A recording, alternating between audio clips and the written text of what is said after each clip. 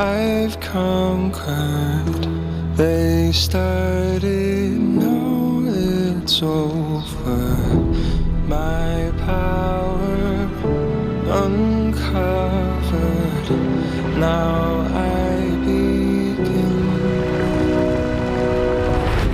Fate's immortals, only the brave know me. Fighting the unknown, siding with bravery. I will prevail. I cannot fail. I will prevail.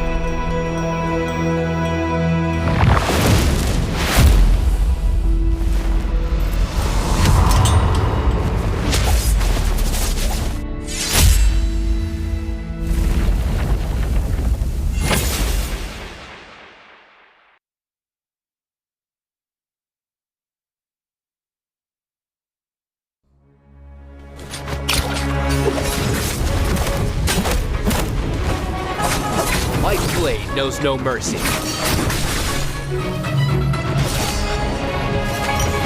You or many, you will die all the same.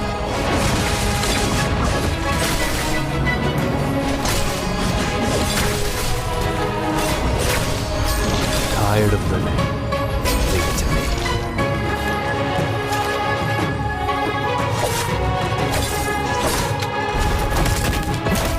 White blade knows no mercy. You shouldn't have come here.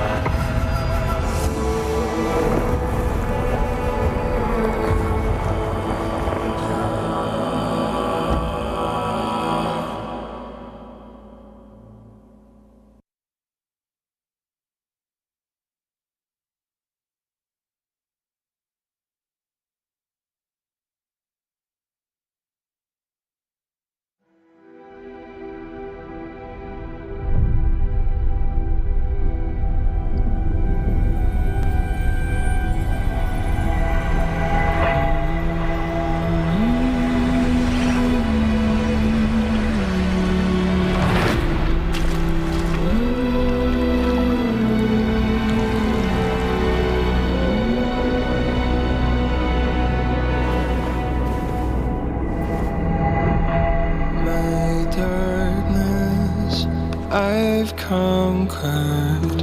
They started, now it's over. My power uncovered. Now I begin. Fate is for mortals. Only the brave know. Fighting the unknown. Siding with bravery. I will prevail. I cannot fail. I will prevail.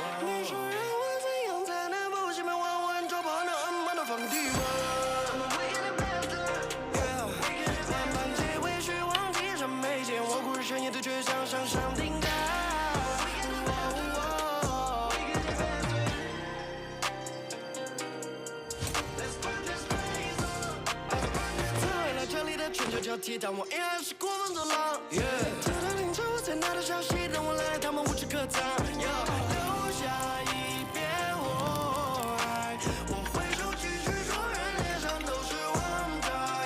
摇摆着酒摆着血本无愧，要么就帅哥变成不留。I won't sleep and I wake up， 等着叫我去打破诅咒。最往下想没叫做恶人又如何？闭上我眼一念就深深我沉默。都想让我经历，任由它断是我磨碎我，就听你说。你说让我怎样才能不心满稳稳抓不好那暗盲的空地慢慢结尾是忘记上没见我故事深夜的倔强像上顶盖。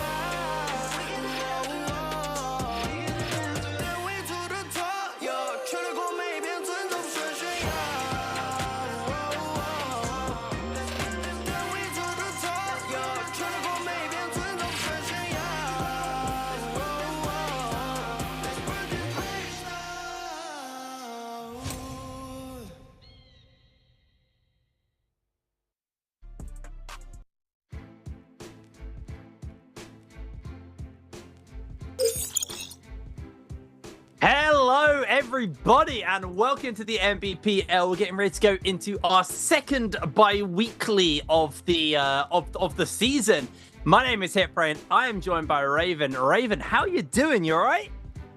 I am wonderful, HitBrain. I'm excited for this second week and how the meta is progressing in trios. We got the new map with the new match point system.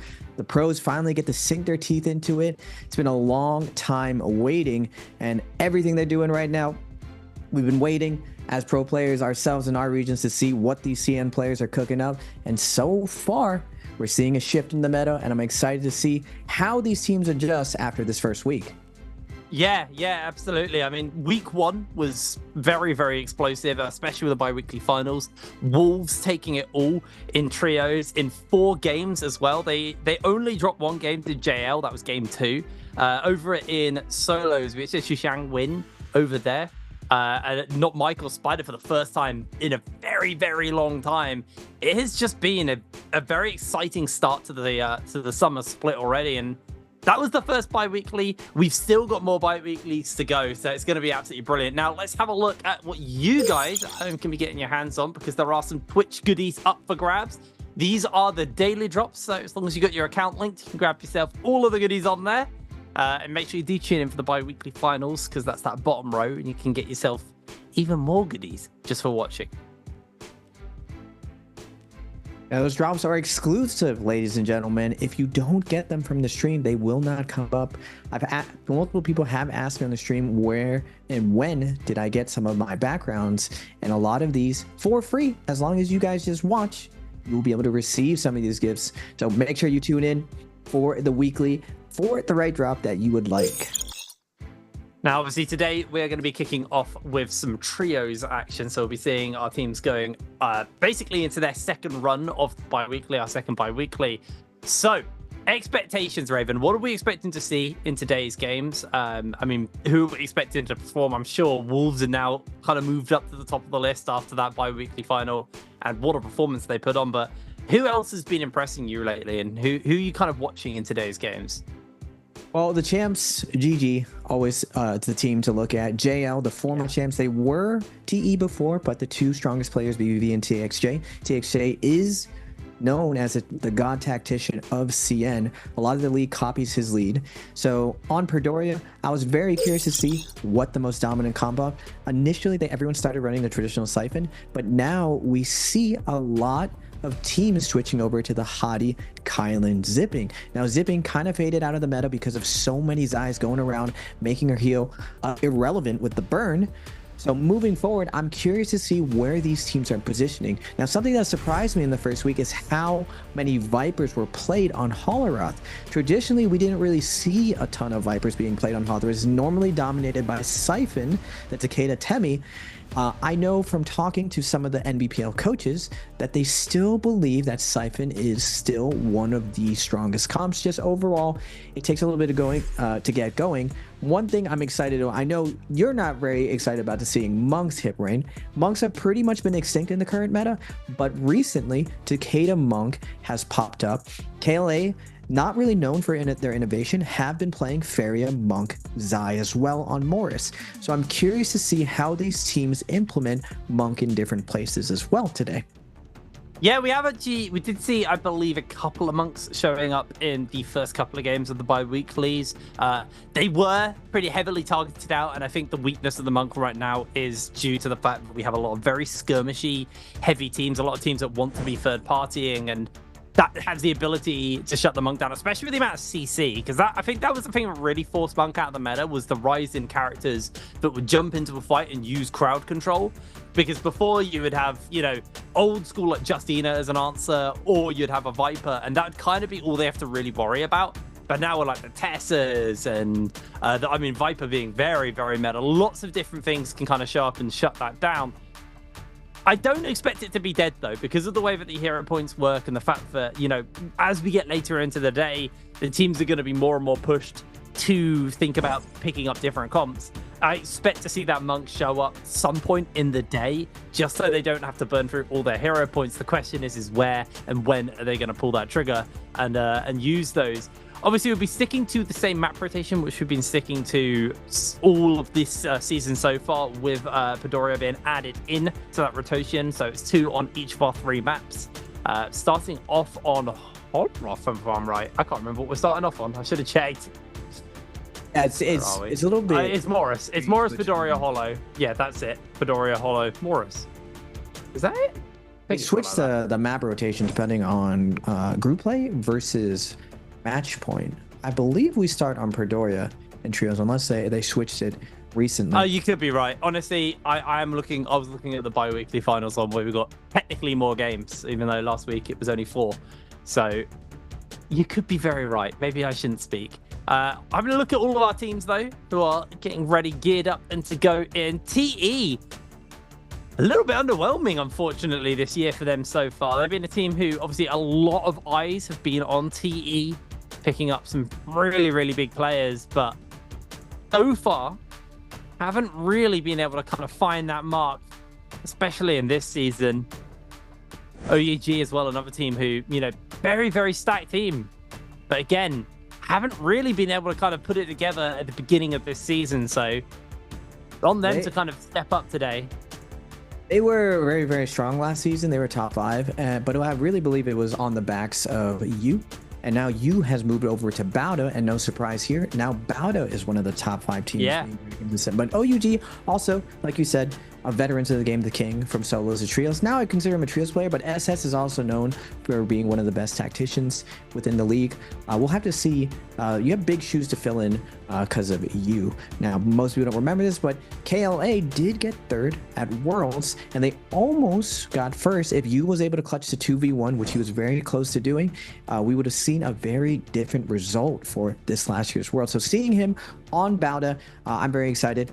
I love to see him there. He's my favorite Wu Chen player. I learned a lot by watching him. And you brought this up for the last weekly finals. Wolves, we're seeing, I don't know if we'll ever see another dominant performance like that. 4 rounds, especially with the league now understanding the importance of White Tiger. Now, I personally believe as a player and viewer, caster, that the White Tiger definitely should be tuned down. It is very interesting, but you're essentially just snapping your finger like Thanos and just deleting a lobby and endgame. So I imagine today, one of the things I'm really excited for is the league going to adjust for it? Because you cannot give up the White Tiger buff for free, because whoever gets that buff, as long as they snowball correctly, they can delete the whole lobby. Now, I imagine most teams will react in the same way that we saw this family meta in solos. In trios, everyone will realize the White Tiger buff team must go out, because everyone will go out if you don't focus fire them. So we'll see if my prediction is correct by the end of this.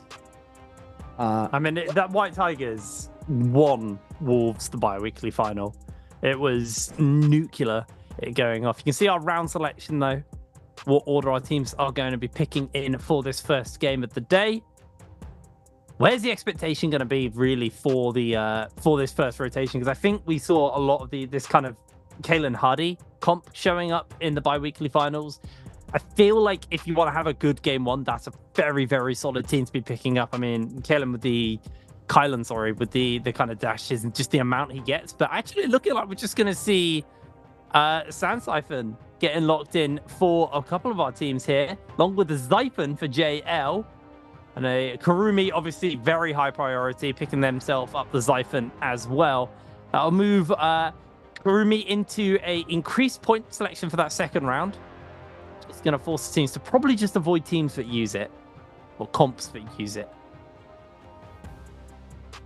Yeah, the CN side still believes that Siphon is good on Perdoyo. Now, Siphon is generally a composition that you don't really land hot. You don't try to take an off-spawn fight. Instead, you invest all of your resources in opening up your weapon slots to get Takeda to his purple ultimate and try to win that first Yang. Because once you get that power spike of the first Yang, your team starts to snowball out of control. It's one of the best isolated 3v3 compositions. It's also very anti-burst on the outside. It's very hard to focus down. The only really counter is being in a mirror, and it's mutual destruction at that point. If you're able to get to end game one Sand Siphon, it still has a very, very good high win percentage. It's just on Perdorio and Holoroth, there's so much wide open ground. The Temi and Takeda just allows you to dictate the pacing of so many different terrain situations, wide or open. But we are seeing a little bit more of Kylan Hadi zipping showing up. The cube of Hadi provides so much mobility, and Kylan with his slashes basically put people in a car crash. It's very, very hard to CC him, and we're seeing the V1 zipping with the high amount of healing that character is able to pump up, allow Kylan to really unleash and dictate the pacing. Normally, he would be limited because he needs a lot of heals because he trades his damage for HP as he ults. But with zipping, with F1 and V1 coming out, he has a lot more sustain. And with the ability for Hadi to provide that cube, the answer for Temi, the answer for Viper is there as well for this team to be very, very mobile. So I'm excited to see how teams are reacting. And it looks like people are going to still keep to Sand Siphon. And for this map, at least, it doesn't feel like the league has settled on what they think is the best comp. We see a lot of mixture on the three different phases of what teams they actually want to play. I mean, EWG and DRG really stamped down saying they wanted that Sand Siphon. That was a double increase on Kurumi to pick up for that final rotation they were in, and they've gone down to 7 hero points. Remember, you start on 9, so they've already burnt for a lot of their hero points on the first game, and now they've got to make that spread between the next 5 games. So maybe they have a plan for this first game. They just want to kick it off in like a big start and then look to snowball their kind of like mental flowing forwards from there and carry that momentum into the rest of the day. And maybe they have a lot of different teams planned in the back of their head. Obviously, they'll get first selection in the next game. They'll move up to that first selection, so they won't have to spend as many hero points, if any, if they want to. But this was a pretty costly comp for them to play in game 1, when they probably could have just picked something else up. And to me, that kind of says that they're not comfortable playing the Kylan Hardy team, which we haven't named yet. We still need to give a name for it, but we'll work on that. We'll workshop it later. So, interesting to see that they have gone down there. We are going to see a bunch of teams actually dropping on Arcadia. So UG, DRG, and TE over there. Pretty clustered drops across the map, really, for this game 1. So expect to see quite a lot of action as EWG, and I can't see who they're dropping with on the ship. See, battle going up top side as well. We got a lot of action to kick it off. Not many teams solo dropping.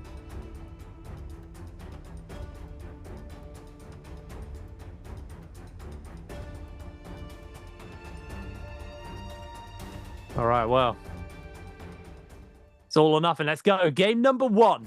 We're going to kick it off immediately here with Wolves and Alliance. all stopping in the same area, just quickly grabbing some goodies and then getting themselves ready for the fight that is definitely going to be breaking out momentarily.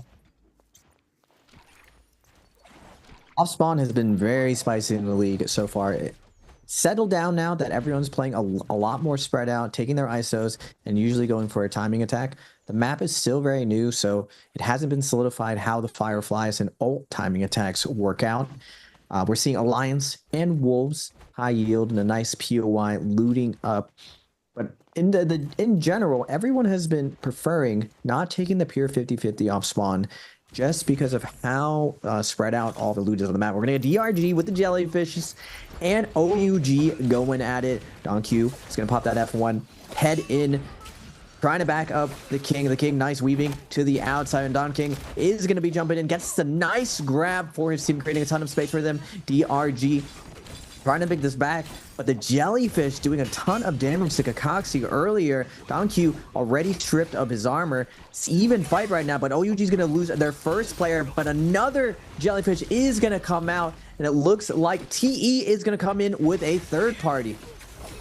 Yeah, huge third party coming in from TE. They're going to get a whole bunch of damage off, but with that Kurumi ult, keeping Don Q alive in the middle of all of this. Wash being forced back. The work with the staff was absolutely huge from him in this one. It's not done yet, though, for DRG. They've still got to finish up SS. Ult pop there. The first of these slashes.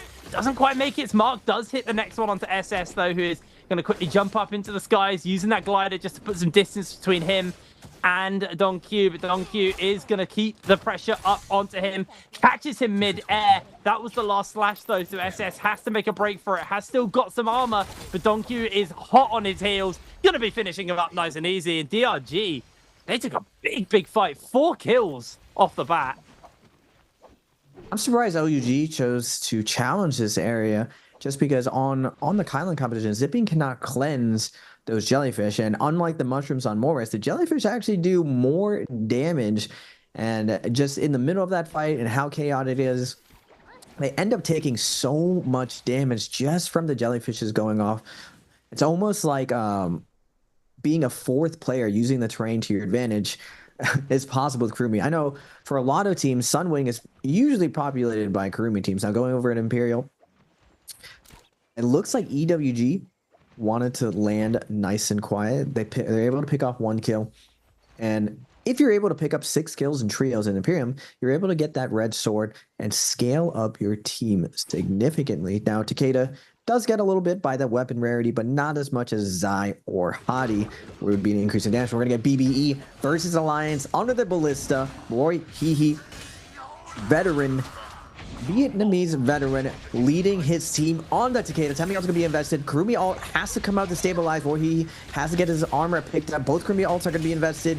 Horizontal's in the flank by NY7 Alliance, but he is going to get parried. Nice parry from BB, fighting from the center, fighting their way out of this. Alliance is going to be getting juggled by the staff of Fat Milk. Roy Hehe, nice crowd control coming out for him, trying to dictate the pace right now, but Ibin is going to take a ton of damage. Temi will fall. Now Alliance up 1 kill. F1's going to be popped out by their Takeda. Roy Hehe getting juggled, getting pressed away, but he does have the red jade. 1,000 health is going to be healed. He has a nice isolated one of them down to a 2v1. Can he find some time for Fat Milk to get a clutch off? Roy Hehe jumping LMB, fading away, looking for an arm bait, but Yoma with the parry. Roy Hehe able to fade out though, but the focus side is going to come out and they will secure the kill. Yeah, and Fat Milk isolated, left on their lonesome, wasn't able to come in and save the day. So Alliance just going to be grabbing themselves their next kill. They are really accelerated. It's been a fantastic year for Alliance. A team who have kind of always been a little bit underwhelming have just been popping off all season long. They're 5 kills into this game as well. Really solid start for them. And DRG, that team who spent a lot of points on their comp, have actually made it work so far. They got themselves those 4 kills, so sitting quite comfortably as Wolves, the winner of the last bi-weekly, and kind of the team to watch coming into this week, are currently 0 kills. They're in a pretty quiet start. They got this Hardy comp, so they're probably going to be looking to jump into a Realm of Yang at some point. They find themselves in a bit of action already, though. I think they're waiting. They don't really want to burn any major abilities with those Realm of Yang spawning up relatively soon, so just going to back off and call it there for the side of Wolves. Looks like Alliance are near ASE. Maybe looking for a cheeky fight, but looks like Alliance not going to get that opportunity. And kind of looking at the teams that are pretty geared up right now, I do expect the Alliance and DRG want to get their hands onto those Realm Yangs just due to the fact that they're going to have some pretty good loot after all the fights that they've been taking. So we have to keep our eyes on them for when that spawns up. Teams are transitioning now to early Yang. That the off-spawn fights have been complete. Now, all the Viper teams looking to assassinate, prevent some of these teams from getting in, but it's no longer so free to get into Yang. You're seeing a lot more teams go out of their way to play edge mat, to try to go to the realm of Yang that is really, really far out, away from where most of the lobby ends up landing. Now, in the beginning of each game, you're actually able to see where everyone is landing. And then you have a full minute to plan after you see the initial landing spots of every team. So it is possible to map out your hunting path, your looting path every single time in the beginning. And we usually around this time, we saw a little bit more fighting in the past, but it looks like because a lot of people are playing the Siphon Com, because a lot of people are playing the Kylan Hadi, these teams are slowing down and trying to guarantee that first Yang fight. Now, JDG, we saw them trying to sneak up on Wolves, and good thing for Wolves that they had their support player watching out. If that Tesla ult would have come down, the Viper silence would have been guaranteed, and Wolves would have found themselves in a very, very awkward position. But good protocols from them, keeping themselves safe. Even stores at this point in NARAKA are very, very dangerous. We see more and more teams setting up ambush plays depending on where stores are on the map. Well, remember the stores got changed, so they got better armor and stuff in them, so they're a lot more high priority than just the Soul Jade reroll they were last year. As you can see, where the Realm Yangs are spawning up, spread across quite a lot of the map. One in the dead center, though. There's a very central circle, actually, almost closing perfectly on the center of the map. But those Realm Yangs spawning up, kind of getting a rough idea of who's heading where. So it looks like 5-2-1 and Zone are looking to head over towards one Realm Yang. Wolves and Alliance are currently scrapping very lightly over this Realm Yang that will be spawning up in the center of the map. And question is who's going to get in it? There's only so many spaces. EWG quite happily sitting on top of their Realm Yang, off on the distance, so no one contesting them off the back of that one. It's just that waiting game to see who's going to get their hands on it, because there are a bunch of teams in the area. This is just going to be a massive fight for the Realm Yang once it spawns up. It looks like it's Wolves who are able to get in.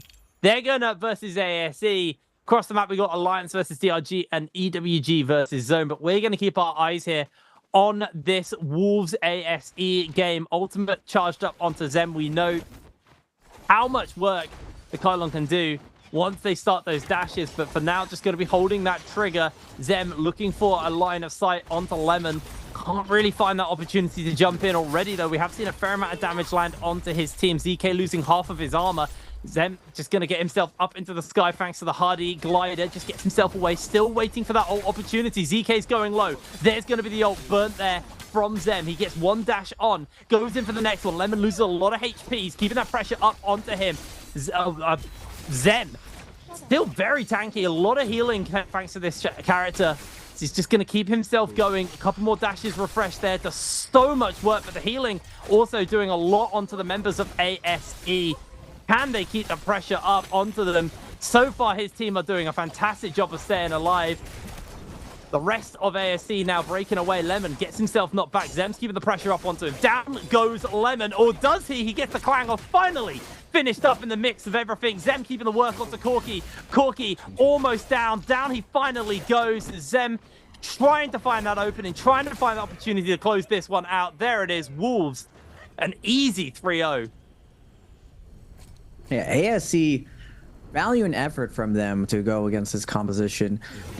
With Hadi being able to put his cube down and cancel his ult at 60%, you see Wolves go for the ultimate extension there to basically get 4 ults in one Yang. Sam does a really, really good job on the Kylan to delay his ultimate for as long as possible, to trade 2 for 1, get that Kurumi ult out, get that Matari ult out defensively, leaving that Zai left, and even doing such a good job with his zipping to delay it for as long as possible, where Zai was pretty much halfway through her ultimate with him CCing her. She gets put on the defensive, and Wolves is able to clean it up. They're looking really, really locked in today, kind of continuing their dominance. Now, last season, they were top 5, but they never really like secured a consistent top 2 placement.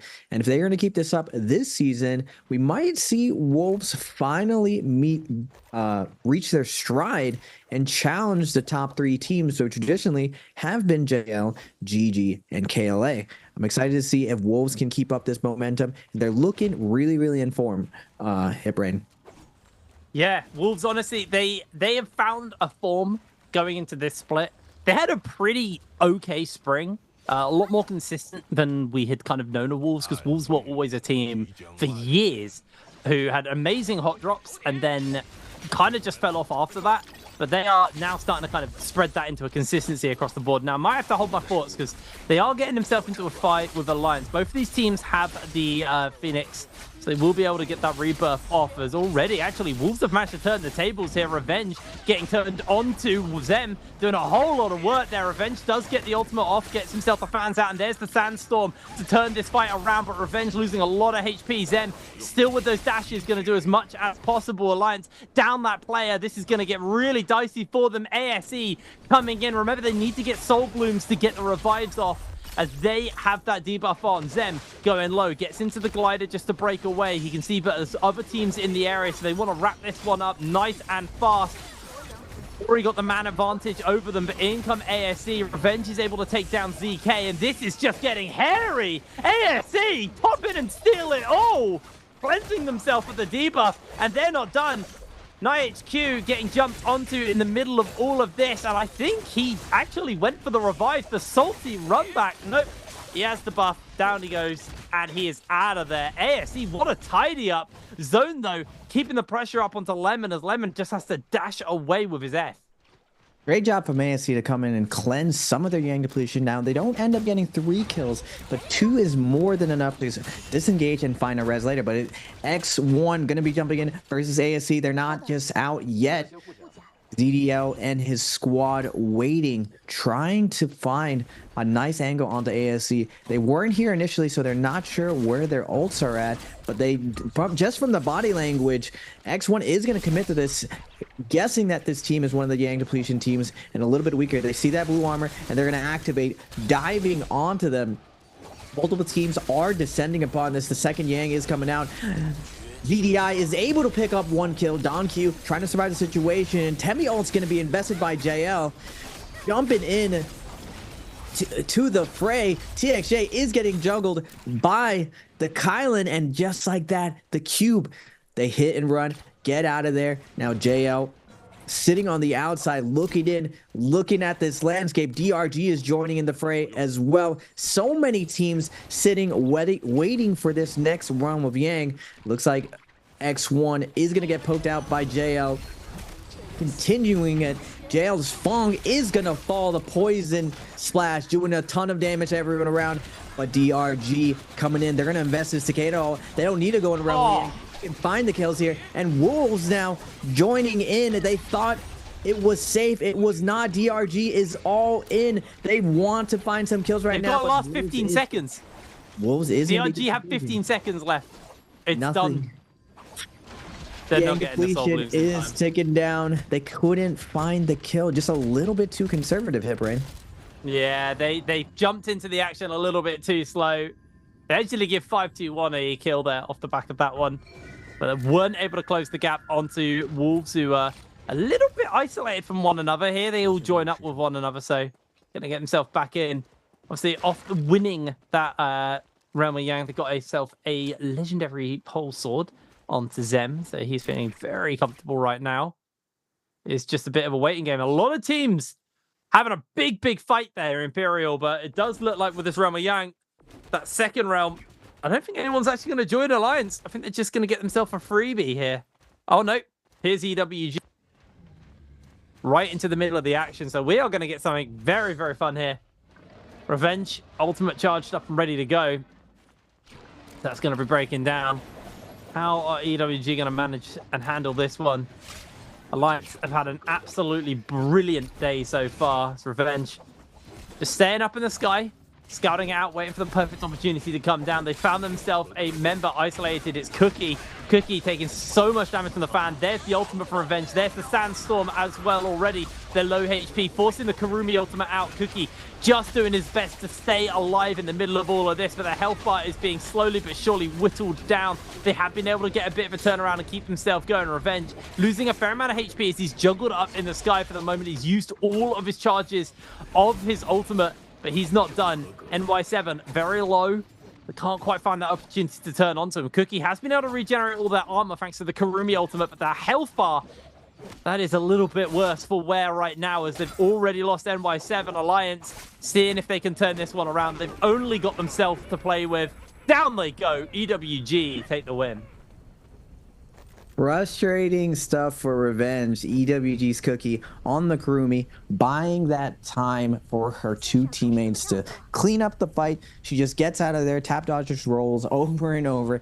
You see the Takeda just reaching, trying to catch her. With the change of the wave roll on the glyph system, it just allows you so much more movement than we were accustomed to. For years in Trios NARAKA, everyone was running around with 2 dodges. Now most players are running around with 3, if not full stamina at times.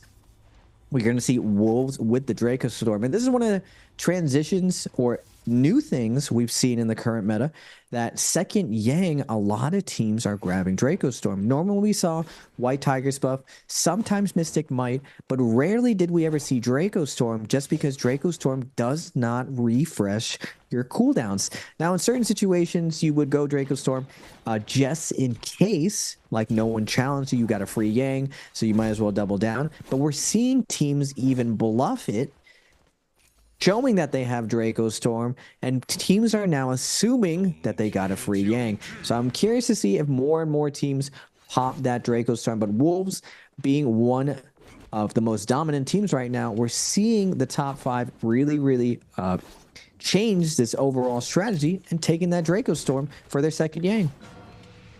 Yeah, it is big. Obviously, they're kind of waiting to get that White Tigers towards the end, like what we saw Wolves pull off in the bi-weeklies.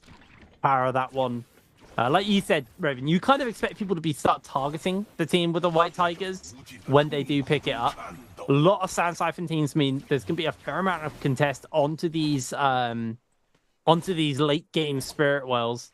As Alliance, they did see EWG. They decided not to pull the trigger and jump them, knowing that they had the Mystic Might, I guess, and just decided they didn't want to take that one. But it's giving them 3.5 minutes to pick up these kills, and TE are the next nearest team to them, so we'll see whether or not they decide to go for that.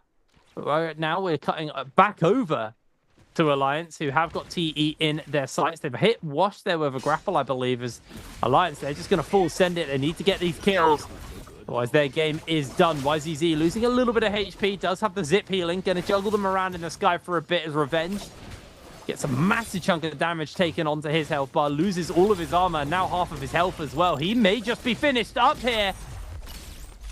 Able to secure that kill. TE making quick work of it, using the glider and everything. NY7 popped the ultimate, but I mean, they've already lost a player. This has gone really bad for them. Dash comes out. Yuma gonna get chased onto his Sandstorm. Cannot save him anymore from Wash. It's just gonna continue to dash through him. Yuma's health bar now exposed. No armor. Still dashes left open to Wash, and they're gonna make very quick work of these remaining stragglers of the Alliance roster. Yuma jumps back into the town to try and break away, but YZZ is hot on his heels, and TE keeping the pressure up. OUG actually just going to come. They smell blood in the water, and the Sharks have collapsed. They got a bit of a turnaround here. Yuma still has that debuff, so he can cleanse himself potentially, but the glider comes out. There's going to be the ultimate burn. Waiting just to keep the pressure up onto him. Yuma, can he find this turnaround is the question. Hit in the sky by SS, who is coming back down for the turnaround. Can he make it happen? Alliance are eliminated. SS able to get himself the kill. Does need to get away, though, because the king is being run down by multiple members of JDG, and doesn't look like he's actually going to be the one. Does have the ability to actually raise his team, though. He has the money, so if there's revives, he can go use them. But the king, I think he's just playing a waste their time kind of game. Because who's going to get the kill? That's going to be JDG. JDG moves up to 5 kills. The F3 Viper nuking OUG's the king down. Has been a noble sacrifice for his teammate to get out there. Try to find reses up to 20k right now. OUG's SS on the hottie. If you're trying to get reses, this is the character definitely to do it on. Your ultimate gives you a ton of mobility, and this is a great area to all these statues, giving you lots of line of sight to play with. But we rarely see in the league now teams being able to make it to these end games just because all of the placement multiplier has been removed. More teams are way more aggressive, trying to find these kills, isolate people out, and commit, just because unless you are stacked to find the win in endgame, you're most likely going to be weighed for how many kills you can get. Now we'll see if SS is able to pull off a miracle and find the reses going to zone. Now looking into the compositions going into this endgame, one thing that's very interesting is that because of the new phase system, we're no longer seeing just 1 or 2 compositions or 3 compositions. We're seeing a lot more variability, but we're mainly seeing the same 3 or 4 in every single endgame. So it's going to be interesting how the league starts solving this endgame situation. Now, Hottie, Kylan, Zipping has been winning a lot of these situations in endgame because, as you see, this terrain, no buildings, out wide in the open, a couple hills, couple cliffs. So going this last little bit, this Spirit Well is going to be a big decider of who is going to be set up pretty to take this first game. It's going to be a hot contest as well, although Wolves actually pretty uncontested right now. They're just holding the Spirit Well down. They're about to pop it. Can a heist come off? We did see that happen last week. Wolves actually were the one to do it to KLA. Heist of the century. Still being contested somewhat, though. They're almost there. That's almost going to pop it. Here it goes. That's going to be the pop. Golden Armor picked up by Zem. Everybody collapses into the middle of the action. And Wolves, I think they just want to break away from this one. Get out of town as quick as possible. Looks like they're going to be able to break away with the zip healing. There it is. Wolves get themselves that Spirit Well. As do have ASE just layering down some peppering shots onto them on the way out, but nothing too major. That Spirit Well was fairly actionless, actually. I expected a hotter contest, but in the end, Wolves were just able to nestle control. And no one really wanted to go into them. They do just back off. You mainly see the teams that didn't have a good early and middle game go in and salvage the loot of the very stacked team. We see Wolves, the most scaled team in the lobby, alpha the location, set up to grab that gold armor. And once they grab that gold armor, they are dropping a free purple armor. So we saw teams like BBE, like T coming in, trying to scoop up that purple armor. We're seeing OUG's SS on a mission, trying to find his way towards this res. It looks like he did get his teammate up, but they did get picked off. The 80% Moonbane is going to be coming up.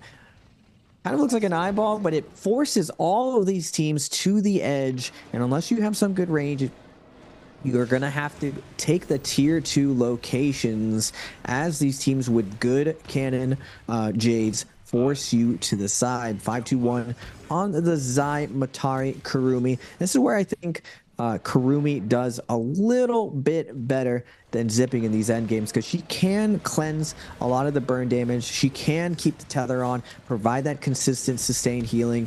Now going into this last little bit, 25 people alive, and this was exciting about this current meta. We're back to these stacked end games, not like the old 36 ones, but 24 is still a lot bigger than it was before. Usually we were seeing around 16 to 18. 24 is the new standard going into this last little bit. And now the Spirit Well will have the buff, and it looks like, I can't tell. Can you see what buff is actually waiting, Hipbrain? Not right now. I will let you know. It is a wolf buff because it's wolves in it. I have no idea. Gonna see a lot of teams move into the area and contest this one. Wolves stubbornly will want to pick it up. Zem holding that ultimate though, not willing to fully commit yet, as they are going to slowly get a bit of an advantage in. And are people just backing off, giving it to Wolves again? I mean, they've got 2 members with golden armor. This could be 3 members with golden armor and whatever buff is inside. ASE do not want to be giving that one up, so they're going to jump in. That's going to be the ultimates committed there. I think Zem has to go for the hang glider to break away. It's going to try and heal up somewhat and drop down, but there's a whole heap of people collapsing in on this Spirit where Wolves are about to get it, though. It's so close to ticking over in their favor. Is there going to be a contest in the last moment? They pop the ultimate just to keep people away. It's almost done. Wolves are about to get their next one. That's going to be golden arm onto all of their members. They've got the white tigers and everything. Cloud going very, very low. This is the setup they had to win the last game of the bi-weekly. So they collapse in and get themselves a kill onto Cloud. Zen using that white tigers buff, just trying to put as much damage in as possible. His ult has reset as well after getting that soul well.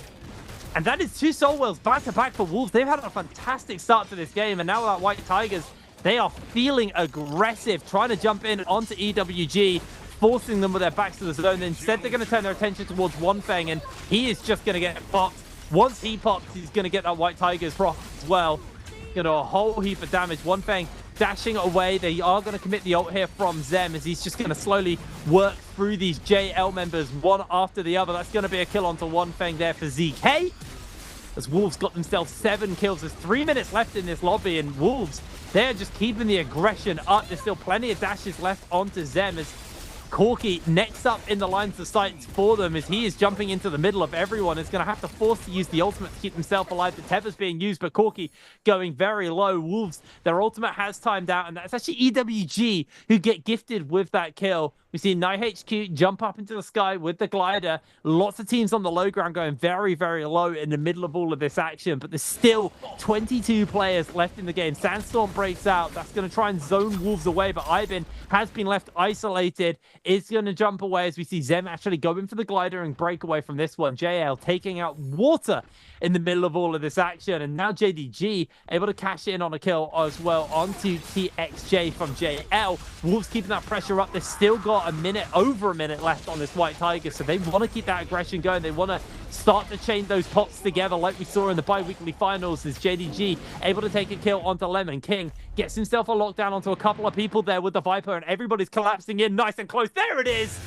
The white tigers popped and ends the game.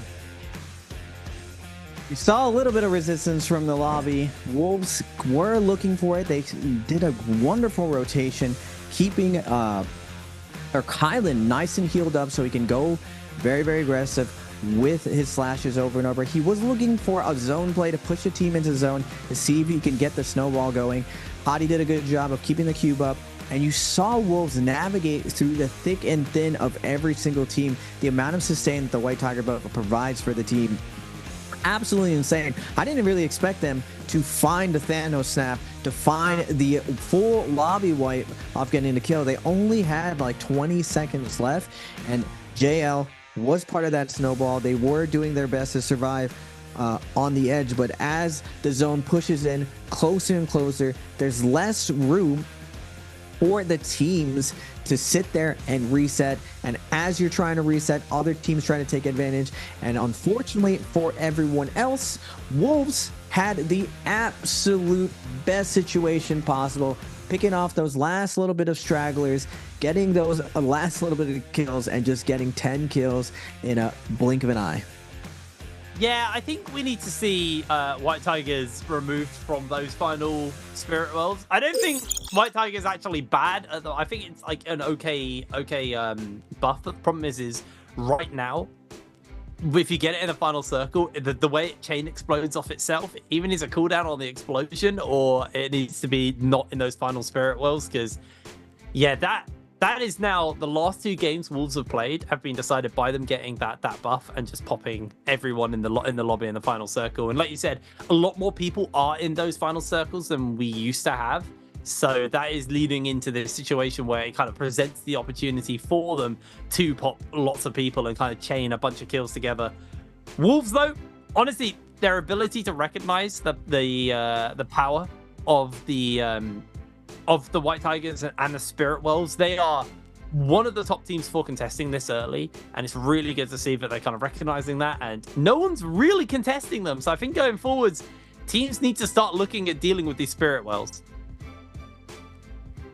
Ladies and gentlemen, we're going to have your first question of the day. Lovely. Split random drops are here. Make sure to put your answer in that Twitch chat. Question: which player used the Kylan Zhang in game 1? Was it A, OUG's Rico, B, JL's VVV, C, CD Wolves ZK, or D, T8 Wash? Tough question. Usually we have questions of like what the winners did, but this one got to be pretty observant of who the position 1 is of every single team. That is a hard question, actually. One, I don't know if I could... Yeah, I actually don't know if I can answer that. That is a hard one. Well, there you go, guys. Make sure you put A, B, C, or D in the Twitch chat, and you'll get whispered if you win. So make sure you check that whisper box. Grab yourself some goodies for the game. A, B, C, or D, and I'm sure there'll be a screenshot happening any second now. But yeah, game 1. Very explosive start there for Wolves. Alliance, they seem to be a team to me that are a little bit like Wolves of years gone by. They have very good starts to the game and then get evicted very early. Now, like you said, with the removal of the kill multiplier and stuff like that, it's less punishing to have a really pop-off start and then kind of miss the end of the game.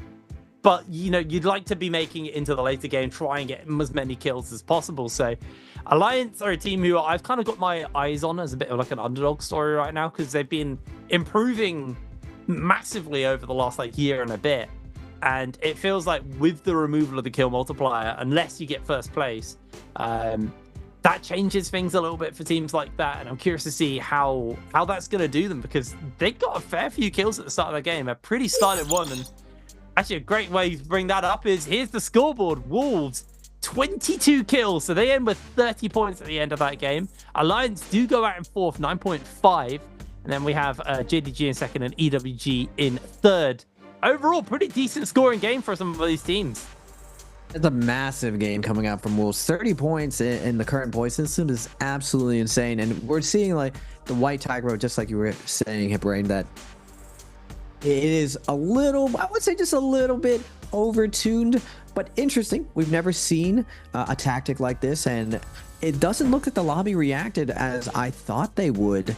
Whoever gets that White Tiger buff is, as long as they play very aggressive, and with the Hottie Kylan zipping, not gonna lie, Wolves played it absolutely perfectly. They leveraged it having their gold armors. They leveraged using their ultimates perfectly. And NHQ with 19 last hits on the Hottie. Normally you see teams getting tons of finishes with their Kylan, but this I'm gonna make the bold statement, but that was probably the White Tigers. He probably didn't have that many kills, then the White Tiger popped everything, chained off him. NHQ probably following up off the V1 or off the V2 of Kylan XEM, and we're seeing the highlights here brought to you by Born for Gaming. Proving Circle coming out, and the Kylan putting ASC in the car crash, being on the receiving end of this ultimate. Super drying. You're just getting knocked back and forth, and right at the end of this constant washing machine that you're put into, Hottie's gonna be following up with that second ult. We see NHQ cleaning this up perfectly, but kudos to ASC taking it the distance and lasting the cooldowns forever. But now we're seeing the beginning of the end, the setup. Wolves popping their ultimates at the last second, at that last sliver, and using the Kylan ult to push everyone out in order to secure this buff. Now you're seeing the team follow their Kylan around this tiny circle to try to find a juicy target to set up the Thanos snap, to set up the chain reaction that blows up the lobby. They're looking for that weaker team on the end. You see them moving around, looking for that perfect zone area to push a team in, use the zone to their advantage. They find the weaker Siphon team struggling right now. And now with the target acquired, with that Temi acquired, you're seeing Sem stall over and over. You see him descending on him with a nice focus flank, setting this up perfectly. No more armor on any of these teammates. Now the Takeda's doing a good job of stalling the inevitable, but we know it's inevitable, ladies and gentlemen, that Wolves will be getting the snowball, will be getting those multiple kills. All the kills are going to be going down. This team on the edge, catalyst for the giant nuke for the rest of the lobby, and we're seeing Wolves replicate their success from the last bi-weekly finals. Yeah, that White Tigers pop absolutely clutch coming in there. MVP obviously getting that be Hardy 9 HQ, 33,000 damage, 19 kills coming in. Damage without weapon 14,000. I'm gonna make the assumption but that might have been the White Tigers. That did half his damage. Absolute lobby wipe coming in with that one. And yeah, Wolves just replicating their success from the bi-weeklies on Sunday.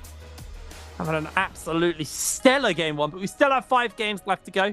So plenty more action to come here on the Nbpl. And going into game 2, I'm sure Wolves have painted a bit of a target on their back off that one. Because remember, you need to get first to get the kill multiplier. So what this means is if a team has a good game, like they just had 22 games, it's actually quite hard to catch up to that 30 points that they put down going in, because you have to get a massive, massive win to then close that gap. Where before, you could consistently get kind of like 14 to 15 points each game, even if you come second or third. But now things have changed heavily off the back of that one, so you will be getting less points if you're in second or third place. So yeah, that's really going to change the way I think a lot of these teams handle the next couple of moments within the next couple of games, and how they look at Wolves at this point, because Wolves going to start to pull ahead, and if they get another win like that under their belt, like suddenly they're 60 points into the week, and bi-weekly finals looks pretty locked for them at that point, and everyone's going to have to play really, really hard to deny them from there. So yeah, I think there's going to be a little bit of a target on their back going forward. I'm also interested to see what teams like DRG do, because remember, DRG spent a lot of points to lock in that Sand Siphon comp, and they didn't really do much with it. DRG for the first weekly in the group play looked really, really informed. Now in finals, they fell short, and Wolves really, really popped off. Now moving forward, I was very curious for this day of whether or not these teams were going to adjust for the White Tigers buff. How many times are we going to get Touch of Death before we realize that the enemy of my enemy is my friend, and the rest of the lobby needs to make sure that the White Tiger buff doesn't reach that point, because you can't get kills if your team actually dies, and we're seeing Wolves execute this strategy flawlessly. Now, it definitely will not be easy to take down the most stacked team. Wolves does a really good job. They're going into Yang, they're winning early, they're winning their second Yang, and not only that, they are aggressively going for that Spirit Well. And you were pointing it out, Hiprain, that teams were trying to aggress onto them, but they weren't committing to pressing it off. I feel like it has to be a concentrated lobby effort in order to get that team out of there. And whoever ends up winning, it doesn't necessarily have to be Wolves, needs to be focus fired if anyone hopes to find any kills in this endgame. Yeah, I think, you know, especially if it's the White Tigers Spirit Well, like that is almost like an absolute must deny or pick up, because as you've now seen, we've had 2 perfect examples of Wolves executing on it and what it can do to a lobby and how powerful and how it can just shut a game down. Because typically in NARAKA, we're very used to the circle fully closing and then that kind of final couple of people fighting within the zone tick. Like we are ending with like a minute and a half to 2 minutes sometimes left on the lobby, just because of how powerful the White Tigers is and the ability to shut down an entire lobby. So yeah, I think going forwards, I want to see the team start to contest that, especially when there's quite a few Sand Siphon teams. They're very good at stopping people getting into the Spirit Well, because, you know, it was a hardy Kylan team who got their hands onto the Spirit Well both times in that final circle. And, you know, with sand siphons and stuff, all it takes is the Tammy to jump in and slam that ult down. And yeah, I know other Tammys can negate that for their team, but it at least stops these Hardys and these Kylons really from getting into the mix. I mean, I know the Kylon can dash through the Sandstorm, but like, how does the Hardy, how does the Zip follow through the Sandstorm? Like, you're just going to isolate yourself if you do that. So yeah, I'm very interested to see how the teams are going to be kind of adjusting after that game 1, because this has been 2 lobbies in a row now where Wolves have got their hands on the White Tigers and the Spirit Well, so I expect to see some adaptation going forwards. But also for me, what's interesting now is I this season haven't watched the full 6 games. I've only seen the 4 games, well, casted, sorry. I've only casted the 4 games with the bi-weekly finals, which was wrapped very quickly. Now that we're back into normal day where we've got 6 games, and now that we have the 9 hero points to spend, I'm curious to see what that's going to look like and how that's going to change. Because I do think, Raven, you're right. I do think we are going to see some Monk show up at some point. Just off the back of the fact that DRG have already on to 7 points. Like, they've already blown a lot of points going forwards. But the problem is Monk wants Karumi, and Karumi's already very sought after. For the side of DRG, and I can't remember who the other team was, but they have now spent quite a lot of points, and they've already locked in a Karumi at some point today. Well, in that first game today, so that's already going to be costing them more. So, what is going to be your answer? You were talking about this this version where you run the Takeda, you run the Monk, and you run a Pharah, right? Karumi. There is KLA. You still run Karumi. Yes, there was the KLA's variation of Cannonball, you could say. It was Zai, Faria, Monk. But right now, CN believes that Takeda, Monk, Karumi is one of the strongest dueling compositions. Now, the problem is it takes a lot of investment for that team to get going. Imagine a team that needs a lot of scale to find that end game. And unfortunately, other teams hit that power spike a little bit earlier. So we haven't seen that Monk really show the dominance and results that I've heard the coaches say that it has that potential for. Moving forward, though, it's like you said, Hipperain. Because of the point system, because this is group play, remember, only the top 12 teams are going to be able to go to the weekly finals. They're going to be playing 3 games. This is the first game of the group play. The 3 groups, A, B, and C, will be mixed up, so they'll be able to play against everyone. But they have 2 days to get the highest amount of points to be in that top 12. Now, Slow and Steady does win the race. Wolves out of the gate, not Slow and Steady. Definitely the hair, definitely picking off where they left off, that to show their dominance. Will the lobby react moving forward? I'm curious to see how these teams want to react. Like you were saying earlier, the difference between Monk and Sand Siphon, because of the Karumi being so sought over, a lot of teams are trying to choose, do I want to run the Takeda or do I want to run the Monk? Now, there are a lot of goated monks, a lot of OG monks out there, 330, Sleepwalker, just monks who dominated the scene for so long when Monk was such a critical point of being successful trios, but we've seen it fall out of style right now. Now, we've seen the new rise of V2 Monk, where Monk kind of facilitates this more of a support role, having that sustain to be able to heal himself, but more creating space and denying a lot of opportunity rather than being that main powerhouse of fighting. So will we see more of it? I really want to see Monk come back in the meta, just because on my personal team, Monk, our Monk player, Tryhard, is probably one of the best monks in the world. So I'm hoping that the CN players prove to me today that Monk can compete with the very, very mobile Kylan and Hadi, or the very, very versatile Hemi and Takeda. We'll have to see moving forward. Now, Holoroth, traditionally for the past 2 years, has been this Sand Siphon. I'm hoping to see a little bit more mix, a little bit more innovation, but we'll have to see what these teams are cooking today. Yeah, well, I mean, it really is about that innovation. That's one of the main things I've really liked about this season is the innovation. We start to see more and more teams start to show up and different comps showing up. I mean, what I like so much about this year is there's been so many metas of like different comps that have been showing up and kind of appearing in the games. So it's really, really cool to watch and see the innovation. And, you know, teams like JL have been kind of at the forefront of a lot of this innovation. Xiphon was a team that they were kind of playing quite a lot when it first showed up, and I think the major thing that shows like a good team from a bad team isn't necessarily a team, well, not a bad team, but like a weaker team, isn't necessarily the ability to create new comps, but is to adapt to the new comps and find solutions and also learn how to play them as quick as possible. I feel like the teams that were picking up Xiphon in its early weeks when it first started getting played were those teams who were getting those extra wins in because they had more tools in their kit to play with.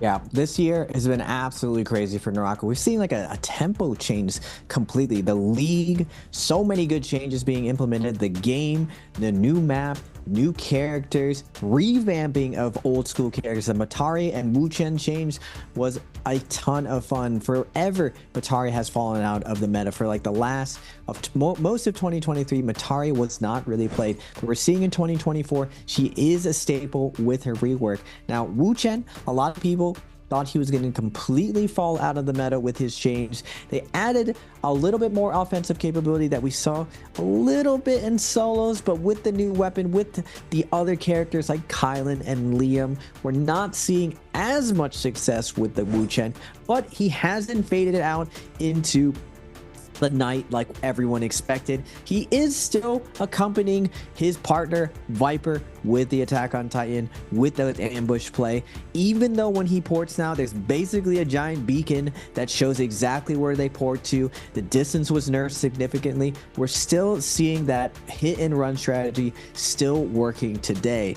Now, last time during the weekly finals, we did see a ton of Viper on Hallroth. I'm curious to see if teams are going to adjust for this. Now, normally, the natural counter to Viper is that Yueshan or Matari. We don't really see Yueshan anymore used anywhere. He is available, but we're mainly seeing that Zai, Matari, Kurumi come out in response. Now, V2 Matari has been really dominant early in the season, but after receiving a ton of nerfs, looks like most teams are going back to that V1 and powering their Zai by resetting the cooldowns off ultimate and using that double meteor, that triple meteor to create space and also keep their Zai alive versus their Temis. It also doubles down as a good counter to Viper. JL, VVV, one of the best players in the game with TXA. Definitely my favorite team in the league. I've been watching them since they were FPX at the first Worlds. These guys are the innovators of the league. So I'm curious to see, do they switch up? We are only on the second bi-weekly, so there's still a lot of times as we crescendo to the NBPL finals and later on Worlds for this year. Yeah, I expect there to be probably nothing up their sleeve yet. I think we're still early on into the season. Towards the end, that's where I expect to see some really exciting stuff coming out from the sides of JL and the other kind of top teams, and see what they have up their sleeves. But yeah, going into this game, expecting a lot of skirmishing comps like you were talking about. You know, you got that blind date comp, you got the Attack on Titan. We did see a fair amount of Yoto in the bi-weekly finals as well. It's not like high priority, but it's a fairly cheap comp to run. Doesn't really share a lot with other comps, so is up there as a potential option. Curious to see what the teams are going to be locking in as we're closing in on that second game of the day. Interesting seeing 5-2-1. Now, you were saying before, Alliance coming up in the league, we're seeing two foreign teams, the Vietnamese teams, playing in NPPL this season, and you're seeing just how serious these guys are. 5-2-1, all the binders on the table, two coaches showing exactly where the off-spawn tendencies are. I'm curious to see, with all of this prep work, I'd heard from the Vietnamese coaches that they played in this league basically as prep work to set themselves up better for Worlds. Now, all the CN teams have so much volume of play as they go into Worlds. They have all of the group play and the weekly finals that they do, plus the NBPL finals, plus Koi Cup if any of them choose to join, and plus the extra scrims. Most of these teams have their own houses and practice around 6 hours every single day, or at least 5 days a week. Now, Wolves, definitely surprised me with everything coming together. You see these guys definitely calm, cool, collected. Their body language speaks for itself, that these guys are super locked in. They found their stride. Now, in the past, Wolves has fizzled out when it came to the finals, when it came to Worlds. Can they keep up this momentum and dominance? I'm seeing a lot more aggression coming out of them in order to keep the lobby on their toes. The question still lies, how does everyone respond to this new version of Wolves? Well, with them having first selection, they kind of get whatever they want to pick up here. They've been very, very aggressive. Really, really well played. It is on the lobby to deal with them. We're getting ready to go into game number 2. Here's what the hero select is going to be looking like. Is here we go. Kicking it off already. Sand Siphon getting locked in for OUG. There's that Monk comp you were talking about for JDG, along with the Alan and Hadi comp for 521. And it looks like actually it's just a real mixture here. There's Zyphon as the final rotation here for Wolves. And I believe that's enough to make Kurumi have an increased price going forwards. But yeah, that is a very, very mixed group of comps getting picked up here. And now moving over, DRG, they were very greedy last game, locking in that Sand Siphon comp. That was what they locked in. Yeah, Sand Siphon. And they spent a lot of points on the Kurumi. So this time, not going to be picking a comp which is contested. There's the blind date getting locked in for Zone. Again, though, pretty wide mix. I mean, EWG and Zone have the same team, but yeah, very, very diverse pool of characters getting picked up going forwards. Is that will increase the price of the Cicada. See if that changes anyone's mind. But yeah, it looks like some Zyphon for Alliance and a lot going in on this Hardy comp. The most popular comp in this second game. Yeah, the Hardy comp is very versatile versus anything you can throw at it. I think fighting every single composition personally, it's the only composition that it feels like you can win in all situations. It kind of feels like Siphon in the same way. Just not as figured out. Now, Siphon has been around for 2 years, so we've seen the meta play out. We've seen it play versus every composition. Most teams have it ironed out because you couldn't really be a pro team unless you had it really thought out. It's kind of like the old days of Transformers. Siphon was the next staple for trios, so I'm excited to see how teams start mastering the Hadi composition with Kylan moving forward. Now, I was saying earlier that this current meta still hasn't been agreed on for most of the teams. We're seeing a constant mixture.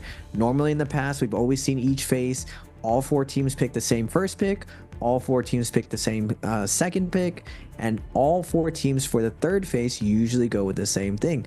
We have a mixture of Zai, Matari, Kurumi, a mixture of Takeda, Monk, Kurumi, and just traditional Siphon with the Kurumi, Temi, Takeda going in with that group 1. I'm really curious to see if JDG is able to get this Monk, Takeda, Kurumi off the ground. It's definitely been suffering from its lack of mobility compared to the other compositions, and without the Temi to cover Monk like he was utilized before, a lot of the time multi-way fighting, because most of the times this is a BR. On the outside, multi-way fighting is a really, really big consideration, especially after we see how important that Spirit Well is. So does JDG have some type of new way to make themselves survive the constant onslaught poke from multiple teams with their Monk? A lot of teams before would just not let their Monk ult at all because it was kind of raising a huge flag that, hey, we have a Monk. The second that Monk goes down, very, very obvious, you can get focus fire knowing that the defensive Monk is in there, but instead maybe lead with that Takeda. Now looking at the off spawn, OUG claiming the puzzle. Now normally KLA does challenge him on that, but KLA is not in their lobby today. Wolves or 521 going to the north, knowing that GG's not in the lobby. Normally GG is completely dominated by GG in the north. Wolves going over to Metab. isolated fight for themselves. And to the right, JDG taking the other POI high yield. So again, really spread out. These guys not going for the hottest drops. Everyone taking their ISO fights or going for that safe drop. We'll have to see what game 2 brings for us today. Hitbrain. Well, Wolves immediately getting in a fist fight here with Zone. That is actually going to be NiHQ having to make a break for it. The rest of Zone collapsing in. Can Wolves get the turnaround? They have picked up a sword now onto NiHQ. Do still have a numbers disadvantage, but the Kurumi has joined up. ZK, a little bit low HP. They're waiting to see if they can get the ambush off onto XLY. Scale Rush comes in. ZDI goes down immediately. Wolves able to quickly execute in with these kills. 2 kills for them. They're going to be looking for the third nice and easy, and that should just about be the end of it as the slam comes in with the F, and they're trying to make the grapples connect. They're trying to keep the lockdown in. Wolves get themselves a quick 3-0. Very nicely played by them, and quickly cutting over now to DRG, ASE, and JDG. JDG obviously being on that Monk comp, being heavily focused out at the start of this one. DRG. Very skirmish heavy. Lemon gets parried, gets immediately caught out, does a whole heap of damage and parries back onto Corky, but ASE do come in for the defense on the moment as there's the bell pop by our Monk. Keck now putting the pressure up onto WX98, who is going to look for a scale rush angle, is going to be able to connect it actually, securing a kill all for Lemon there onto Jing. Is our DRG going to be able to keep this one going? They've got the dashes through. Now the pressure is up, looking for potentially 2-tick, but so DRG are going to have to look to back off. Are ASE salty run backing it here? They might be.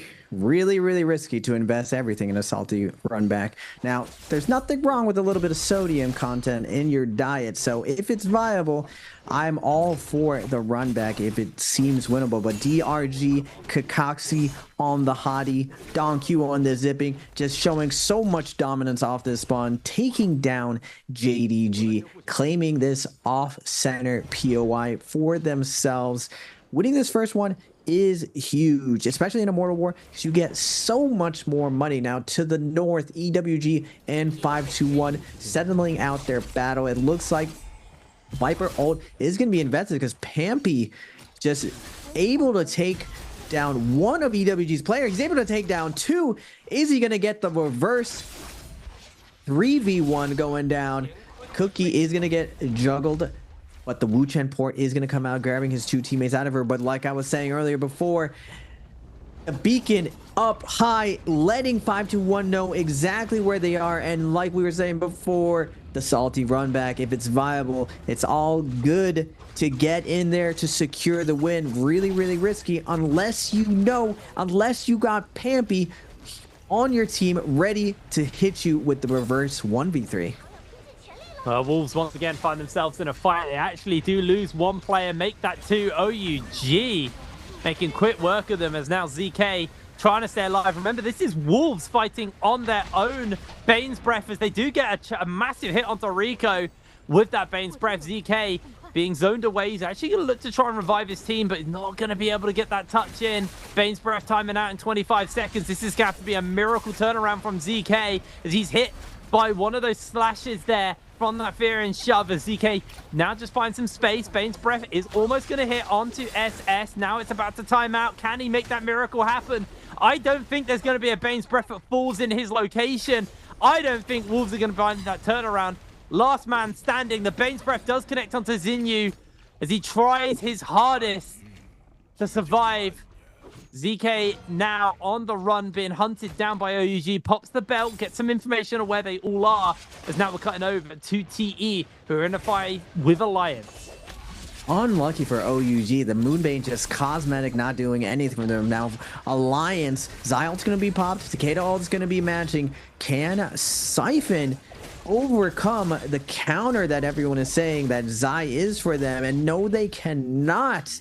The amount of damage coming out from that Matari flank and the fist blades. Zai sitting there consistently putting out those light attacks in the back of the Takeda.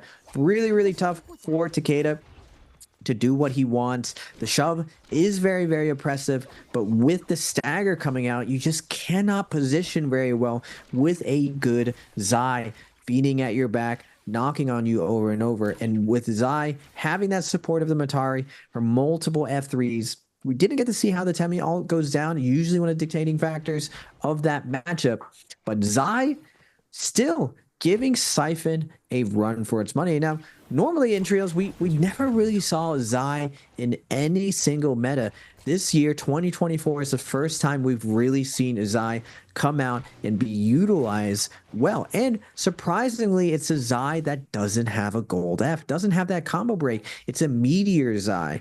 And normally, we never saw Matari before either. The fact that Matari's ultimate is able to reset that Meteor that Zai has, allowing her to dive in, do a ton of AoE damage, dive out if she gets engaged too hard, and have 3 of them allows their position 1, their entry, their engager to do so much to create space. Now, we are reaching that transitional phase for the mid game where all the teams are setting up to go Yang. We're seeing 5-2-1 who landed for their 1 ISO fight, reset, level up their characters, getting those purple armors, getting those higher weapon rarities, setting up their heals so they can snowball outside that first Yang. It's really, really important to get your inventory straight going into that first Yang. A lot of these teams, a lot of these players have really, really good disengages. Their ability to run is second to none. And if you don't have grapples to keep up with them, it's very, very hard to secure kills when you have the buff and the advantage, or when you're coming out with Yang depletion. Just having grapples going into that first Yang really makes or breaks a ton of these teams, and you have to take the time to set up properly going into these first Yangs. Yeah, absolutely do. Well, with them on the horizon, it's just a bit of a waiting game to see who is going to get their position set up for it.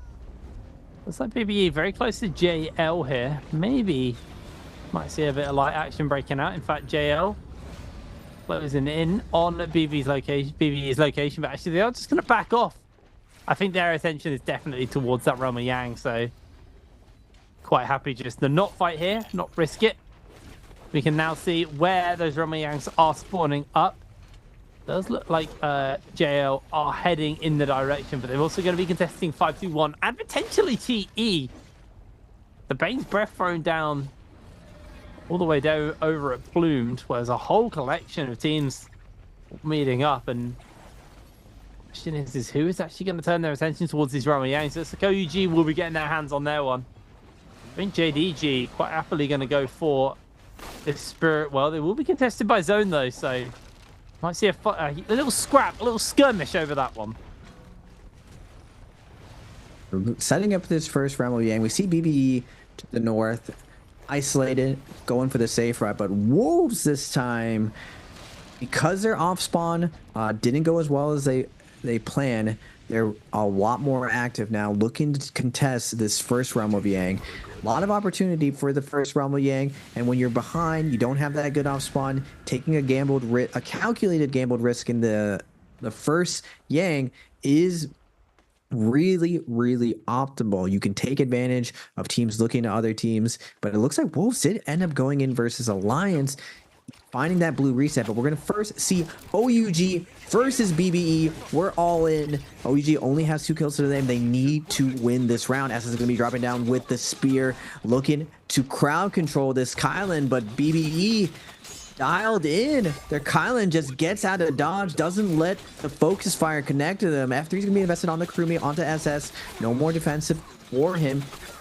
Venom tips are coming down from Fat Milk, absolutely torching SS. SS has to be careful right now. He's down to his last little bit of health. Groovy Circle's gonna be able to cleanse him of that, pick him up, but he's down to very, very little whiteout now. Bohihi is gonna get staggered by the spear. The Takeda's gonna come out, but Kylan ult is gonna be in response for Bohihi. Can he come back and get some crowd control going? The Temi ult's gonna be coming out, and now BBE is gonna peel off, wait out this Temi ult before they re-engage. Nice heals coming out from BBE, and soon that Hadi ult will be coming online, but it looks like OUG's SS is going to activate, go on to the zipping. Nice target swap here, able to get the parry. Now switching back to the Kylan, and Roy he is going to get executed out of nowhere. The R&B of that gold spear doing so much damage now in a 2v3 situation. Can BBE bring this back? Fat Milk under a ton of pressure. The light attacks, the focus attacks, just a constant barrage going at them, and the Hottie ult is going to come out too late. All BBE can hope to do now at 37 seconds to stall this out.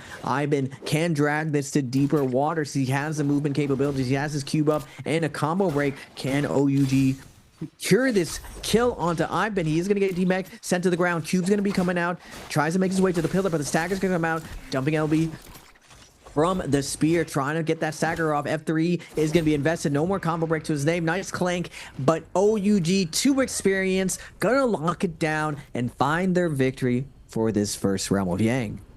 Yeah, very, very nice fight there from the side of OUG.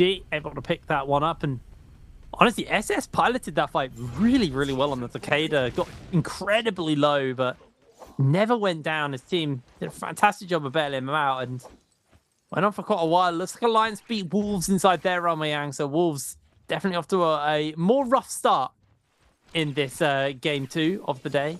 JL, I can't remember who they were playing versus, but they were able to secure themselves a victory as well. They are now currently just going to use this Vermilion Bird's Might to search for fights, as EWG are in the local area. So we could see a scrap breaking out between these guys, as you're going to be wanting to basically take that riskless fight. Like, the worst case scenario is you get parried and you drop the katana. But other than that, you're not going to be giving up any kills. They've popped the bell, but I think the bell was already rung, so not going to have any idea if they jump through the portal. There we go. We found someone. Going to get some damage onto Zorn. Zorn can't even get into the pop, as he's just going to jump away. RJL going to continue to chase up.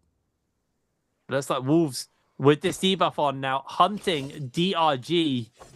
Dong9 getting hit up by ZK first. Now HQ interrupted in the sky. They're actually keeping the pressure up. Great parry comes in. That's going to be the Zai F used. I don't think it actually landed, though, unfortunately. They do a lot of damage to Night HQ. He is just waiting for that next F to come up. Gets the reset from the Matari. Can he find the slam? Is able to jump forward. Doesn't actually use the F there. Does finally go down, but uses it to actually escape. Has still got his ultimate available. The armor's coming in. DRG able to find the turnaround. And Wolves, it has not been their game number 2. They are getting absolutely ruined here. DRG taking this fight very convincingly. Only one player left standing. ZK will go down to the Tick or to DRG as Wolves are eliminated. Yeah, tough break for Wolves. All spawn doesn't go their way. In Yang doesn't go their way, and then even outside doesn't go their way. But it is going JL's way right now. TXJ is going to get really, really low and get taken down, but they do have a millions buff. All of this is extra credit. ASC doing a great job of fighting back now. EWG is going to be jumping in with the third party. Viper V1 going to be coming out. VVV taking a ton of damage. This 5-second stun is going to set them up. EWG rolling through with a nice timing attack, finding the kill onto the Yang, winning team 2. 2 Viper teams in the lobby, both of them up to 3 kills. X1 as well, looking around now. BBE and Alliance over at Metab, setting up for this next Realm of Yang. BBE does have 1:20. Do you think they'll be able to cleanse their Yang depletion, Hiprain? I mean, they're taking a fight versus Alliance, and Alliance are incredibly stacked right now after coming off that Realm of Yang. But Roy Hehe doing a fair amount of work with that ultimate. Still has a couple of dashes left for them as well. Hit by the dual halberds.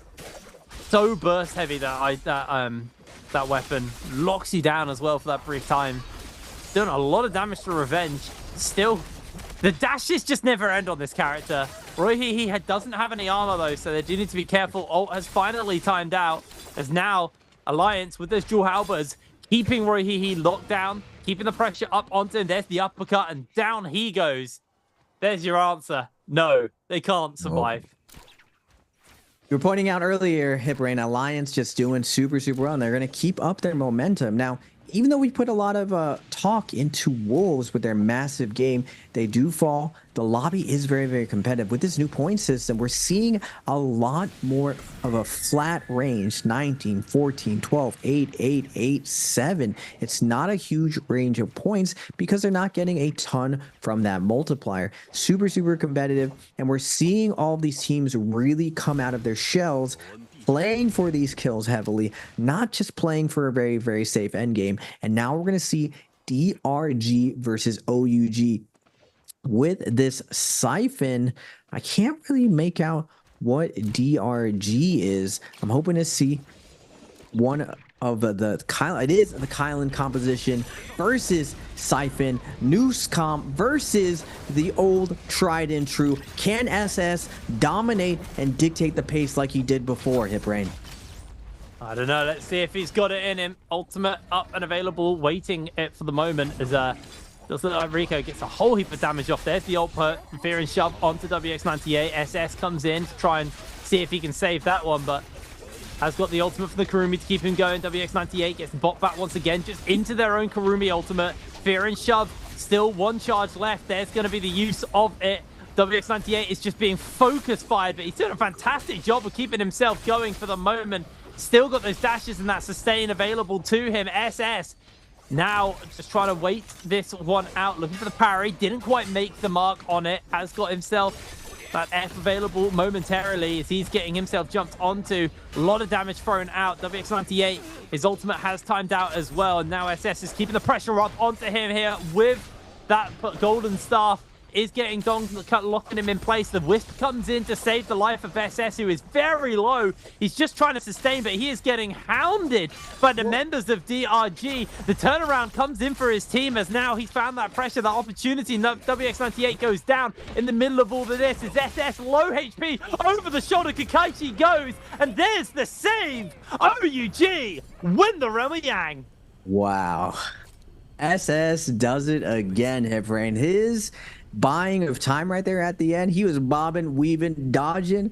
Really, he was down to his last hit, and he was able to buy at least 5 to 10 more seconds for Rico and Shinju to find that follow-up and secure the kill without that heroic rolls coming out from SS. For sure, the enemy team would be able to secure that kill, bring it down to 3v2, clutch it up, 2v1 their opponent. But because SS with his dodging is able to buy that time, we see OUG clutch up that second round. Now Siphon up to 8 kills going into this end game. They have to be happy going into this last little leg, especially if we see another White Tigers buff. Now it is a little bit RNG. It's a 50-50 chance. It's either Mystic Mike or White Tiger buff, but for sure Sand Siphon definitely has one of the best chances to get it. Dotemi ult, creating that space, creating that wall, and the threat of Takeda to shove you away for that last little bit of slither to get that buff. Now, JL has their work cut out for them. They got 4 minutes and 40 seconds. Now, this season, we saw a little bit of change for the action to incentivize teams to go into Yang to give us that nice 3v3, because when you come out, you have this extended amount of time. Instead of that short 4 minutes, now you have like 5.5 minutes to find a team, possibly cure your Yang depletion. It's so long to the point where you technically could wait out the first Yang buff and have 2 minutes left to find a nice fresh fight. It looks like DRG is going to find JL on the skirmish. VVV flying up into the air, looking for the drop down flank. Actually is going to spot it out, space it out, and not get hit.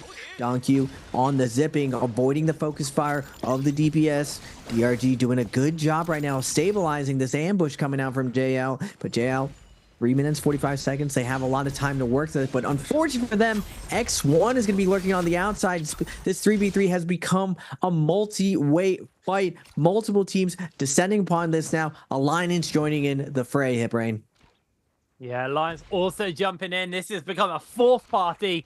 Alliance don't even really need the kill. They're just wanting to put more points together on the board. But DRG, this is do or die for them.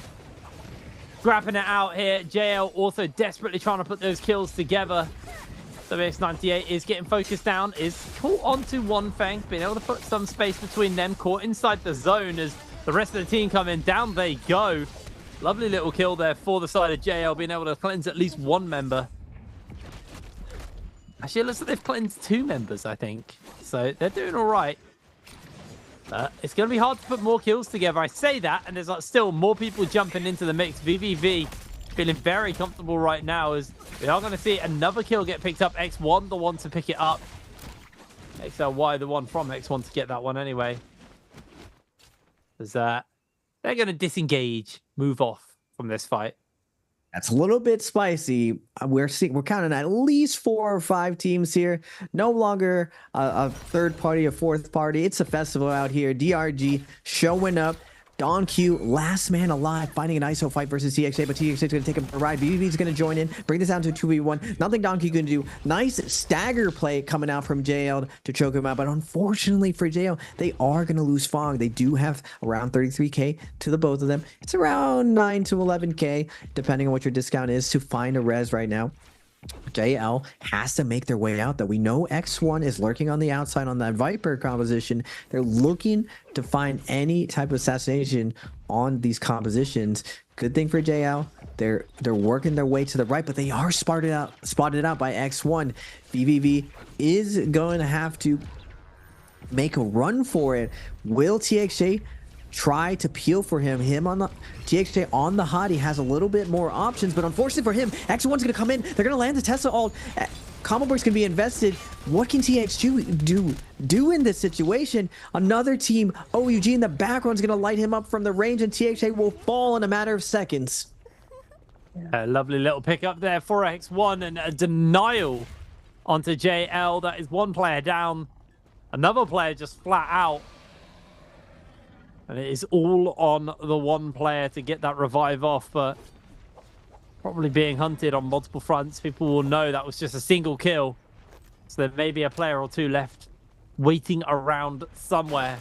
So OUG, golden armor, golden weapons onto SS. So being absolutely fantastic in both the Realm Yangs we've seen and play this Takeda on. So see how well they can handle this end game. So you can see they're actually pretty kitted. Legendary Soldier, 2 purple ones. JL did get the rebirth charm off, so it's not over for them, but they have 7 minutes left to gear their group up now, because they're going to have 2 players running around with grey armor and grey weapons, so this is going to be a tough ask for the side of JL. Chip in the chair. As long as we're alive, we can get kills. You can't get kills when you're dead. Good job on BBV to get out of there, find the res inside zone. TXJ makes a noble sacrifice. It was a possibility that he could have gotten out there with the mobility of Hottie. Unfortunately, he's not able to get there, and this is what I kind of anticipated. OUG winning both Yangs, super scaled up. On the back of SS's Takeda play, they're going to be able to get another gold armor here, set themselves up pretty, but it looks like multiple teams dove in. It was stolen. SS was not able to get it. Multiple teams diving in, denying it, and now everyone just out of there. Now, in the previous game, we did see 24 alive, not as many players making it to this end game. And the Viper team's having a lot more success on Holoroth, finding the assassinations early before these sand siphons are able to scale up, get all their weapon slots set up, get that gold ultimate on Takeda online. They're getting wiped out a little bit early, and there's only 2 Vipers in the lobby. This just goes to show how important the lobby's end games ends up being shaped out by these early and middle game strategies. We're not ASC previous games, they haven't had as much momentum, and it looks like they were the team that got in there and yoinked that gold armor. Water is a bandit. Does look like SS just playing a bit of a zoning game on the low ground. JDG are out, aren't they? So there's no monks left in the lobby because they were the monk comp. They lost their drops, their fight on spawn. Just haven't seen any successful monks. They can't make it. I think the meta's too skirmish heavy. I just think the meta's way too skirmish heavy for monk to succeed. Way too many comps run a lot of CC as well and a lot of mobility, like you said. I think it's just very hard to pull monk off. I don't think the character's like in a bad spot. I just think a lot of other characters are in better spots right now. I think it's we do. a fair assessment. Yeah, I think that is pretty fair. The Bane's Breath coming down in the middle of the map as we do actually see JL. One thing, I mean, JL fresh off their respawns are pretty under geared right now, so should be an easy pick, and that is going to cost them heavily off the back of that one. Good job on EWG finding the pick off, and like you were saying, yeah, Brain, the skirmish heavy, the hit and run, the amount of mobility that Hadi provides for these team compositions to go in and out. And we saw phase 3 having a ton of Hadis everywhere. Now, Hadi, even though they're able to hit and run, they don't pack as much as a punch as the Takeda composition. We're seeing OUG's SS finding that pick off on TXJ again. JL not able to get their foot in the door to get that momentum, but VVV is going to live to fight another day on that Kylan, sit in that bush with 19 people left alive. It's going to be tough work for him, given that actually this terrain does favor solos and duos. There's a lot of buildings, overhangs to consistently scale rush. ASC lurking on the outside. It looks like Alliance holding the left side of zone. TE taking the rocks to the right. X1 on their Viper comp, hidden running really well. They're already up to 3 purple armors going into this last little leg of the game. 4 minutes left. Can OUG secure this win? They're sitting pretty with their loot at 9 kills, but Alliance is also doing super well at 13 kills. Yeah, looks like X1 will be getting this kill on to the final member of JL. VVV goes down. Fortunately for the side of JL, has been a pretty rough game for them. They've kind of been, ever since they lost Arama Yang, on a significant back foot. But Alliance, this could just be their game to pop off. Holding fast for the moment. Big thing to note, no white tigers in this final circle, so we'll actually have a true final circle while everyone doesn't get nuked from a single kill. It is going to get very explosive any moment now as OUG is playing this low ground, waiting for teams to drop into them as pretty set up right now. I'm just going to go for the weapon repair, get himself set up as possible as we really are in Buccaneer phase from this high ground. The Castle Defenders Alliance shooting cannons onto everyone trying to siege from either side of the wall. Yeah, Alliance holding this top left. They do have multiple cannons. They want to find this win here at 13 kills, getting that multiplier at 1.2, and getting the 3 extra placement points would be massive. Basically setting up for their day. Around 30 to 40 points is good for one day. Usually qualifying is around 75 to 80 points total. So if they're able to get this win here, Alliance will have no pressure, be able to limit tests on the rest of the days, and you always play a little bit better once the pressure is off. But as this zone closes in, the chokehold on the lobby, the pressure starts cranking up for these players to make plays. Now, there are multiple levels on this wall. There's an inside room where you see EWG, Cookie, and Zwan holding it up. On the high ground, though, with the most amount of vision, we see Alliance and TE duking it out. OUG's posting up somewhere in the middle, ready to take advantage of everyone falling down. But it looks like ASC is going to be making a play onto OUG first, but still, zone is going to be closing in. A lot of the times in these end games, we see this go the distance, going to heal off where 2 teams normally tie. We'll have to see if that's going to come out this time. No White Tiger buff, just a nice, good old-fashioned end game. Yeah, this is the classic NARAKA endgame here. Couple of teams, though, inside, couple of teams outside, so it's going to be very hard to track, actually, how these fights are going to go down. We do see a Tessa ultimate and a return Tessa ultimate get fired out from inside. That's a Viper from X1. ZDI able to find the lockdown onto EWG, securing themselves a kill with the fans there for LYD. Viper ultimate actually will make its connection onto Corky and Water. Corky inside the zone, so they're actually going to lose a fair amount of HP. Are able to dash back into the middle of everything as OUG actually dropping down to see if they can get a punish onto these ASE members. Deciding to call off, head back onto the scaffolding on the outside of the wall and just play from that high ground position as OUG still very, very kitted up. But this is Alliance you want to keep your eyes on, holding the high ground. Tessa ultimate was thrown down, not at them. I believe that was the X1 there from TE.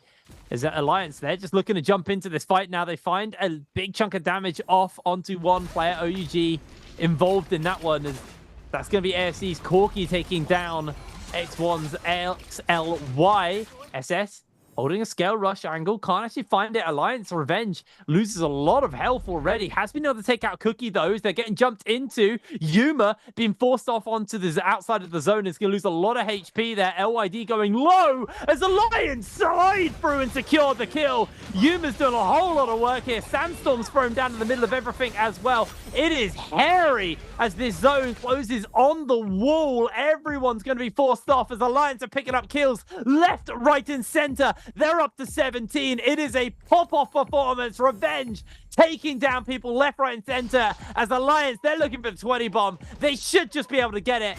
It's them versus Water. They do go down, but Alliance, last team to get that one. Beautiful kill. Really, really smart player from Alliance, holding that ultimate height. They're able to secure all the kills as everyone desperately tries to climb up, trying to avoid the suffocation of the zone. Unfortunately, they have to make their way through the two most scaled teams, OUG and Alliance. You see at the last second on the mid ground, OUG tries to make a play for the high ground. The defender's advantage goes to Alliance, and not only do they have the defender's advantage, they go full offensive. They know it's most likely going to go to a tie. They play for kills instead of playing for the win. They are able to secure even more kills. They had 13 kills going into that last leg of the endgame. They're able to pick 5 more up.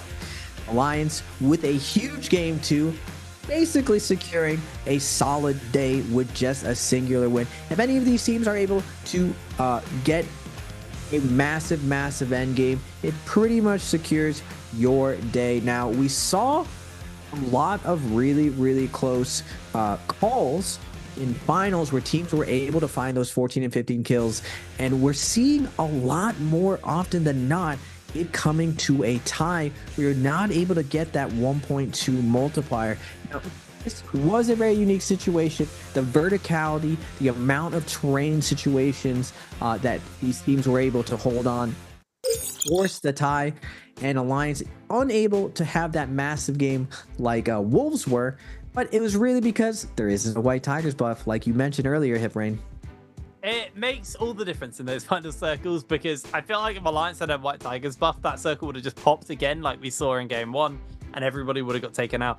Regardless, they still found the win. They played that very well. It is, like you said, a unique final circle, one where you have a final circle closing on like a building, and you have multiple levels. You have an inside, you have an outside. Kind of really shook things up there, but everybody was able to exit and play the outside part of that fight. Ultimately, Alliance able to chain a whole bunch of kills back to back, and what a game coming in from Alliance. But for you guys, I think it's time we ask you a little question and see if you can get yourself some prizes and some points. Now, which team won game number 2? Game question 1 was hard. Question 2, very easy. Was it A, Wolves, B, OUG, C, JL, or D, Alliance? For A, B, C, or D in Twitch chat, and check your whisper box, and you will be grabbing yourself some goodies if you answer correctly. If you can't answer this correctly, I don't know. Have a hard think about it, because that shouldn't be a hard one to answer. We just told you. Yeah, definitely way easier question than the first one. You'd have to be pretty knowledgeable of the position 1 of teams for the first question, who was particularly playing Kylan for that day. But this one, usually the winner of the day, we got the highlights on them, the cameras on them, the lights are flashing. We have been talking about this team all day, ladies and gentlemen. They have, in the past, not done as well. They've had some streaks. They haven't been as consistent. Will this be their season where they break through and they transcend to that top 5? Now, normally in the league, the top 5 has always been that GG, that OUG, that KLA, now JL, and now Wolves jumping into the top 5. So this is just a hint to you guys, those 5 teams, this is a newer team, normally not known for being in the top 5, but they did show some promise going into the end of this first Hall of Roth, this second game for your NBPL trios today. It's a good day to be from EU, man. Like, Wolves, obviously the Wolverhampton Wolves are the mother organization, although Wolves as an esports team are technically a separate entity, but that's where they're birthed from. And then Alliance also being an EU organization. It's great for me. We got both teams are popping off right now. it's the day of EU here for our NBPL. But yeah, really big game coming in from Alliance. Wolves a little underwhelming in that game, but you kind of highlighted it at the end of that previous game where you said, you know, it's kind of interesting because you've had like that game. If you have a good game, it removes a lot of pressure for the rest of the day because everyone isn't getting kill multipliers. It's only that first place. Like that gives you such a significant step above everybody else. As long as Wolves are consistent for the rest of the day, bi-weeklies is probably within their grasp. And this is only day one. All of these teams have to play 2 days of games if they want to make it to get to bi-weeklies. And then that bi-weeklies is that game 3 on the Sunday, next Sunday.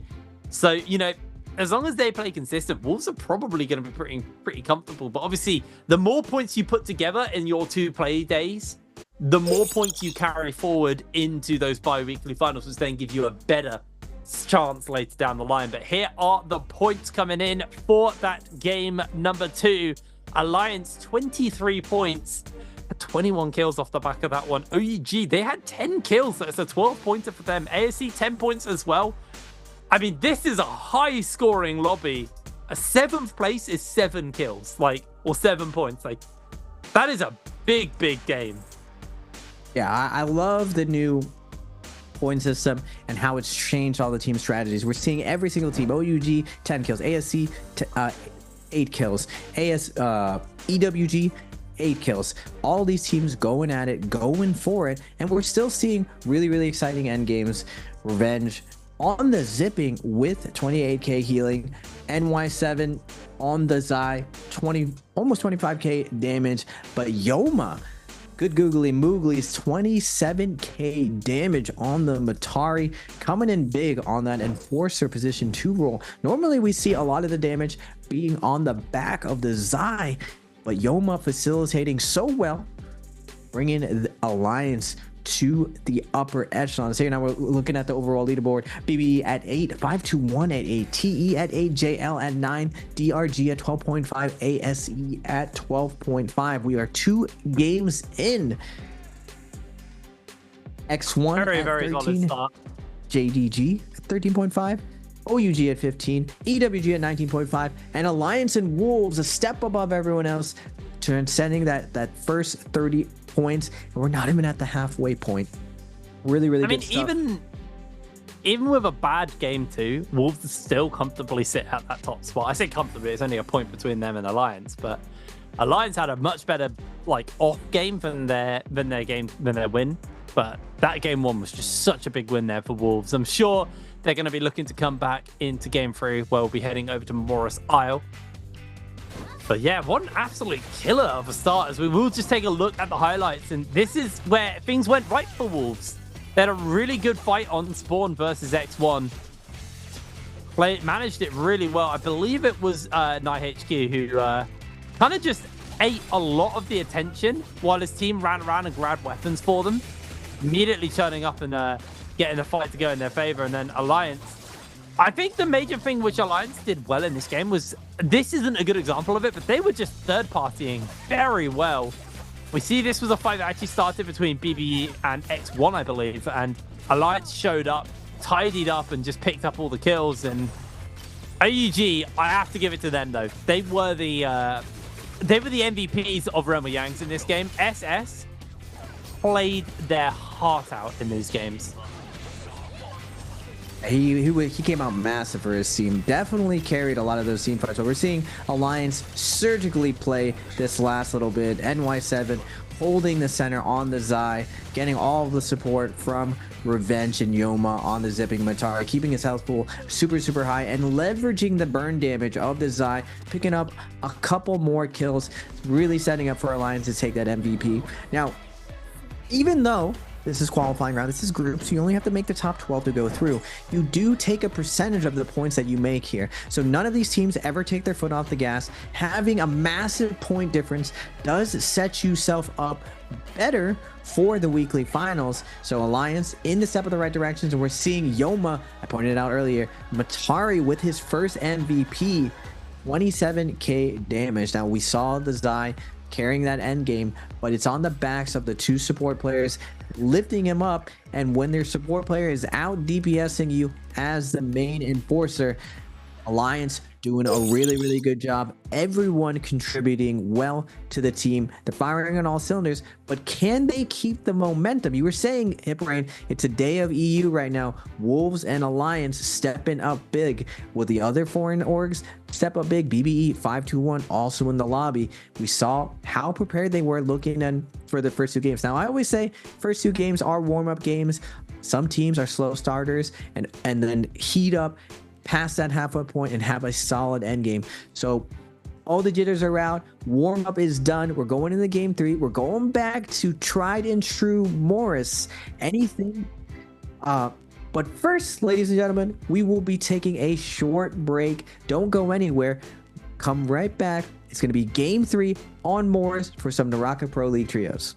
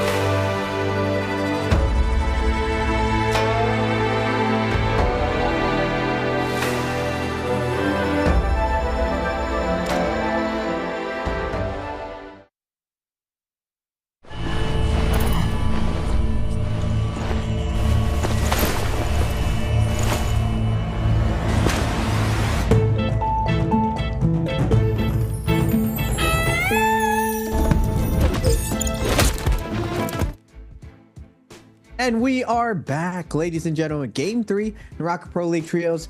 I am Nbpl. I'll be bringing your expert analysis, and I am joined by the wonderful, the smooth play-by-play commentary of HipRain. What an exciting game today. That game 2 Alliance, the EU boys showing up big. Game 3 though, everyone's warming up. Anything you're excited to be seeing from the EU guys, HipRain? What I really liked about both Alliance and Wolves is, I mean, Wolves were always very good as a kind of like hot drop in the middle of the action, pick up a bunch of fights, and then just fall off as soon as mid game hits. That was the Wolves playbook for quite a long time. Alliance seemed to somewhat have replicated that to slightly better success than Wolves used to do. They're actually making it into final circles, and they're actually executing on that. They have improved as the meta has got more aggressive and more skirmishy. I think both Wolves and Alliance struggled in the Monk metas. I think the slower pace, the lots of teams in the final circles, you know, when you had like 30 odd players in the final circle and there were Monk hands going everywhere. Both of those teams typically seem to struggle with that, but in fights, in small skirmishes, in third party situations, both of those teams always were pretty good at that. And it's interesting that now the meta's kind of shifted into that. So that's, I think, why they're having so much success. It's interesting that they both kind of followed somewhat of a similar trajectory. Alliance just a little bit slower than Wolves on that front, but we have seen a gradual improvement across both of these teams over the last year and a bit. So it's really cool to see. And like you said, they aren't the only teams from outside of China, or organizations from outside of China, because all the players are Chinese, at least for Wolves and Alliance. But for all of our like outside organizations as well, you have like BBE, who are from Vietnam. These guys came in with some serious kind of momentum into the first part of the season.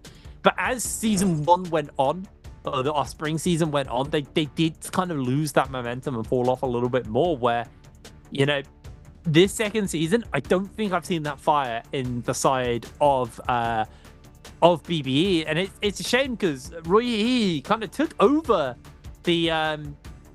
Worlds when they made their debut a couple years ago, and everyone was on that hype train for them in both solos and in trios. So I really want to see BBE try and get back on that horse and keep that momentum going for them. Yeah, it's crazy. Even to this day, HipRain, everyone remembers Roy Hee coming in big. And like you were saying, the foreign teams had a ton of momentum. And it's something I always say, it's very easy to climb to the top. You put in that discipline, you put in that effort, you grab that talent, and you get there. It becomes really hard to maintain that as other strong players look over and now they notice you. Now they study you, and we're seeing now 521 and BBE hit that stride. They want their name up there. They're in the arena right now. You see how much prep work these guys, you can see the thickness of their binder. They have every single map printed out, every other location scouted out. So now people are studying them. Now they're studying back. They see how hard it is, how hard these CN teams practice. Now they're no slouch to it. They practice with the CN players all the time, even beforehand. Now they're finally in the league, and they're going to have the same amount of volume. I'm really excited to see how they do this next Worlds. But first, the phase 1 on Morris. This is where we see a little bit more Monks, but we see the Zais come out for this map. A lot more terrain for them to take advantage of, and if Vipers do come out, they do hard counter all the Vipers. I'm curious to see how these second phases do come out as well. Looks like we are gonna get Alliance on the Viper, but BBE 521 gonna be going with Siphon, Matari, and then JL with the Kylan composition again. Phase 3, feel like it has to be Viper with the Kurumi and Matari being taken out. I'd be really surprised if multiple teams choose that Monk to fill out. It has to be Viper. They do. They switch over to Monks. We got 2 Monk teams.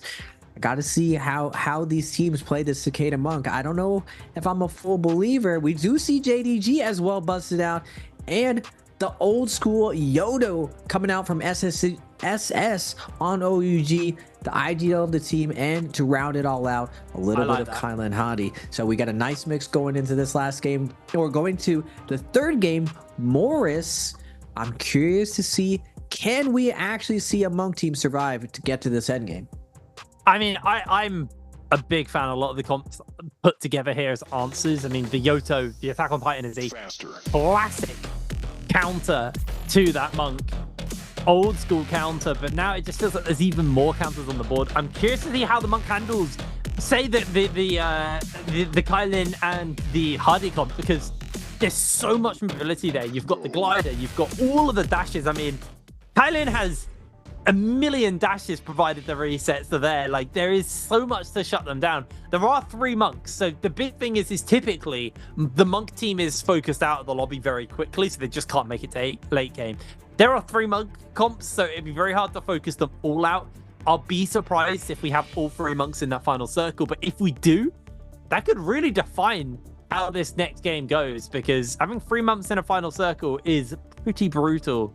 Expectations are we'll see them kind of get their hands onto those Realm of Yangs, and they're going to want to start to scale up, because like you said, this is a very scaling heavy team. You want to both gear your Monk and your Takeda. Both of those are very, very gear reliant characters, so expectations are that those teams are going to look to put some attention into that. I have a question for you, because I genuinely don't know the answer to this. How does the Xiphon do into these comps? Like, how does that handle the Monk comp? I guess the anti-heal is quite nice, right? A lot of it ends up being how mobile and how the Zai comp is able to kite the Monk ult. The Monk composition was actually designed to counter Zai. Now, originally it was Monk and Temmie, because Zai can't really deal with Temmie super well. She has the Matari to get her with the meter for movement to get out of the situation. But now with Takeda, this is why I have a really big question, is like, how does this comp deal with Zai? Because with the Matari and Invis, with the Zai being very defensive, as long as the team doesn't try to execute it immediately and they draw out their cooldowns, it really just comes down to how well that Takeda and Karumi is able to lock someone down in order to get that grab and kill one player on the Zai comp, bringing it down to a 2v3 situation. Now, something I'm excited to see for this is a mirror matchup. I don't think there's one example yet in Nbpl of Monk, Takeda, Karumi going into a mirror matchup, so I'm hoping to see that going into the first game. But first, we got the cave in the north, Wolves versus, I believe this is DRG. Normally GG's in this cave, always claiming this for the last 3 years, but when GG is not here, Wolves is out here to play. XCM, they did get the B1 off on the zipping. No weapons on half the team, and Wolves is going to get a parry right now. DRG fallen victim to the mushroom and the team play of Wolves, and they're going to keep dominating like they have been off spawn. Zem was just baiting there as well. He had no weapons, so he kind of baited them into the fight. And yeah, that worked out beautifully for them. Alliance fighting themselves in a fight versus JL here. JL pinned up against the wall, losing a fair amount of HP. They've already lost one Feng. Yuma trying to find that opening. There's going to be the charm from the Tessa. VVV cannot escape this little heart as they are just hounded down by Alliance. And solid start over to both Alliance and Wolves, the two teams you were highlighting at the beginning of the day. And already see that JDG, ASE, is that all of our Monk teams on no, X1 are the only one of our Monk teams who haven't used their revives already. So already a pretty rough start. Like we said, this is the weakness of the Monk comps right now. It's not a bad pick. It's just there's so many good skirmishing comps available. So many answers. There's OUG getting themselves in a fight here versus 5-2-1. Lovely little parry dig land onto 2 players there as Cloud is still getting themselves Zinewed against the wall. Low HP taken out by the fans there as SS making that work for them. OUG just consistently good. If it's them in an isolated fight versus another team, they typically win it. They're very, very good at 1v1 team fights. Yeah, like you're saying, Hipraim, OUG dictating the pace. And normally you see Yodos and other position ones only use their combo break for themselves. And we see SS there command the space, putting down his F3, not allowing the enemy team to respond. The F3 just has this active hitbox that every time you throw an attack, it just clanks everything. Now, it does make him a little bit more vulnerable, but it sets his teammates up for success. And this is something that veteran players do.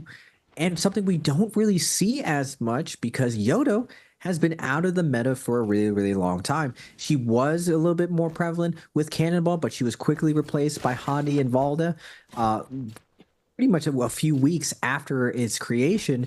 And now we're seeing a new rise of it with the old Attack on Titan. I'm still curious to see how this Yodo gets value versus these very mobile compositions. Now, Hadi, Kylan, very, very mobile characters. Zipping, also way more mobile than even Kurumi. She doesn't have to sit there and tank. Her ultimate can cover all of her teammates from any direction. She doesn't have to be next to her DPS in order to get that heal off. So it allows her to play a little bit further, a little bit more movement, getting away from teams. So how does a Yodo connect to these teams? Now, something that's interesting that still hasn't been figured out in the league is where Viper falls with her abilities. We saw a rise of F3 anti-heal, V3 with the giant AoE silence, but we're seeing a new rise of F2 silence and the long 5-second stun V1. No one has really settled in. There's not a standard in the league. There's still everything up in the air. Everyone's looking for an advantage with the new rule set and the new kill heavy style. We're seeing Alliance Wolves finally come out of the shell. They were very, very defensive teams before. Now, peppering in some offense, we're seeing them wake up a lot more. Now we're going to get BBE versus Wolves. XCM leading the charge. Jumping in. And we saw this before. Wolves did have a Moonbane off spawn. They're going to do it again.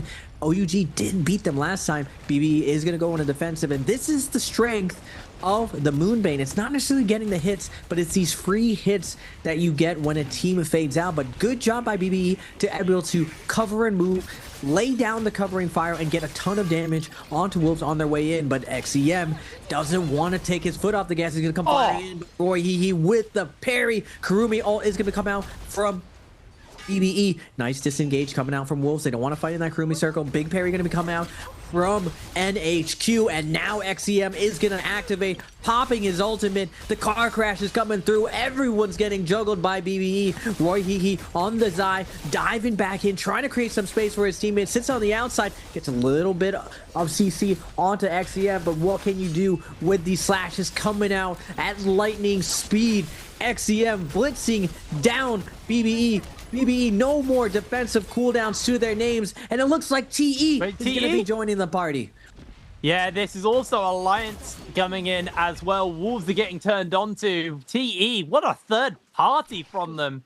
A massive denial onto Wolves, and Wolves, they're just too slow to the punch. They completely fumble the play, and that is another kill over to Alliance, who are looking to overtake them totally in the scoreboard off the back of that one.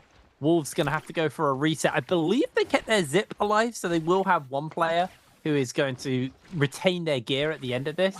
But I don't know if T are hunting them or just escaping Alliance here. They did also burn a fair amount. That's got to be a real kind of like get to you moment for Wolves, because they were just on the cusp of winning that fight, and then the kill stolen away, and then they lose 2 players. That is definitely something that is going to kind of really eat at you when that happens. Yeah, it's just so volatile with how aggressive teams are.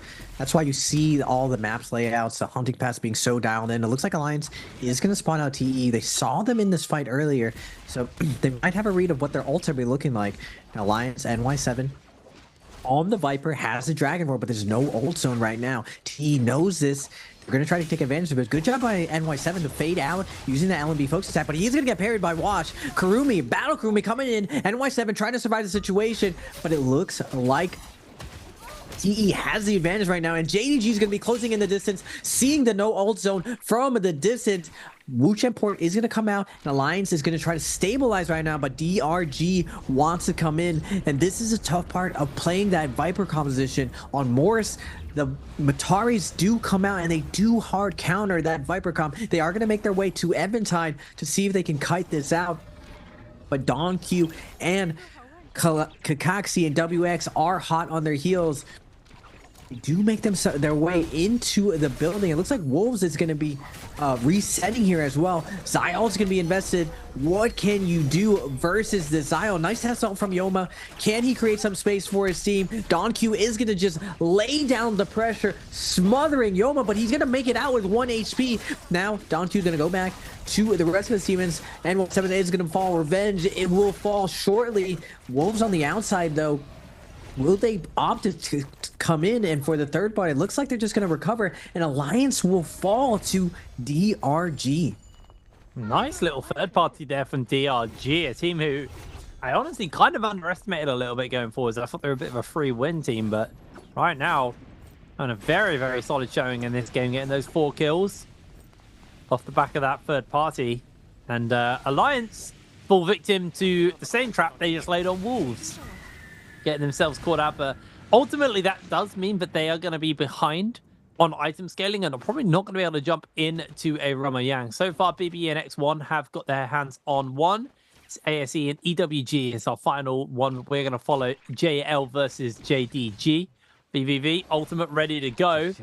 Just that aerial phase where everyone's trying to stay up as high as possible for the moment. Get some pot shots off the high ground. Not going to be able to find that opportunity as BVV waiting for a good opportunity to jump into that fight. Immediately takes a massive chunk of damage. Is going to pop the ultimate is his answer to that. Gets one dash through a single player there as we see Zing transform. Is going to try and look for the slam down. Isn't going to make himself a hit, unfortunately. And the Kurumi ultimate burnt before he comes out of Monk actually is a little bit interesting. Does mean that he's not going to have that kind of defensive utility when he jumps out. Is able to get himself a grab though. Looking for the slam. Isn't going to get it. It's just going to get the punch off mid-air. Tries to catch out of the glider mid-air. Not going to be able to really get it. And this is that mobility we were talking about. Jing, now out of Monk form, is very exposed. Is immediately just going to get hounded.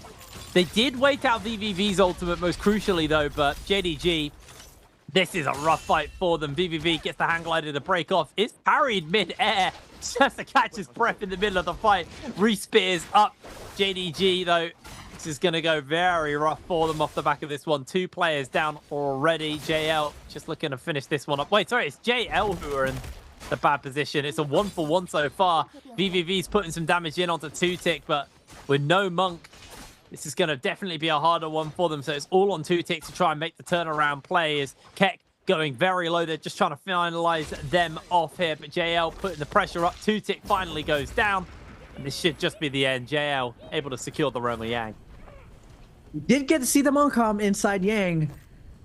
They are going to fall between the 2 champions, TXJ and VBV, in the 2v2 clutch. It comes down to the wire. But just that 4th ultimate coming out from Hadi, the fact that he's able to ult early, put the cube down so everyone on his team has a nice combo break. He's at 60% ult. He's able to fight and extend it. And that's what I was saying earlier, Hitbrain, that it really comes down to whether or not a team with the Monk is able to lock someone down. Now, both Hadi and Kylan does have a combo break, but a unique thing to VVV is he actually plays Kylan without the combo break. He plays with an offensive opener that he's able to grab you if you're not holding focus attack and set you up for his teammates to focus attack you by throwing you up in the air. Now, he's one of the only players doing it right now, and something that I've kept an eye on to see whether or not the rest of the league might switch over. They were one of the first teams to run Cannonball, where traditionally Yueshan always ran combo break, and because of them, everyone started exploring not running combo break anymore. So JL able to find that kill, and we're seeing all the Monk teams did fall, Hitbrain. And this is what I was wondering. Everyone on the CN side, all 3 coaches that I've spoken to said that Monk, Takeda, Kurumi is the strongest Yang team. I've yet to see them win, though. I think there's just too much mobility. There's too much mobility, too much CC, and unfortunately, natural selection is going to play a part in here because some of these teams are going to be going down, and I worry for the Monk teams. I really do, because the problem with Monk is it's very slow. And like you said, you do have more time now. They did change the Roma Yang debuff. But you still are a relatively slow-moving team. I suppose it's not like the Yueshan version of the comps that's not as slow-moving, but even so, They're going to be looking to res in the middle of all of this action. I think they're waiting out the opportunity to get those revives off, as we're going to see BBV just doing a whole heap of damage here. I think the revives will be coming in fairly soon as, oh my word, JL just melting through those health bars. Still plenty of dashes left available to them. Are going to time out on the ultimate. There is a heap of teams in the area. 2 minutes left on these Realm Yang debuffs. We've seen the BBE have been able to cleanse their Zai. They've been able to secure at least one thing here. Roy He doing a fair amount of work as BBE gets himself a lovely little pin down. That's going to be a second cleanse for them. So they're almost fully out of the work. JDG have been able to cleanse their Monkers. Now they're looking for a fight versus BBE. Can BBE's Fat Milk break away, or are they just going to be giving up another one? The healing's coming in. Fat Milk is just locked down. They're unable to move. JL may come in to try and slide in for the third party. It does look like Fat Milk was able to break away from JDG. Remember, they've only got one player cleansed right now. Actually, 2 players cleansed right now. Don't know where they got that second one from, but they're able to break away. Massive fights breaking out across the map. Good job by JDG and BBE. They spot out JL, a red buff team. Now, normally, the team that wins is super scaled up. You don't want to attack them, but both of those teams wait for JL to use all their ultimates, and they come in with a lovely third party. Now, on the other end, no ult zone, going to be hit by X1. And this is one of the viable strategies that if you go out there and you invest your ultimates aggressively in this mid game, as long as there's a no ult zone nearby, you're able to go into it and slow down everyone else. Now, X1 does have Yang depletion. It looks like they're going to be switching off the money to set up for someone else to get a res as one of them falls. But OUG is going to be showing up. And this team, the Attack on Titan, is looking to get in there. They're looking to get active and find these teams fighting. It looks like Alliance was able to find some cleanse on finding JDG's Kiki off on his own. And they do not have enough to res, but they're very close to it, around 7K. It looks like BB is going to be buying the first rebirth charm. There is a limited amount of rebirth charms, so the speed of you going for this rest is important transitioning into this middle game. It looks like Yoma is going to be running into TE, cutting across, and it looks like both these teams are going to be setting up for Spirit Well. Now, this is one of the options that we normally don't see. We usually see the Realm of Yang highlights, but there is always a Spirit Wall that goes down where the Viper teams and usually the Matari teams end up skirmishing. So we're going to catch TE versus Alliance going out, and immediately NY7 is going to find a kill onto TE's Wash on the Spirit Well. TE's going to have to give this up, lick their wounds, and find another way around this, but 5-2-1 with the distraction coming in hot, but the carry is going to be coming out from Yoma. 5-2-1 is going to eat a Tessa ult, and Alliance is going to give up the Spirit Well. Have to live to fight another day. Oh, we are JL going up versus DRG inside the Realm of Yang in that normal aerial phase for the moment. Waiting for the opportunity to get themselves into the fight. PvP actually doesn't have ultimate. They've got 5%, 4% left on that one, so gonna have to wait that one out for a brief second. Gonna be using the Swarm as their off weapon. I don't think I've seen a Swarm inside of a Rowan Yang for a long time, if at all, as there's VVV's ultimate. Able to dash through, get some damage onto Dongqing. Slowly but surely whittling away at those health bars. A lot of sustain on this character, so it always looks dicey, but they always heal it back up. And there we go, immediately opening up the one kill. BVV gets the dash through 2 members as well. Gets another dash through 2 members. He is just consistently getting these dashes through multiple people. Really doing some serious work here. Gets the grab down. That is actually the area, the variant of the... is that the F1? I can't remember. We'll go back to that conversation. F2, sorry. Gets himself the F2 down.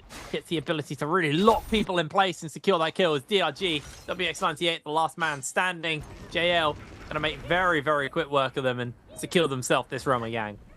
That was the point I brought up earlier, that normally Kylan, very, very durable, has a really, really good combo break. When he pops his F1, if you hit him, he does knock you down. He can also do it while he's staggered. Now, the F2, you don't get that combo break, but you get that situation right there that you saw where he chokes you and throws you into the air. This sets up for his teammates to find a focus stack. You can find a focus stack yourself, and BBB is literally the only Kylan in the lobby who runs this. So I'm curious to see how he uses it more and more. But first, we're going to see 5-2-1 with the purple armor on the Pampi, leading the charge.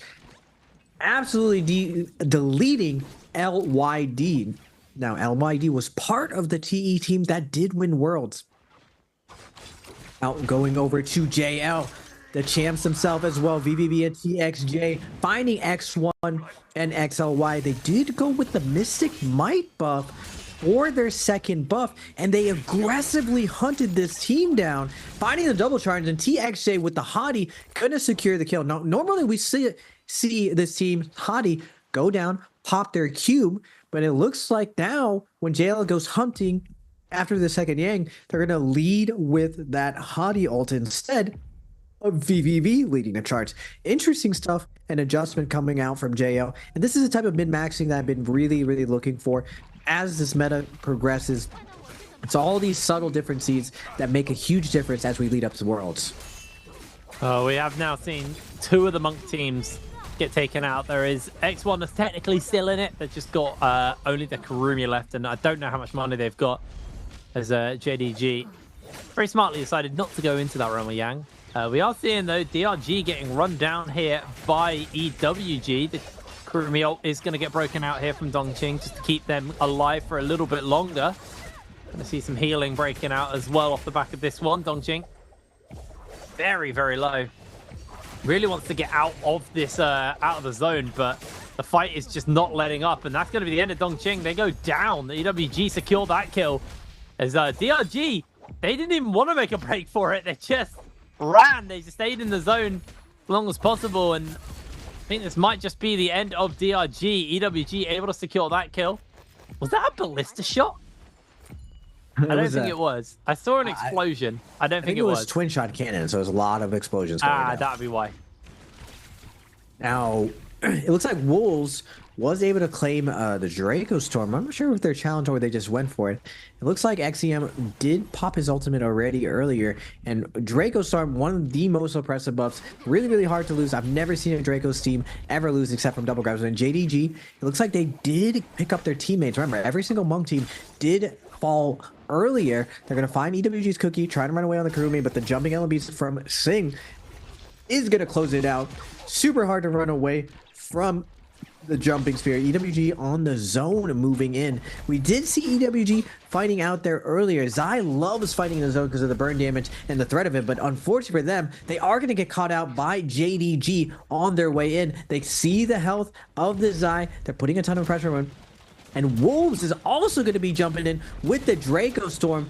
And it looks like JDG is going to give them up. Seeing Wolves with Draco Storm, they're going to alpha those kills. And it looks like BBE as well going to force them out with that third party.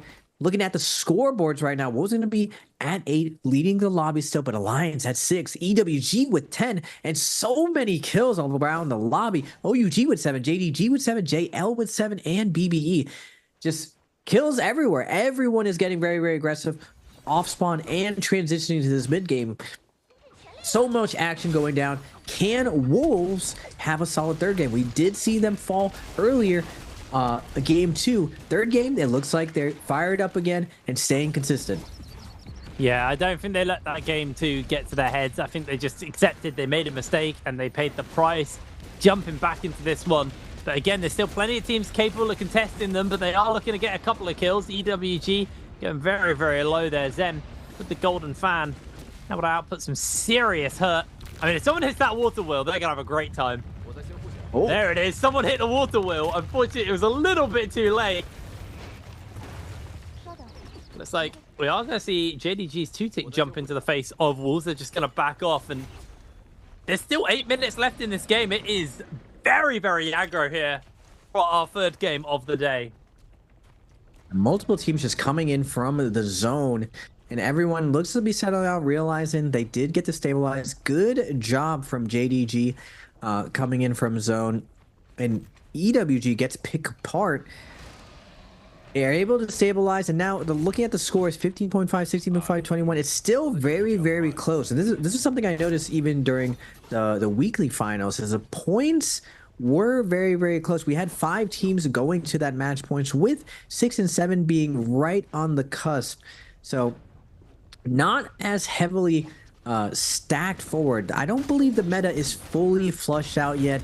There's a little bit of edge by a couple teams, but not a big edge. Now, the Spirit Ball is going to be coming out, no buff to it, just the armor. And 521 with their Hottie, who have blue armor, are trying to scale up, but unfortunately for them, they're going to be challenged by the double gold armor of JL. TXJ leading the charge, forcing them out. They have nice cannon shots. 521 gives up the realm.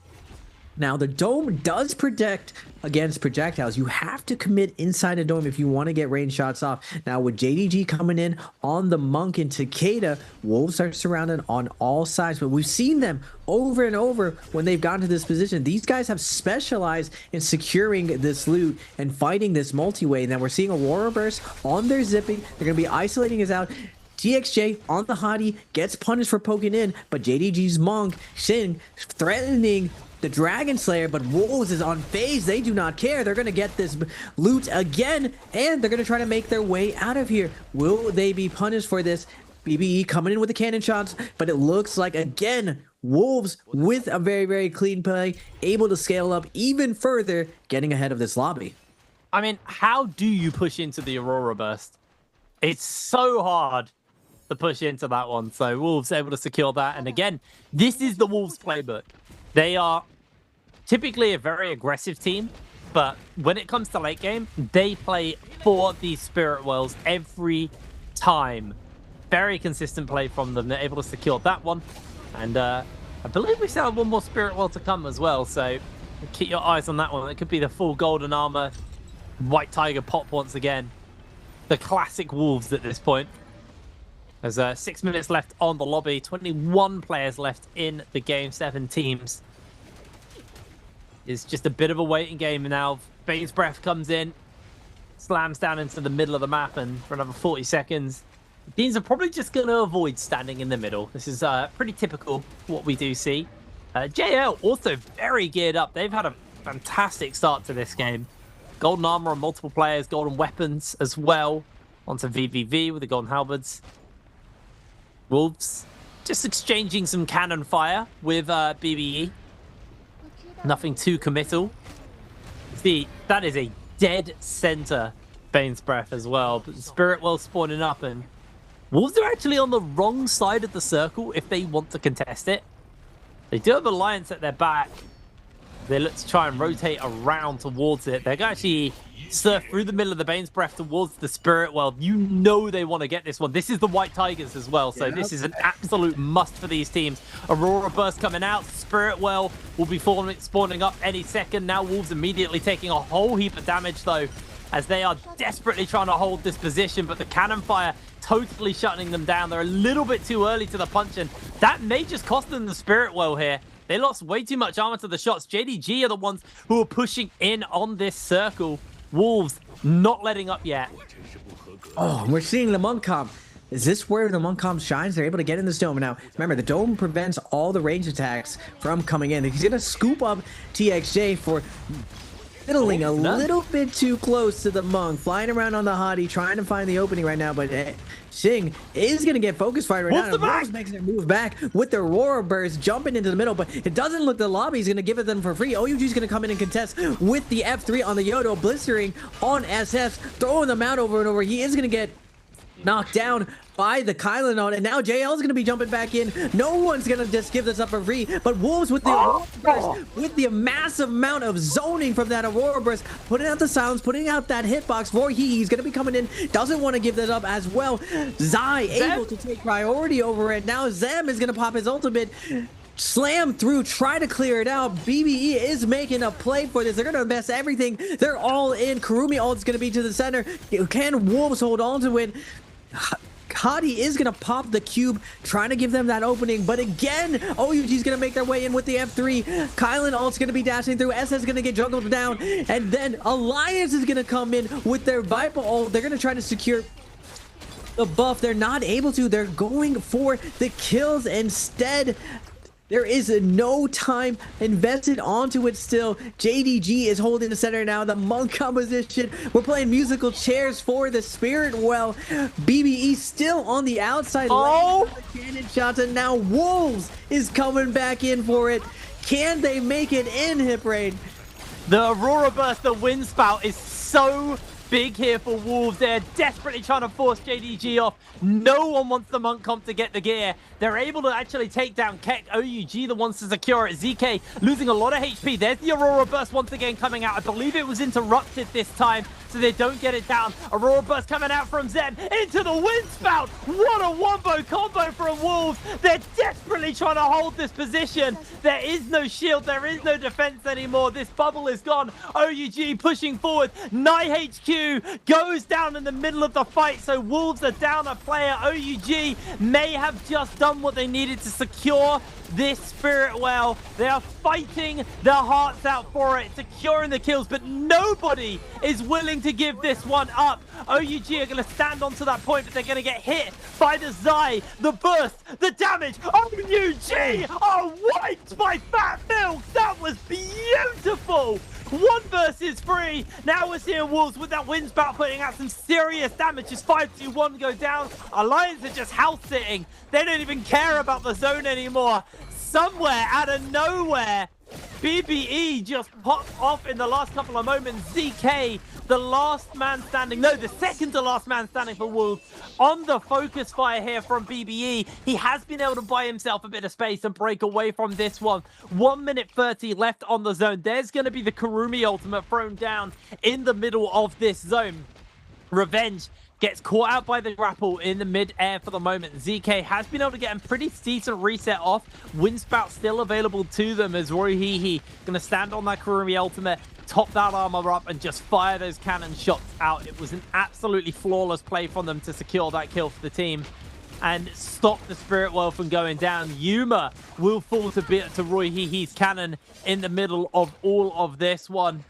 Can they keep this game going? For now, BBE have 12 kills. Wolves have 13. I've been hit by that wind spout once again here from ZK. He tries to charge another one up, but it's interrupted mid-shot. It is all on him. He is just throwing them out left, right, and center. You can see the zoning from the Zai ultimate doing so much work to ZK. He's inside the building. He's just trying to hold, but there is a Widow's Wail coming in. So much damage coming down. ZK goes down.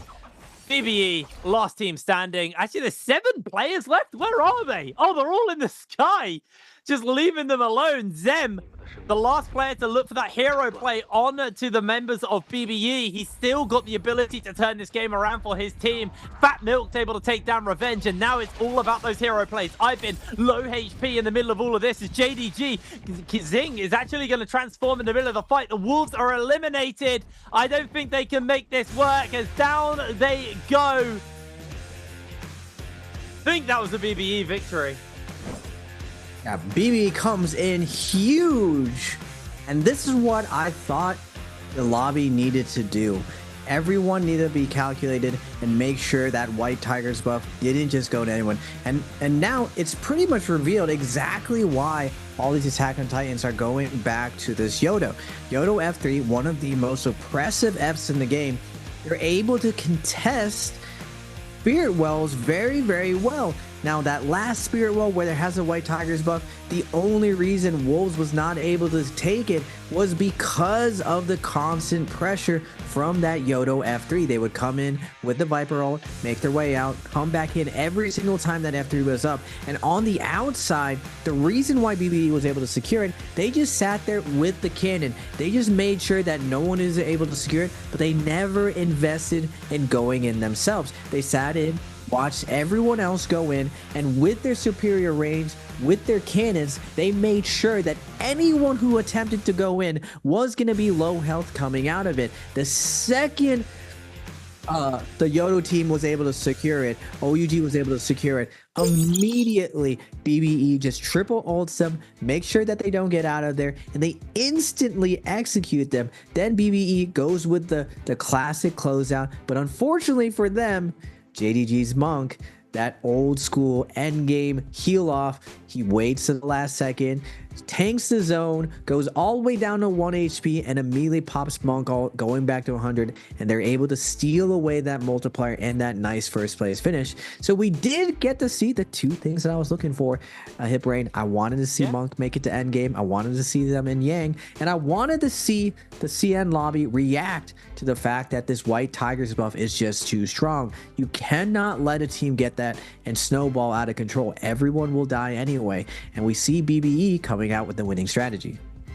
I mean, call me a hater, but like, I just don't think Monk works. That was a good denial at the end, but like, we didn't see a Monk comp really do much other than that. Like, JDG were the closest to having like a good game, but even they were struggling for a lot of that game.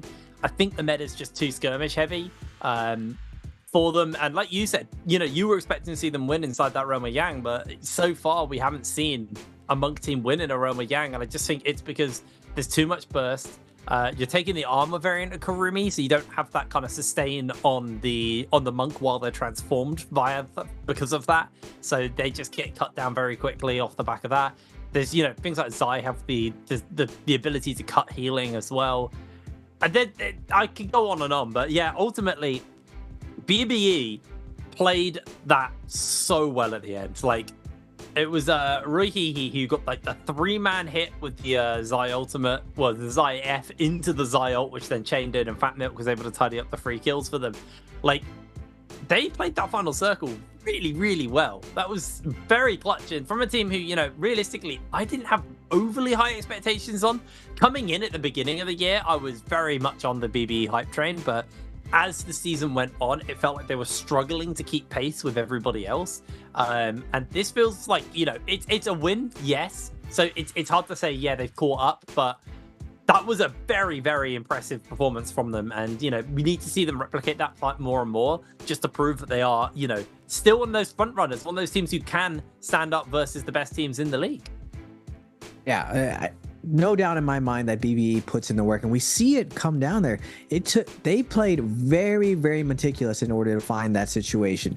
Every other team was hit and running, playing very, very safe. We saw JL repeatedly coming in, TXA challenging from the top ropes with that hottie, coming out of line inside, forcing Wolves out. And Wolves had all the tools to hold that center. They had the Aurora Burst, so the only thing BBE did was sit on the outside, watch them get invested. They went for their standard play with the Kylan right near the end of claiming it. They would invest their Kylan ult, push everyone out, but no team let them build that charge up, so they could never hit that critical mass where they could all in the situation. Instead, Wolves gets forced out because the whole lobby hits and run them. Now, when the whole lobby contributes to that, generally, first to ult is first to lose. BBE follows that logic.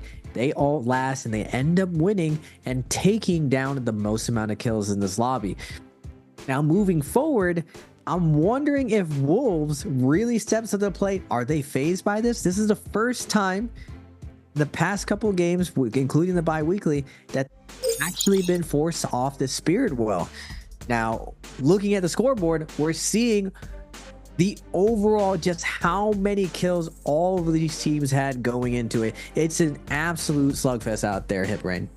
Yeah, it really was. I mean, high scoring game across the board. 10 to EWG, 11 to JDG, 12 to OUG, 16 to Wolves, and 17.5 to BBE coming in off that one. I don't think Wolves are going to be particularly phased. They had an amazing setup with the Windspout and the Aurora Burst. And yes, it wasn't enough for them to secure that Realm of Yang, but holy moly, the combos coming out, and they didn't seem to be phased in their aggression. So realistically, I don't expect that to change.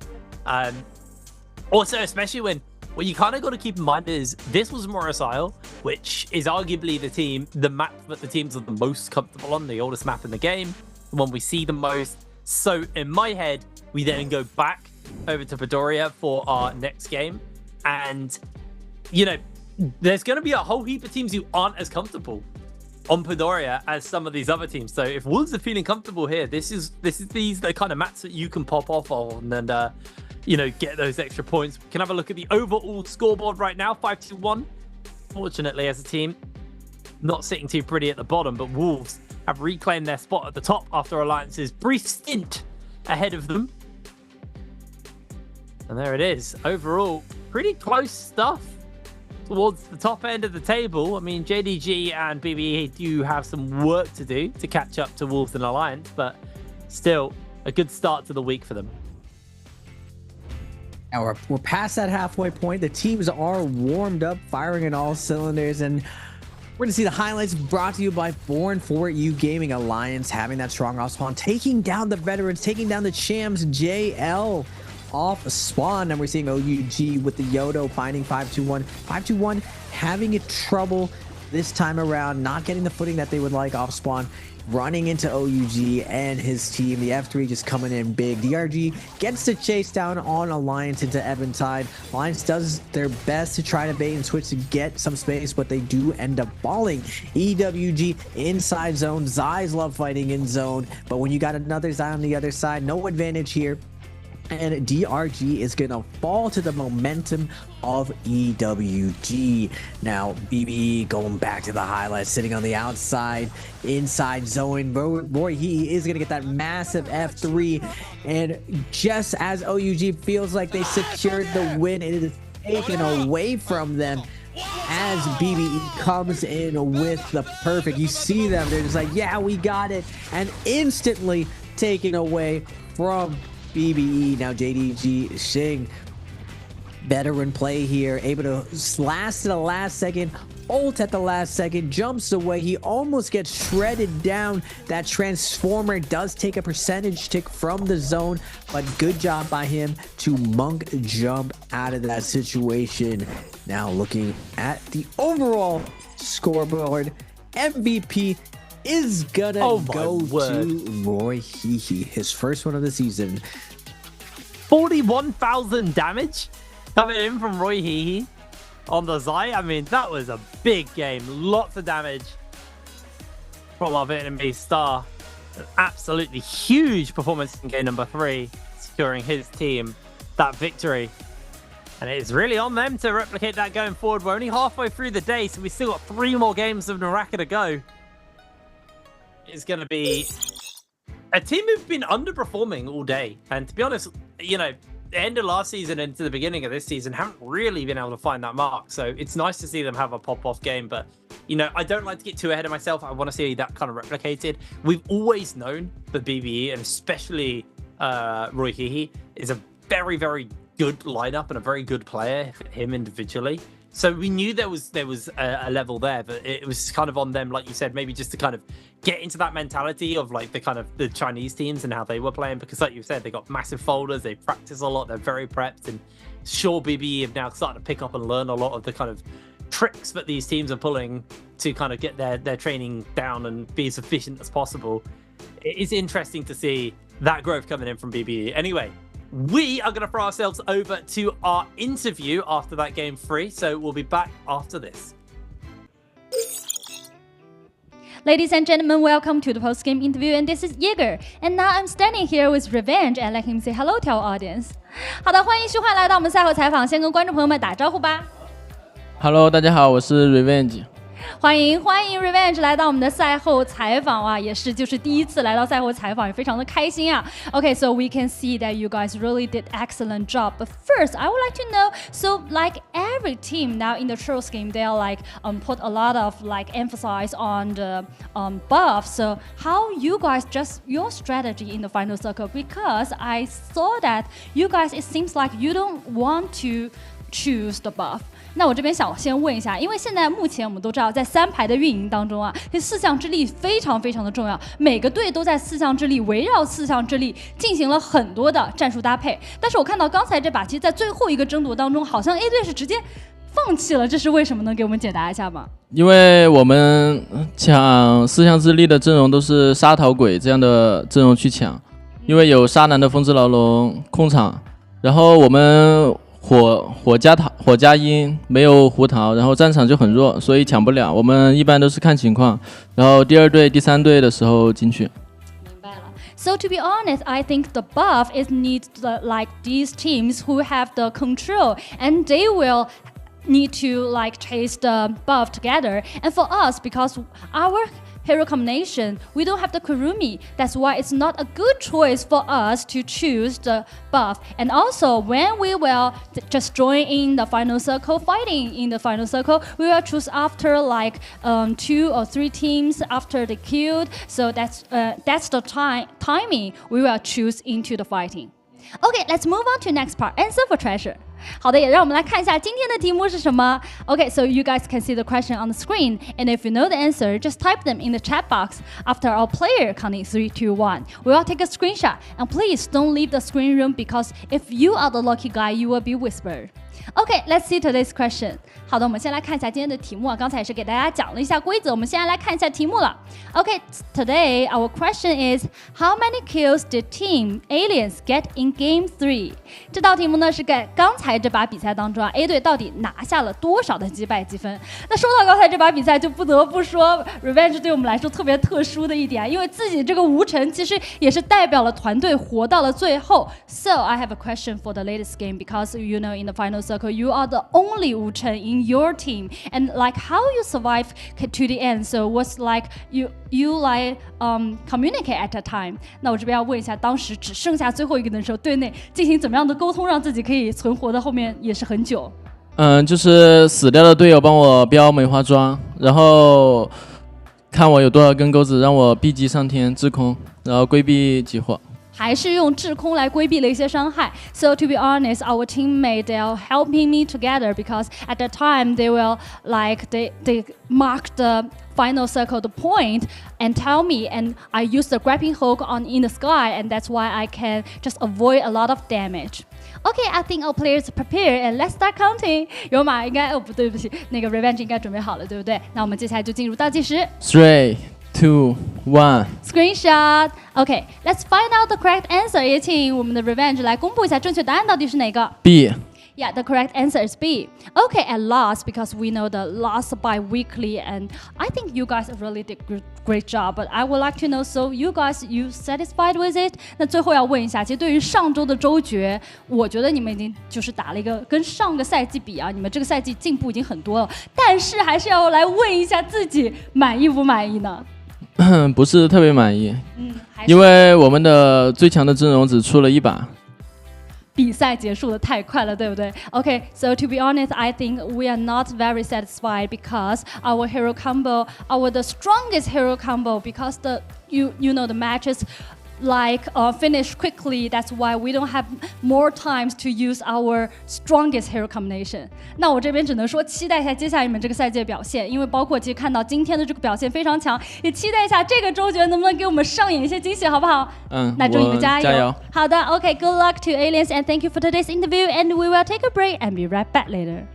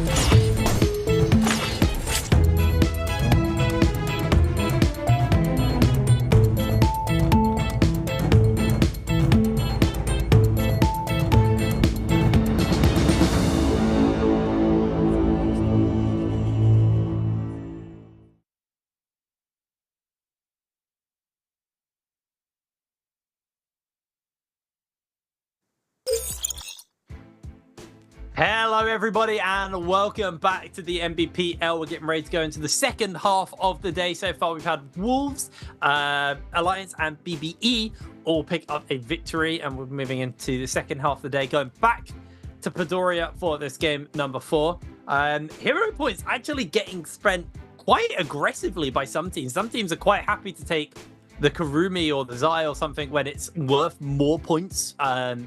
Which means this half of the day, I think, is where things get interesting because the points start to get a little bit more used up. And then the teams get a little bit desperate on how they then spend their points going forwards.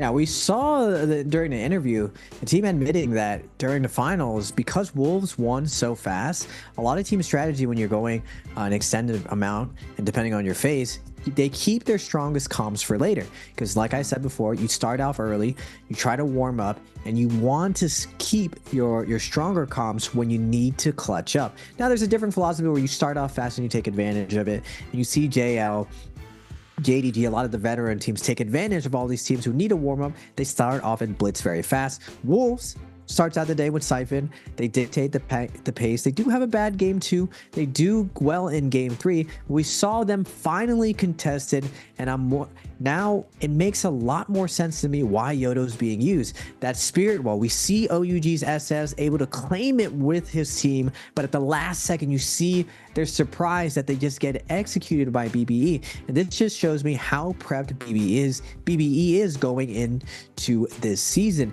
They're contesting some of the smartest teams in their strategies. Now, it is Padoria. There's a lot of new stuff on this map. So can BBE keep that same innovation? Will Wolves maintain their dominance? They won in 4 games. Can they keep doing it? Alliance, Dark Horse showing up really, really big today. Can they keep up? Normally, they've been very inconsistent in the past, but they've had streaks where they've had a ton of success. So consistency is key here. Will they be able to do it on Padoria? It's that old term that we say time and time again, but consistency is key, and it is really down to that. And I think, you know, as far as the consistency goes from today's angle, Alliance have been very, very consistent. Wolves have been, you know, they've been good in some areas. Well, I mean, they're good in 2 games, but 1 game was pretty bad. And that consistency is there for them, where BBE, who won the previous game, they had an amazing game 3, but like game 1 and 2, a little bit underwhelming for them. Yeah. Padoria, very, very open map. I feel like JL has really shown everyone how it should be played with the hottie composition. I'm wondering if anyone's really picked up on it yet. Now, we did see some exciting things go down during the finals where we saw among teams actually have success. But first, guys, you already know where the free stuff is at. The Twitch drops are coming out. And remember, exclusive drops depending on which bi-weekly you're watching. 60 minutes for finals. We cannot give that one, but we are on week 2. You get that nice Nbpl icon. Now, even if you can't make it to this bi-weekly finals, just watching today is going to give you some great drops. 15 minutes for some Tay, 30 minutes for some Silk, and your trial choice gift for 60 minutes. Now, this will only be gifted once a week, so tune in any one of these 4 days, Thursday, Friday, Saturday, Sunday, for Nbpl to claim some of these prizes. Grab yourself some goodies as we are getting ready to go into our 4th game of the day. Moving into that second half. Wolves seem pretty high spirits, and I don't see why not. They had one of the fastest bi-weekly finals we've had for trios under their belt. They had an absolutely amazing start to the day where they replicated how they won bi-weekly finals. Same map and everything, actually. I believe it was on Padoria. I might be wrong.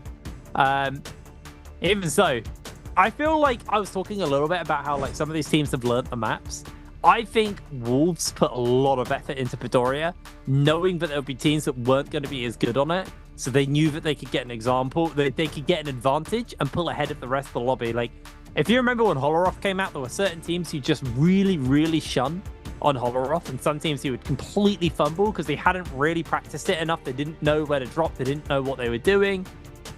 And it can make a massive difference maker. It really does mean a lot. So it's cool to see that, you know, Wolves have obviously put the prep and the work into that map, and they're looking good so far on it.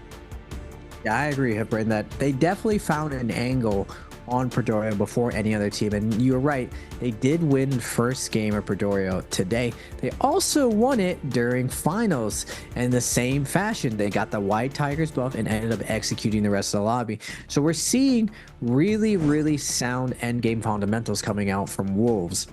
Now, Alliance, we had a really, really good game too, holding that ultimate height on the Matari Zai. They end up putting all of their eggs into their Zai, and he's able to control that last bit to secure the win up top. Now, it ends up coming to a tie, so they don't get that 1.2 multiplier. Maybe they go in the books a little bit more to try to make sure that they finish off everyone in the future. But regardless, they still had a really good end game. Now, for the third game, we saw OUG almost claim the victory with their heroic play claiming the Spirit Well, but BBE coming in with the assassination. Now, what's surprising is there are some veteran teams right now in the game who normally we see in the top 3 who aren't there right now. OUG and JL. Now, OUG did lose U earlier this year to Bauda, and I believe that U being their position 1 on Takeda and on Wu Chen for their Viper composition was really, really key to their success. Now, can they have that same success? They got some big shoes to fill with their new third. Now, JL, calm as a cucumber. They know they're underperforming a little bit. They want to lock in a little bit more. But this team has been here a million times before. They've been playing for the last 3 years. Note, I'm curious to see what they have in store for Predoria. Now, the meta is shaping out right now. It still seems that CN is favoring that Sand Siphon, so I'm curious to see if anyone's going to challenge that thought and go something different. Now, we've seen Wolves had the success. They play very, very slow. GG did the same thing when they're in the lobby. They play really, really slow, and if they get to that end game and it is White Tiger buffs, there's a good chance that they're going to claim it and get that nice Thanos snap to pick up the whole lobby wipe. Yeah, that's always the really scary thing is can you deny the enemy team from getting that White Tigers? Because we saw it in the last game. They were able to contest it. As moving on into the hero pick, we'll see the select order. Now, certain teams, I believe Alliance, Wolves are 2 of those teams, haven't actually spent any points yet. So this actually really unlocks them to be able to kind of play around a lot more in the second half of the day, where they can contest and kind of play more towards the comps that they want to be playing themselves, which would be very interesting to see what they're going to be going for. As here we are into our round selection. Harumi is going to be getting an increased spend going forwards as Siphon, Sand Siphon, over to ASE to decide what they want to make as their final lock-in here. As they're going Karumi, that much is confirmed. Could be Siphon, could be Sand Siphon, could be Monk. Plenty of things open and available. It's going to be the Siphon variant to round this one out for the side of ASE. So pretty mixed there. Actually, mostly Siphon at the front.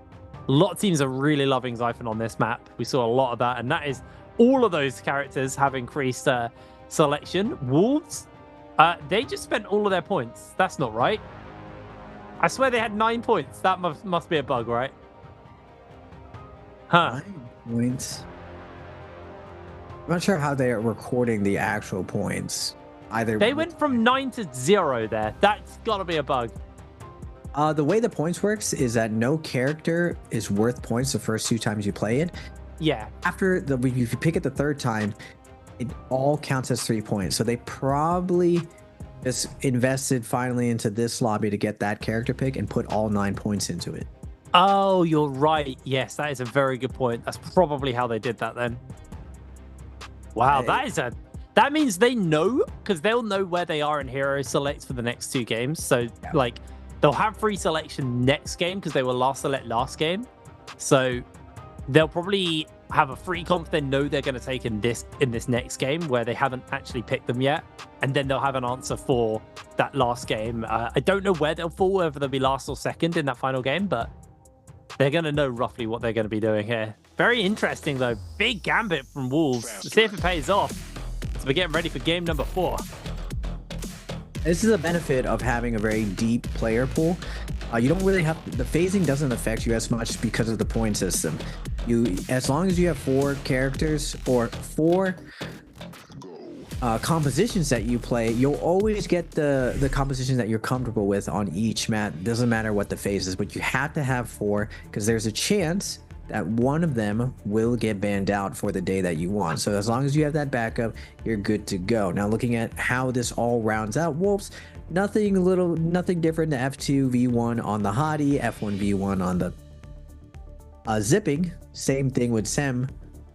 Now all the Vipers, it looks like we're running F3 V1 on DRG and F3 V1 on EWG. This is also one of the interesting things that the Viper compositions are running. They're not running even traditional silence with or F3 with V3. They're running it with the stun, so they're not even worried about going with a silence stun combo. They're just trying to win it out and nuke you with the Viper, and the stun is going to come out later just as a closer, as a momentum, instead of it being the opener how it's traditionally used. It's going to be used as a closer, almost like a support ultimate. This is something that's been common, I've heard, on the CN side, that they've been challenging the initial ultimate lines. Normally what you've seen in the past is use your 2 offensive ultimates, try to gain an advantage of it, and if anything goes wrong, your support ult comes last as a last resort.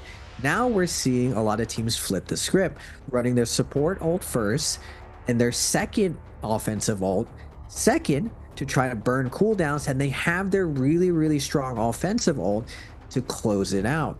Now we'll have to see how this Viper F3 V1 pays out. There are a lot of zippings on the lobby, so the F3 anti-heal is very good, and it's super strong off spawn. Viper's only weakness is how glass cannon she is with the F2. When she's given an F3, she becomes a very dominant force, especially off spawn. Absolutely. Well, I was wrong, by the way. It's Horror, not Pedoria. I got my maps modeled up a little bit there, but doesn't matter. We are now into the game. This is the very risky one from the members of Wolves. They spent all of their hero points on this one game, so they need to make it work. Now, JDG finding themselves in a fight. There's the zip stun. Isn't going to connect on to Jing. Able to break away from that one as JDG going to glide their way forward to close that gap. But already they've lost a player, as now they're just getting run down here by EWG with that man advantage. The no ult zone even popped just to continue their advantage. There's going to be the lockdown potentially coming in as EWG able to secure that one. It's the power of the amount of crowd control that this comp runs. They're going to be third-partied by DRG with the V1. Massive play coming out of there, knowing that X1 doesn't have the Wuchen port to get out of there, and they're just going to quickly clear it out. Now, there was no ult zone right next to them that they could have popped, but DRG, just too sneaky, comes out of nowhere with the V1 ult. Nice job from them to recognize which ults were available there. Now going all the way to north. Imperium BBE versus Wolves. Both these teams doing well today, led by Rory Hehe on his Zai. He had a dominant end game performance, and now ASC is going to be jumping in, and it looks like BBE is going to call the disengage. Unfortunately for Wolves, they're left to ASC to pick off right now. There is a giant tree for them to kite off to try to keep his weapon, what little he has, but ASC is going to be hot on their heels for NHQ. It looks like because of the cube, though, Wolves are able to find some space here, get onto the high ground. Can XCM find an opening here? He does lead with a parry, gets Corky down to really low. Now in a 1v3 situation, XCM against the ropes, against the wall. Can he find the hit? F3 is going to be coming out. ASC is going to clear it out, and it looks like Wolves is going to take the reset and try to set up for Yang. Well, they managed to keep one player alive, but yeah, that is rough for Wolves. They, remember, invested 9 points into this game. They have no more points for the rest of the day to work with. Very costly mistake at the beginning, and they didn't even get a single kill, so that was a rough start to this game for them. They still have 1 rebirth, so if somehow they do get squad wiped again, it's going to kind of come down to the rebirth charms and if they can afford them. At the moment, JL themselves in a fight here versus TE. Wash throws down the charm, has got that urn charged up, so Has been touched by VVV though, so they will break out from that one. One Feng will get hit though, and the follow-up should come in any second now though. They are able to break away. JL winning this fight very convincingly versus TE. It's been a pretty sad start for this team. As Wash desperately trying to break away from the members of JL, but they're hit there by the F. That's enough to secure the kill. We'll get that one now. Cutting over to all the action with 521 and EWG. This Bane's breath is melting through them. They're just repeatedly getting hit time after time as TRG are just looking down, waiting out the Bane's breath before they jump in with that third party. But two members are hit, and that might present them into the fight. The trap doesn't get hit onto Kakaishi, but he got really close. But the trap does channel onto the others. DRG, absolutely brutal work there. Picking up a whole bunch of kills off the back of that Bane's breath.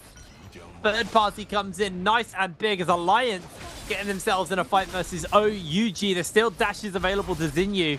Trying to put the damage in onto these Alliance members. Charging up onto Revenge. Revenge eating double dashes, and he is made quick work of. NY7 next up on the menu as he does make a run for it, and OUG just going to keep the chase up here. A DRG with a crazy off spawn, both back-to-back, really awesome timings. But OUG is going to be cleaning up Alliance right now. Tough break for Alliance on the Siphon. They want to get this off spawn, but OUG is going to deny it. Jinyu, OUG, the king, finally having a good off spawn going to their name. 2 kills up. They are middle of the pack at 29 points. Still a really good day so far. You want to be around that 35 to 40 points for the day. And we are only on game 4. Still a lot of NARAKA to be played. Wolves already recovering. We saw them die off spawn in Imperium. They're already up to 3 blue armors set up for that first realm of Yang. And this is why, like, running it back off spawn is generally a bad idea as long as you have a really good backup strategy. Now, JL as well, having a good off spawn. They're setting up for a Realm of Yang. I'm hoping to see a nice JL versus Wolves Yang. I'm really curious to see how Zai is able to deal with the new composition on Hadi and Kylan. And JL was the first team to run these compositions, so they're the innovators. They should know the counter to their own compositions. I always love watching their examples of how they play it. ASE finally getting a solid off spawn. Not the best. They did get the 1 kill. They're not able to secure the rest of Wolves getting away, but still winning and not dying and having to reset. Always a good time. Let's see if ASE is going to set up and go to Yang. They have been there in the past. They haven't had a lot of success, but we are in the second half, so hopefully they're warmed up and they can take down one of these contending teams. Yeah, it's a bit of a waiting game now for those Realm of Yangs to spawn up. Because Alliance being down 2 players already is very rough for them. Only got their Tammy left. It's going to really make this game hard. I think this game might be done, if I'm going to be completely honest with you, mate. Unless somehow they can scrap together a whole bunch of cash, but with no kills, cash might be a little bit hard to come by. Be able to pick up the rest of the team. Going to be a tall ask here. As EWG actually being run down by X1. Don't know if X1 are particularly set up for this one. I think they're trying to just play denial. Realm of Yang spawning up soon. We are going to see a weather effect. Remember what happens with the weather effects? All of the troves open back up, but here comes the turnaround. Ern's going to get popped. They are going to try and touch it. They're able to break away. They do get ZDI hit. Bane's Breath even breaking out as well. DRG immediately firing out with that Bane's Breath as a defensive tool, and they almost got third partied there. They just have to turn, pop the Bane's Breath and run away. Should be enough to scare them off for now though. DRG has come out of nowhere multiple times, already up to 6 kills. Their timing and aggression for this Viper composition, absolutely perfect. And unlike the other games, we're seeing most of the teams slow down right now. We're still at 34 players going into this first Yang. OUG Alliance setting up nicely. And normally on Holoroth, we see a ton of Sand Siphon, and a lot of other teams went other compositions this time. A lot of Kylan and Hadi compositions. I was wondering if some of the later phases were willing to pick up and go Siphon. We saw 5-2-1 go Siphon right now. Now, does Siphon beat this Kylan composition? It's very, very mobile. ASC and Wolves posting up, cordially going into Yang in a single file. And now we're going to get OUG versus Wolves, JL versus JDG. A lot of really big fights right now. But we're going to be spectating OUG versus Wolves. Two veteran teams going at it. Xinyu's going to take to the skies, looking for the mirror matchup for the Kylan. Hotties are going to be popping their ultimate, laying down the cube, and Xinyu's trying to go on to Wolves XCM with the pulse sword, looking for the flank, has a triple charge coming in hot, gets them against the corner, mashing them, all of their armor, stripping them. Both cubes are going to be stripped away. Xinyu now looking to keep up the pressure onto the mirror matchup, and OUG's SS is going to find the kill on an XCM. No ultimate coming out. We're saving our ults for NARAKA 2. Now, can they bring it back in a 2v3 situation? NHQ does have his ultimate up, can pop it, but his teammate, Wolves ZK, cannot make it anywhere. He gets pressed against the wall by the Kylan and absolutely deleted. Now NHQ flying around, his best bet, 1 minute stall and a dream. He wants to try to stall this out, but the enemy Hadi is on top of him. The king is going to get the juggle. The cube will be coming out though. NHQ though, 50 seconds. Can he find the staller right now? He's going to scale rush to the sky. Jumping LB to stop the grapple stagger. Falling with the F3, trying to make his way out of line of sight. Is he going to get one more scale rush off? He does make it to the top. Ooh, nice juke from him. He is stalling this out. 35 seconds. Can he get OUG griefed right here? But no, he cannot. The pole sword scale rush is going to come out, and OUG is going to secure their first Yang win. Yeah, that is... I mean, OUG, we know that they are just so good inside these Rama Yangs. Like I was saying in the last game, isolated 1v1s, OUG don't seem to lose them. They are so clutch. It's when other teams get involved. And speaking of which, BBE looking to jump immediately into the action and try and take these teams out. BBE already with that Verve Might in their favor. Even popping the no ult zone, they've got that Flamer and they're just going to cook SS. Forcing them to jump away. Xinyu's trying to get closer, but he's just getting toasted by Fat Milk there with that Flamer. They do get a whole bunch of damage onto Ivan. Ivan just trying to break away. Is going to get caught out here. Xinyu still holding that ultimate.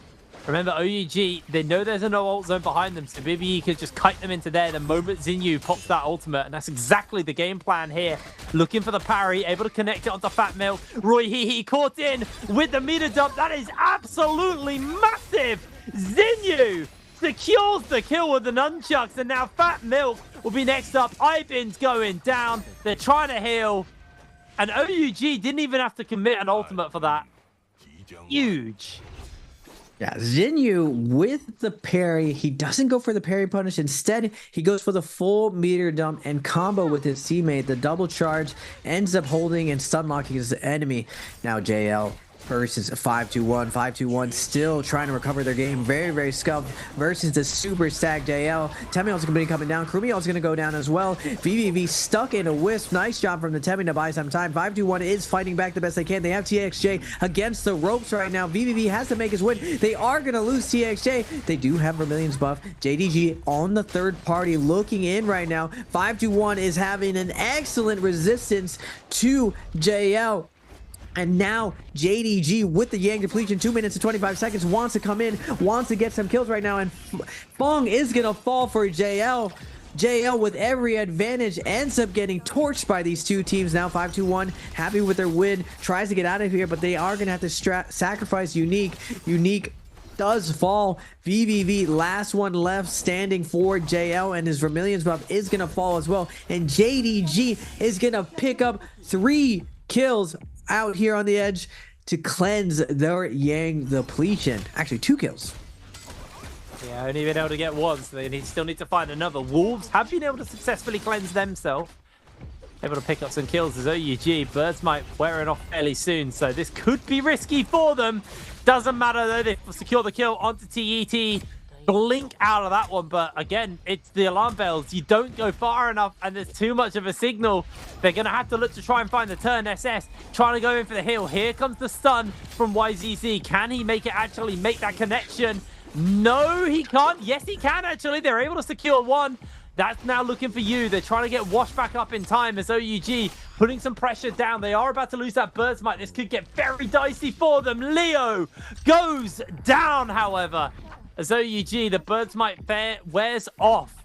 Only one player was forced into the revive.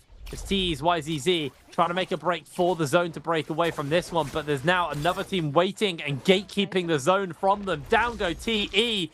YZZ slams the desk off the back of that play. Wow. From such great heights, TE won Worlds, and now they're struggling in NBPL in the group stage, all the way down at 1 kill and dead last at 11.5. Now, we did see this during the weekly finals. They did pop off their last game, but I have to wonder, they still have LYD and Leo on their team, still 2 of the champions of the team. Can they turn it around? EWG inside zone, going to be fighting against DRG, and we've seen DRG's excellent Viper play coming out for today. The F3 is going to be invested. Nice big nuke coming out. Now, Kakashi zoning back, sitting back. Cookie's going to fall for EWG, and now a 2v3 situation. Wuchen is really, really low. Down to the last health. The zone is going to take him down. And now 2v2 situation. Can DRG close this out? Tesla ult's going to land onto the Lowy. And now both of these guys all in one focus attack on the left. But the F3 from Viper is going to do a ton of damage and force his opponent into a tough position. Jumping LB is going to come out from WX98. And they are going to clutch into the zone. Close call with the poison splash. ERG is able to secure it, but they are at max corruption. Can they make it into zone safely? Lots of teams have been waiting on the outside lately. Yeah, there's been a lot of gatekeeping on the zone, and they're even being a little bit reserved on that one. Alliance are going to grab themselves this Spirit Well, get themselves some purple weapons. Don't really get good armor upgrades, unfortunately, off this one. They are just going to back off now. We're looking at OUG versus JL inside this Royal Mian, but BB and Wolves are going up toe-to-toe in a different Royal Mian. JL, aerial stage, as expected. Golden weapon onto VVV. That's massive for them. It's going to give them a really powerful ultimate when they do equip that. For the moment, King taking a fair amount of damage, just chunking out a little bit. There's the F. Hits the King midair with it. Beautiful use. We'll get that refresh as well when that Meteor comes back up, but for now, just using that hand sword to put a nice space in. There's the F, now refreshed and reused. Catching onto SS, Huddy takes up to the sky, slams in with another slam of the left. Beautiful use of it. The burn should just be able to finish it off there. Now there's the ultimate coming down. The King is getting cooked under the chains. Another F still available for VVV if they want to use it, but for now, they're just going to use the chain scythe to keep Xinyu in place. Xinyu is being cooked here. Still got that F if they need to use it. Just waiting out the chains for the moment. Xinyu tries to go for a bit of a turnaround, but 1 versus 3. This is going to be an incredibly tall ask, especially through that chain scythe. Has now timed out, but that doesn't matter. JL, that almost looks easy as BBE beat Wolves inside their Roma Yang. Good job on BBE taking down the dominant force of today, Wolves. And JL, they just look so poised, swapping targets. They go from Zai to Hadi, back, or they go from zipping to Hadi, back to zipping, back to Hadi. And even when both teams, or they were to take the sky, taking the cube, JL tracks them perfectly. We saw VBB's perspective, but what we didn't see was TXJ on the Matari, landing those charged F2, securing the kill on a very, very mobile Hadi.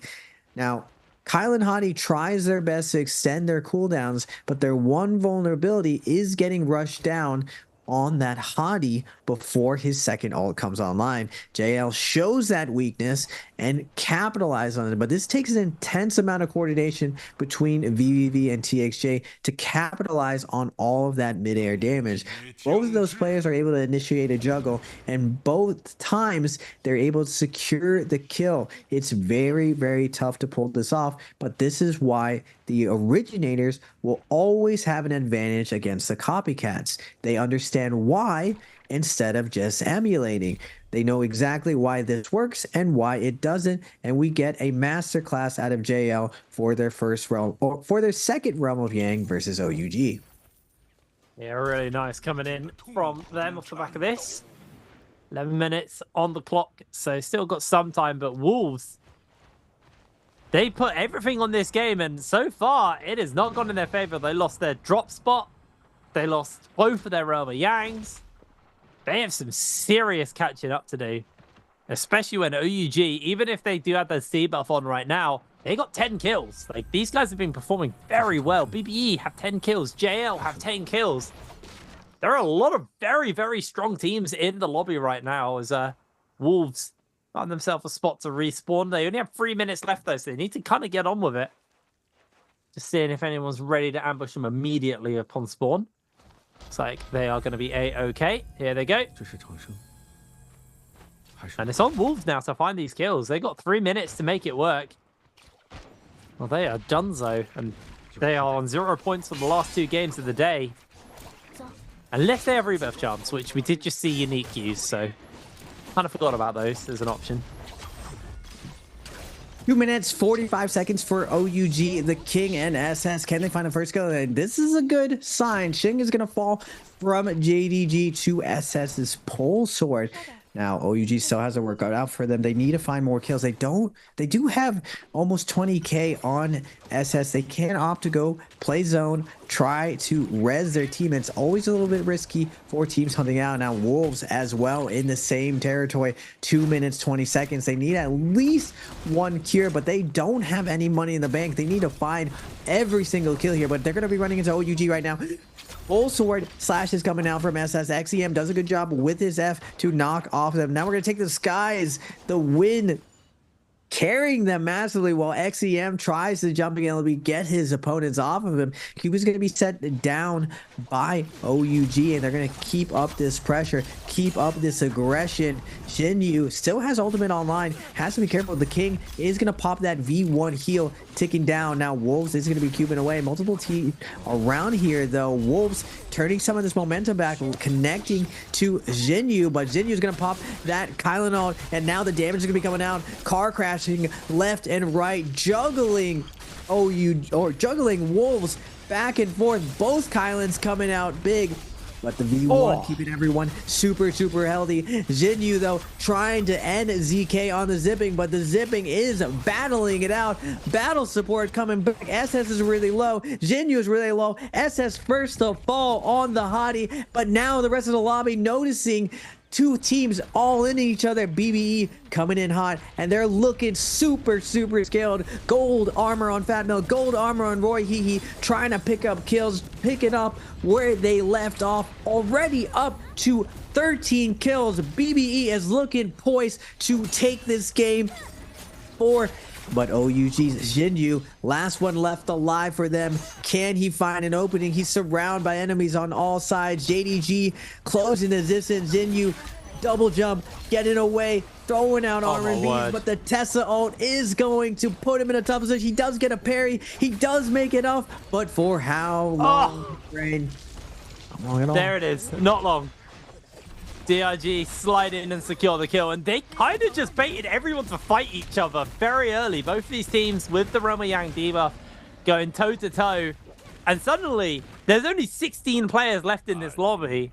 Like you said, 22-24 is kind of that magic number, but we expect to see in the final circles, and that Wolves versus OUG fight, ultimately Wolves do come out on top just because they still have a single player left in the lobby, but we'll see how long that can last for. They did get a rebirth charm. Huh. Maybe it's not cooked yet. Maybe there's a world. It would be interesting, Hiprain, and it is always winnable. As long as you're alive, you can get kills. You can't get kills when you're dead. So we'll have to see how Wolves plays when they are in a scuffed game. Now, normally we've seen them in a very dominant position, and they've shown us how to play, but this time we're seeing BBE set up for this dominant position. Now, first Spirit Well, this one I don't believe has the buff, so you're playing for armors right now. Revenge able to pick up the armor right now. Everyone's coming in to cannibalize all of that loot. No ult zone is going to be hit, and with 17 people alive, it isn't as stacked as we normally see.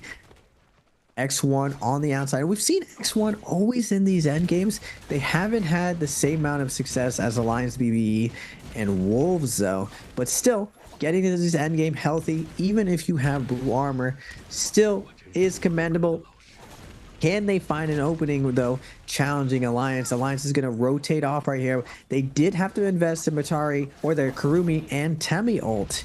Now going on to the other side, we're going to get DRG finding out Wolves.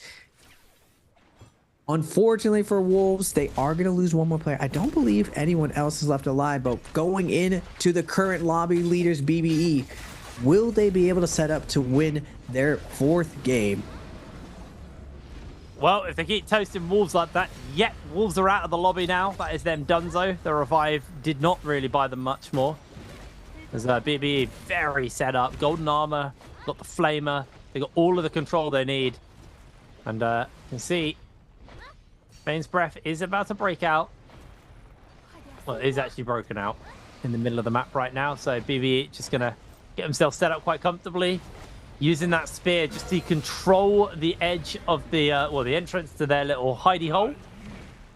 You can see it is going to be a white Tigers as the buff. So everyone's going to want this Spirit. Well, this could be a... This is the game-winning buff for the teams. There's 20 seconds till that Realm of Yang ends, and then what the teams need to do is not what Wolves did and over-invest into securing the middle of the zone too early. You want to get there just before the Spirit Well pops, so you immediately get that cover, but you don't take all the free fire like we saw in the last game.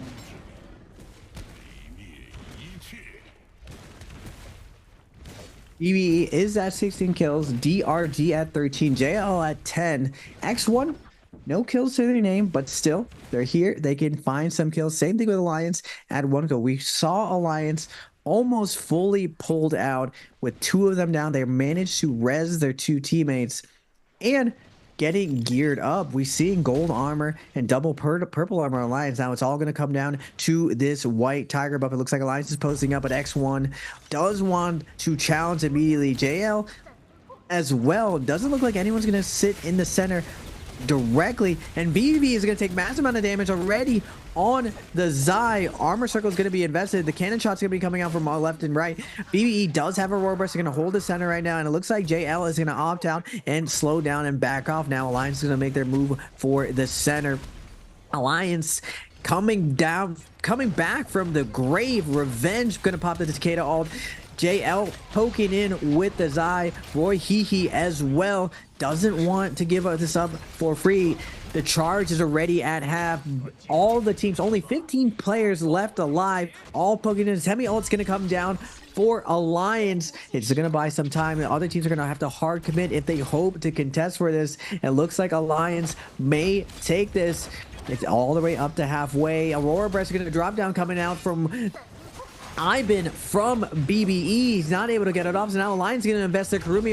JL is going to dive into the middle with BBV and try to hold the center. Now cannon shots coming out from X1. Can JL hold the center? We're past that halfway point. Fong, BBV throwing out attacks over and over. They're going to invest Matarion, and it looks like JL is going to claim it. 3 minutes left, only 15 people left alive.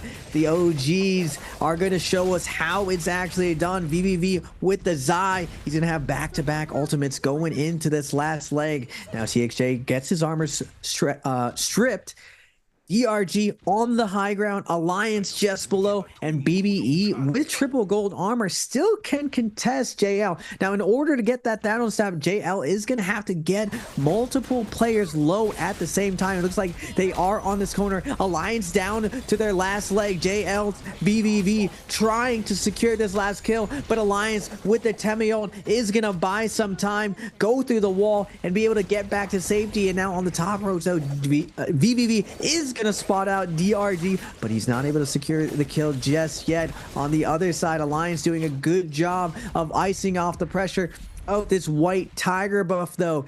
Still 2 minutes on the buff, still a lot of time for JL to make some magic happen. VVV making his way out, falling with the F3, able to keep him alive. It looks like VVV wants to go back to the high ground, force DRG down to the low ground, but BBE on the low ground doing work, finding the kills with their flamethrower, forcing X1 into a tough position. Roy Hehe leading the charge with the erudition, but on the high ground, you see X1 and the remnants of DRG being pressured off, forced between the two strongest teams. But the erudition of Roy Hehe going crazy. He's just releasing the blues, flying through these blue skies. TXJ's down to one focus attack, but Fong doing a good job picking him up.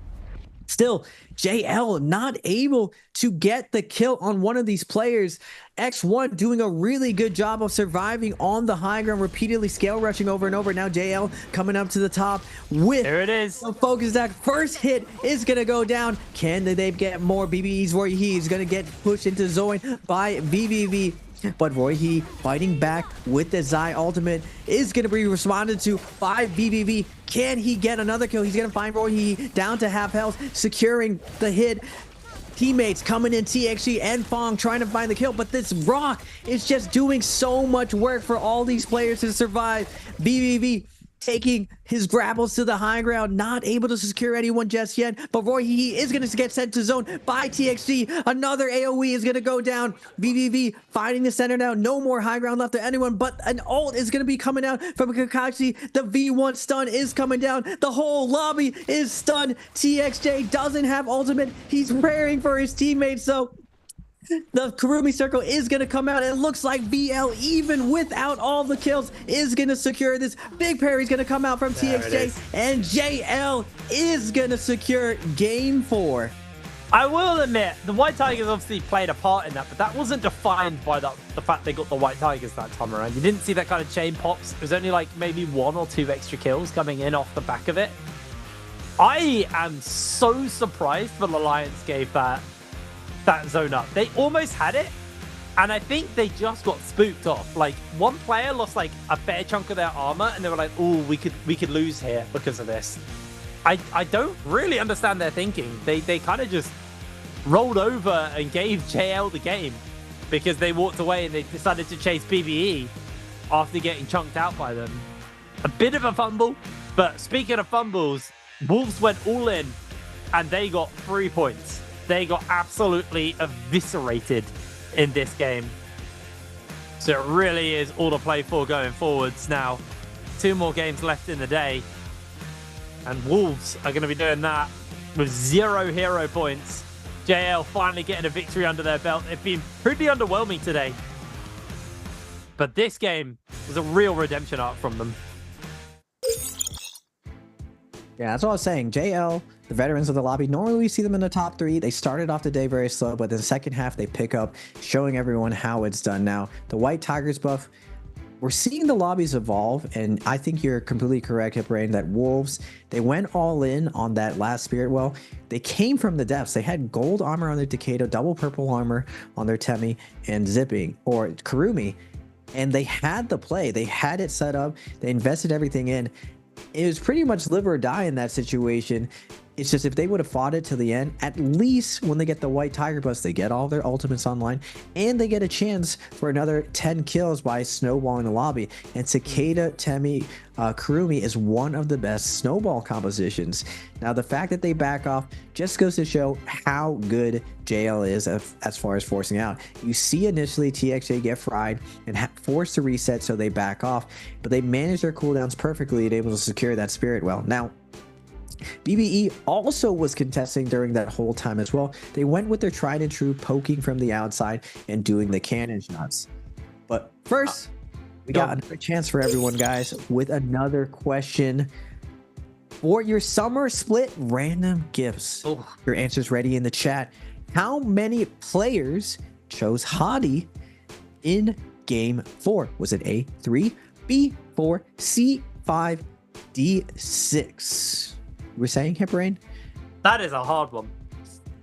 That is a very hard one, actually. I can't think. It was relatively popular. Make sure you put ABC or D in Twitch chat. Check your whisper box, because that's where you will be notified of your victory if you are to get one.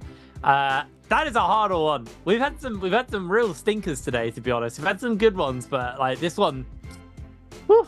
I mean, the first game question was unbelievable. I don't know what they were doing there. They're making you play on hard mode. But you people are sheep on Twitch chat. You'll see someone answer something and you'll just follow them. So, you know, be different. Be that guy who answers something different. That's what I'd say. You probably won't win a prize for it, but you'll win my respect. Right. NARAKA. So, moving on to game 5. I really don't want to say what map we're going to because I got the last one wrong, but I feel like we end on Morris. So I'm pretty sure this is Fedoria, but again, I might be a little bit wrong here. I'll be interested to see what everyone's going to be looking like as we get onto this next map now. How people are doing as well, because like you're saying, some people, they need a couple of games to warm up, but I find that some teams also get a bit sleepy towards the end of the day. And they actually kind of fall off as you move further through the day. So I'll be interested to see how some of those teams actually do kind of fare when we get to that point. Yeah, like you said, sleepy, they run out of gas. It's a marathon when you're playing NARAKA. It's 6 games. And a lot of times the games are mutually exclusive. Now, that's not necessarily true because we're all human. We're all succumbing to our emotions to a certain degree. And it's really those small mistakes. Like, I could see it needling Wolves a little bit, knowing like, or Alliance, how far they came. And they just kind of stayed a little bit gun shy. Right at the end, they could have clutched it up. Those are those frustrating losses. Now, looking at the scoreboard, we see JL at 16 kills, but you also see DRG, BBE with also 16 kills, and you see how much that multiplier does change. Now, it's only 5 points. It's not as big as it used to be. OUG with 12 kills, EWG with 6 kills, Wolves with 4, and 521 with 3. And we're seeing a bigger discrepancy this game going into game 4 on haulers. Now, in previous games, we saw a little bit more of the kills being spread out. Now, unlike the other games where that happened, Vipers did slow down the bigger teams. This time, all of the scaling teams end up making this endgame, and looking at the overall damage, VVV at 31k, TXJ at 23k, and we see the maestro of these two players leading the charge in this endgame. They don't need the White Tiger buff to do the Thanos snap. They've done this a million times before. They're the original referees of these endgames, and they're able to secure those 16 kills the old-fashioned way. Yeah, that was a very, very impressive game coming in from them. As we're having a look once again at the scoreboard. TE, I mean, yeah, it's not really been their day, has it? 1 point in game 4, currently sitting on 11.5. They have been very underwhelming today. And remember, this is a stacked lineup from TE, and they are really starting to struggle. Even with this being a bad game for Wolves, they still are 10 points ahead of the competition. So they're having a very good game, but the problem for them is the middle of this top end of the table is starting to reel in. BBE only 1 point behind Alliance. JL only 4 points behind Alliance. Like, these guys are slowly closing that gap, and even OUG very, very close in the back of the top end of the table. The Wolves, they need these nasty games to go well for them, because remember, it's like, realistically, as long as next week, or I don't know when they're playing next, but whenever they play their second game of the bi-weekly, as long as that game doesn't go horrendous, they're going to be sitting pretty. the issue for them is you know, you want to get as many points as possible because it makes your bi-weeklies that much stronger for you. You know, the more points you start with, the more points, the closer you get to that 70-point threshold that you want, then make the victory happen in the bi-weekly finals. Now, having a quick look back on this game, this is JL's performance here. They're just playing very, very consistently well across this game, constantly scrapping, always putting points together. It was just a really impressive game from these guys. Yeah, I love watching JL's perspective. You just see how well they play off of each other. You see PXA at the master going with these pole sword flanks from the top roads, using his F2 perfectly. This is the part that we didn't see from his perspective. That F2 snipe perfectly targeted a Hottie, and that F2 has to be manual aim. There's no melee aim assist helping you right here. We're seeing TXJ again playing off VVV, but making an audible here to find this kill inside zone. I remember seeing he finds that one person very, very low on the edge, keeping his Ongsword on top of him, able to track him through all this chaos. This rock did all these teams on the rock, X1, DRG, do a really good job of kiting out JL, preventing the Thanos snap, but still, it doesn't matter. If they don't get you in a clump sum, they slowly whittle you down with their focus fire, and we're seeing TXJ with the masterclass going into zone, dodging this Viper roll, coming back in. V1 on the Kurumi coming out. Now they're going to hold the center and close this out easily, picking up the rest of the kills. Yeah, really nice play. I mean, they didn't get that big like chain, but we see time and time again from the, well, I say time and time again, I've seen twice from the White Tigers, but even so, still made it work. 23,000 damage, TXJ, 7 kills, huge game on the Matari for him. I do have a light note. You know how like a lot of our heroes, when they jump into like the NBP graphic, they always look really cool. Like Takeda does like a massive slash and jumps out of the sky. Matari's is really underwhelming. She like blinks in and then just like stands awkwardly on the like middle of the stage. We need to give Matari we need to do some justice, because I think we might see more and more of these Mataris popping off. This is our second Matari MVP of the day. That's true. Ayoma, I think, was the other one, and I was surprised at how much damage he did. I'm curious to see why they actually give MVPs to certain players. It's definitely not just damage. There is probably some consideration of how impactful you are. And we see TXJ supporting his teams perfectly. He is the IGL of the team on the Matari. Matari on both sides. She's a damage dealer, and her ultimate does provide a ton of support to her team, providing them with the invis and the siphon on all their attacks. Now, it's not as flashy of the end game that we see from GGG and Wolves, where you get the nice Thanos snap and everyone goes kablowy, but we do see some very, very methodical play, and that's what I'll say. JL, usually one of the teams in the top 3, but I mentioned it before earlier, Hiperain, that the scoring of the new system that NARAKA has created in the Pro League, it's a lot more flat. It's a lot more competitive. The kills are so much more meaningful, and without that cushion of the placement multiplier, a lot of teams are adjusting to this new level of aggression, and we're seeing the likes of Wolves and Alliance, they are shining through, and the same with BBE. I like to see some of these foreign organizations and teams doing super well, just because it shines well for all of us to show that with enough effort, everyone can compete at this level. Yeah, absolutely. I mean, what I'm liking about today so far is we haven't really had like one team just rock the day. Like the bi-weeklies were very much defined by Wolves and JL. Like they were the top 2 teams. Wolves were just far superior to everybody else that day, hence why it ended in 4 games. But today we've seen, you know, Wolves have had their moment. They've been consistently good all day, but they've also had some pretty low lows at the same time. Like it's 50-50 of them right now. It's a real flip of the coin to see who's going to show up. Alliance have been pretty consistent all day as well, but then we've had things like BBE who've been getting steadily better as the day has gone on. JL, like you were talking about, like teams that kind of had this warm-up. But I mean, DRG have just been kind of like sleeper insanely good today. Like their third parties, I think that's the thing with DRG have always been very good at. They've always been very good at third partying, they are playing these third parties so well. Like, really, really impressive from DRG, and I am very impressed by their performance today. And it's cool because we're seeing lots of teams score. I mean, OUG are another team, like they haven't had an MVP, so you haven't had that kind of like big hullabaloo for them. But realistically, they've been, you know, super impressive. They're the opposite of DRG, where like DRG are very good at third partying. OUG are just by far the best team at just straight 1v1s in today's games. Like every time they have a true 1v1 and they don't have to worry about a third party, OUG come out on top. They've been so impressive at that.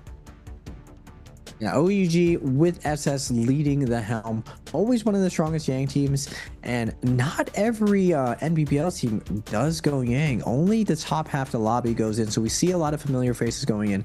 Now, with the kills being more important, we are seeing the bottom half of the lobby explore, taking their chances going in, at least for the first realm of Yang.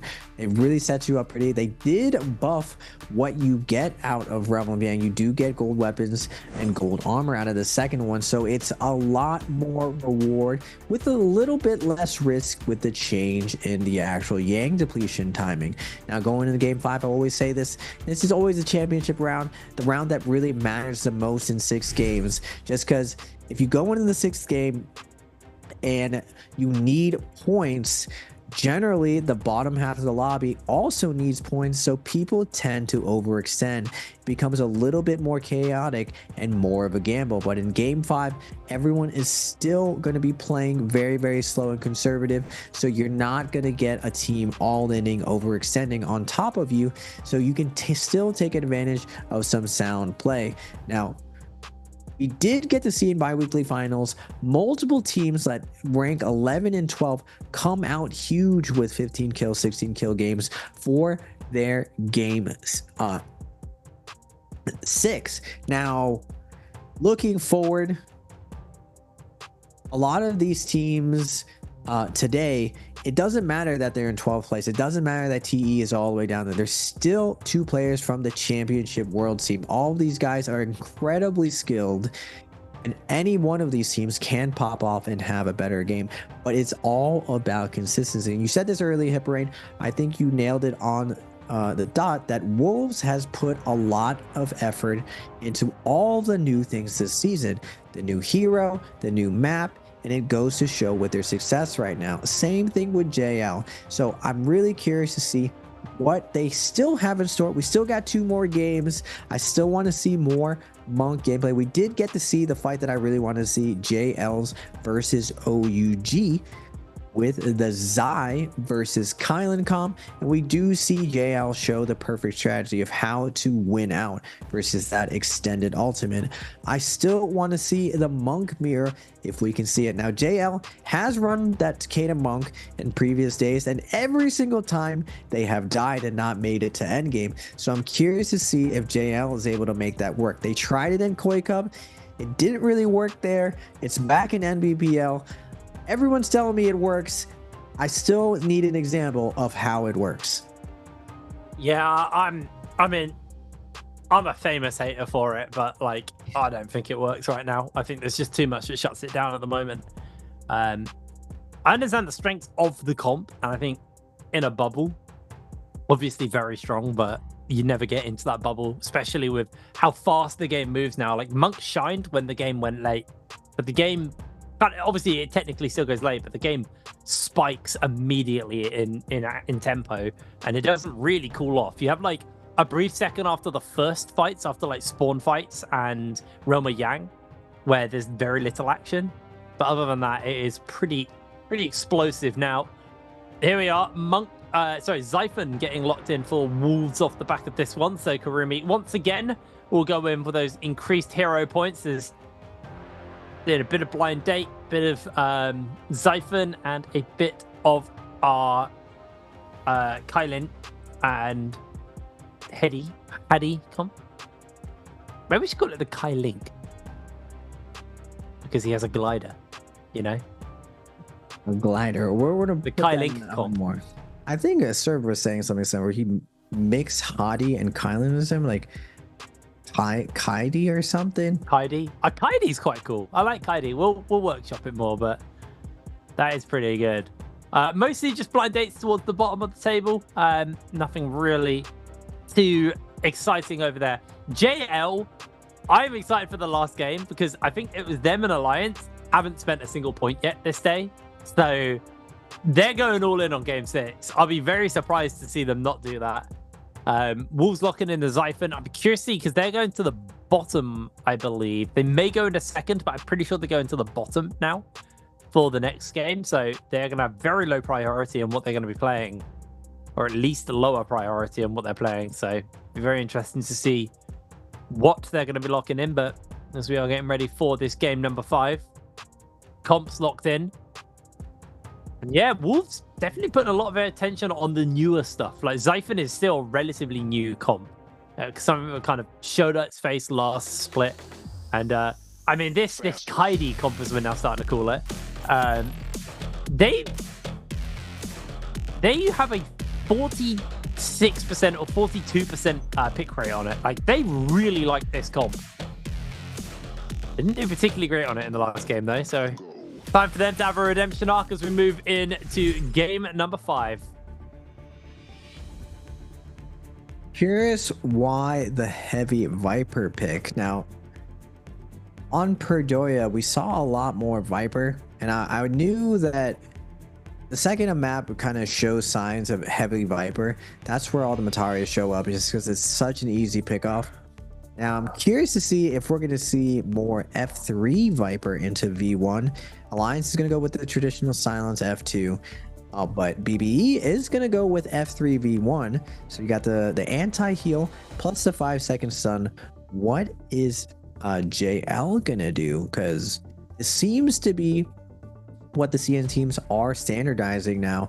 All their Vipers are going this F3 V1 on Viper. And that really changes the traditional execution. Looks like TXJ is going to be doing the same thing as well.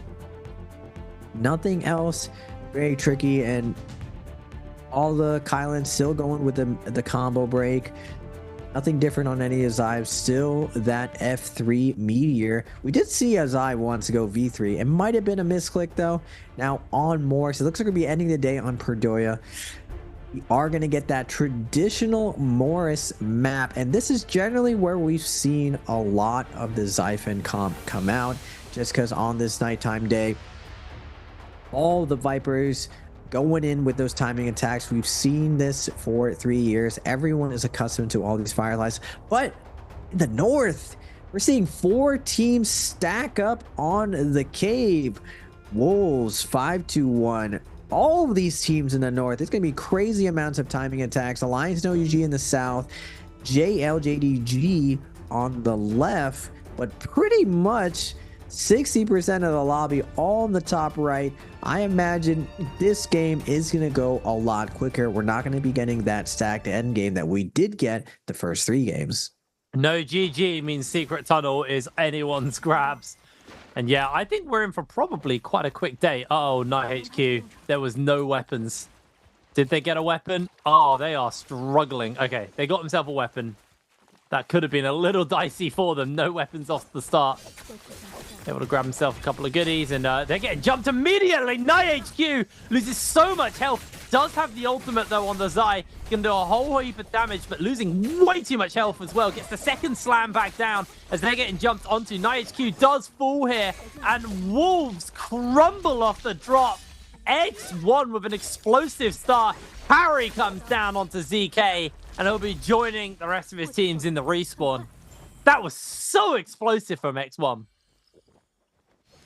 X1 had the disadvantage there. Wolves did get the ultimate on their Zai, but X1 with the perfect flank and the team combos covering each other perfectly. We're going to get TE versus ASE for the Fireflies in the north as well. Lemon down to his last leg. He doesn't have water with him to secure it. No lemonade and sweetness going down. Just pure lemons off spawn for this team. Now, BBE versus X1's LYD in the north as well. All of these teams in the north, I've been gonna lead the charge with the fist, gonna pop that V1 into the Zai, but the Moonbane is gonna be coming out, plus the Invis for X1. Unfortunately, it's going to be coming in too late. BBE is going to be able to find that first kill, but they're still in the middle of this Moonbane. They do not care. They're surfing the Moonbane right now. Roy Hehe is going to take a hit, but two of X1's players are going to fall down. Roy Hehe does fall to one of the Moonbane hits, but no one on X1 can leverage any of this, and it looks like BBE is going to come out with a nice 3-piece off spawn. Really nice start there for the side of BBE, especially when that was a Bane's Breath against them. So they able to survive that. Really, really big. Seeing EWG playing this nice and cool, actually, as they are getting themselves just a little bit of loot sorted. Did start with a single kill. Didn't get anything else off the back of this, so... Yeah, we were expecting a pretty explosive start, and I mean, they have delivered off the back of this. It's been a very, very explosive start across the board for all of these teams. Now, JL, currently just ringing the bell. Alliance are in the area. He may get himself in a little scrap here. Alliance immediately do spot VVV. Fight's breaking out. JL slide in. There goes the F. Foxtail comes down. BVV losing a lot of HP, pinned in place, and I think that is just the escape button pressed. Panic button from JL, but I think this is now Alliance feeling comfortable. They know that they haven't got a way to break from the Viper or the Tessa without that Wu Shen port. They're just waiting for the perfect opportunity to slam that one down as in jumps One Feng. There's the ultimate from N7. Tessa coming down as well. They will be able to get the stun off. Can they get it before the charm breaks them? They're able to get the charm off onto a couple, but VVV locked in place. Viper stun coming through as well. TXJ trying to see if he can close the gap. Revenge has been pinned, and he will be avenged. Down he goes. Able to secure that kill, as now they're looking to turn it onto the remaining members of Alliance. It's a 2 versus 2 at this point. Getting a whole heap of damage off onto TXJ. The clan comes down. Yuma's keeping the pressure up, but gets a whole heap down. One Feng is Yuma versus 2 members of JL. The charm comes in, though. Can he find the play? Yuma pinned in place. They touch the urn to keep alive. He uses the F. Can he hold? No, the parry. JL secure the victory. Clutch play coming out from JL. They lose the initiation. They lose VVV, and still... TXJ does not flinch. He's able to calmly press his V1 and secure the stun onto one player. That pole sword follow-up, able to burst down his opponent even on those buttery rocks. And when you're in a 2v2 situation, experience definitely shows. You don't falter. You don't get nervous, and you see TXJ coming big with the clutch, even with something unorthodox as pole sword Viper. Now, OUG, tried and true strategy when you're on that Sand Siphon comp. You just want to play slow. You just want to play for that armor, for that first Yang, and go all in. They've had a ton of success due to OUG's Takeda. Now, normally, before he went over to Bauta, he was their Takeda, but SS has filled in the role, and he's been doing a good job today. But we're going to get TE versus BBE, top of the lobby versus bottom of the lobby. But the bottom lobby, the former champs, showing BBE that they still got it. All their armor is going to be stripped right now. I've been trying to buy some time. The Wuchen port is going to be forced out. Now BBE is going to have to make their way out of here. Does TE have the grapple distance, though, to chase this down? It looks like they do. And the Kylan of Wash coming in hot with the slashes. He is going to get hit by the F3 right now. Forced out, using that cube to get a nice reset. Hottie is going to keep up the pressure, not let BBE fully reset. Ivan has to be careful right now. He's holding his ultimate right now, but for how long? He gets down to 1 HP. Wuchen's going to be picking it up. He wants TE to overcommit, but TE doesn't bite. They are going to avoid the V1 of the Viper, and now all they have is their Tesla. Can they get some value off it? They are going to get a YZZ, but Ivan is going to fall. Big parry's going to come out from Leo. Roy He trying to make his way out. Does get a fadeaway parry, but the gold Africa from Leo is going to come out, and Fat Milk covering Roy He's flanked with a parry. 2v3 situation. Can they bring it back? Wash is going to get a parry onto Fabric, but his combo break's going to come out. Now Roy comes in for the peel. He's not able to get it. Clank's going to come out. Leo with the chip damage, trying to just secure the kill. Fat Mick will fall. Sliver of health for Roy. He's not going to be able to do it. And TE going to show a masterclass of how to deal with that defensive play coming out from BBE. That was a really, really impressive fight there for TE, and a needed one at that as well, after how rough today has been for the front runners, for the team who everybody has had their eyes on all year long. Right now, Wolves getting a little bit of a nuisance put into them by JL. I thought TXJ popped the mushrooms, but actually he didn't, because he is not losing HP at all, so he's going to be A-OK. So JL are moving on. They don't want to fight for it. We do have those Ramayang spawning up very soon, so keep our eyes on that one. As you can see where they are, Wolves, JL, and 521 are all collapsing on the same portal though, so I think things might get very dicey over there when that goes down. In fact, that's actually going to happen very soon as well. It's interesting is no one's actually contesting the Spirit Wall, and the Spirit Wall is Draco Storm right now. Normally Viper teams go for this just because whatever buff is there, they're able to secure it. And even if they don't secure it, they have the Wu Chen port to guarantee they won't fall. Draco Storm, one of the best buffs to secure if you're trying to get in and find a lot of kills. But it doesn't look like any of these teams care for it. They actually are just going to be hunting these Realm of Yang entrances. Now JL coming in with the F3, and whoa, wait a second. JL is actually going to go in with the Viper composition versus JDG. I'm trying to see. It looks like JDG is going to be running the Hottie Zipping Kylan. So does JL, the original creators, have the counter with Viper? Let's see exactly who TXJ is going to be focus firing. It looks like they're going to get a Tessa ult onto the Zipping, onto the Hottie. They're going to switch to the Hottie right now. V1's going to be invested in Hottie in the middle of the Tessa ult. He's going to have to fly away, but he is going to get stunned right now. TXJ with the pulse sword, going to come down from the top rows, gets a nice slash onto the Hottie, but it's not going to be enough. It looks like the Zipping heals is going to pick up the rest of the team, and now the onslaught of this Kylan is going to be coming out. Nice peel coming out from BBV with the Tessa ult to stop some of this pressure, but it looks like actually JDG Singh is on the F2. Kylan gets the uppercut, or the focus attack off the F2 confirmed, but JL still has 2 players left, VL, VVV, and Fong. Can they come back with the clutch? They are going to get the first parry. JDG is going to take down VVV, and Fong will get 1 kill, but it's not enough. JDG is able to secure the win over JL. Very, very explosive fight there for JDG. Able to secure themselves the victory, especially when they're to squeeze through a whole bunch of teams to get themselves inside that Roma Yang. Now cutting over to some of the action in the real world. Fat Milk getting taken down by Alliance. Ivan on the run, and BBE, that's a rough one for them now. They are down 2 players, only Ivan left. He's going to have to probably look for a rebirth charm if he wants to pick the rest of his team up. Alliance actually just sitting in a purple bush where they do a bit of shopping.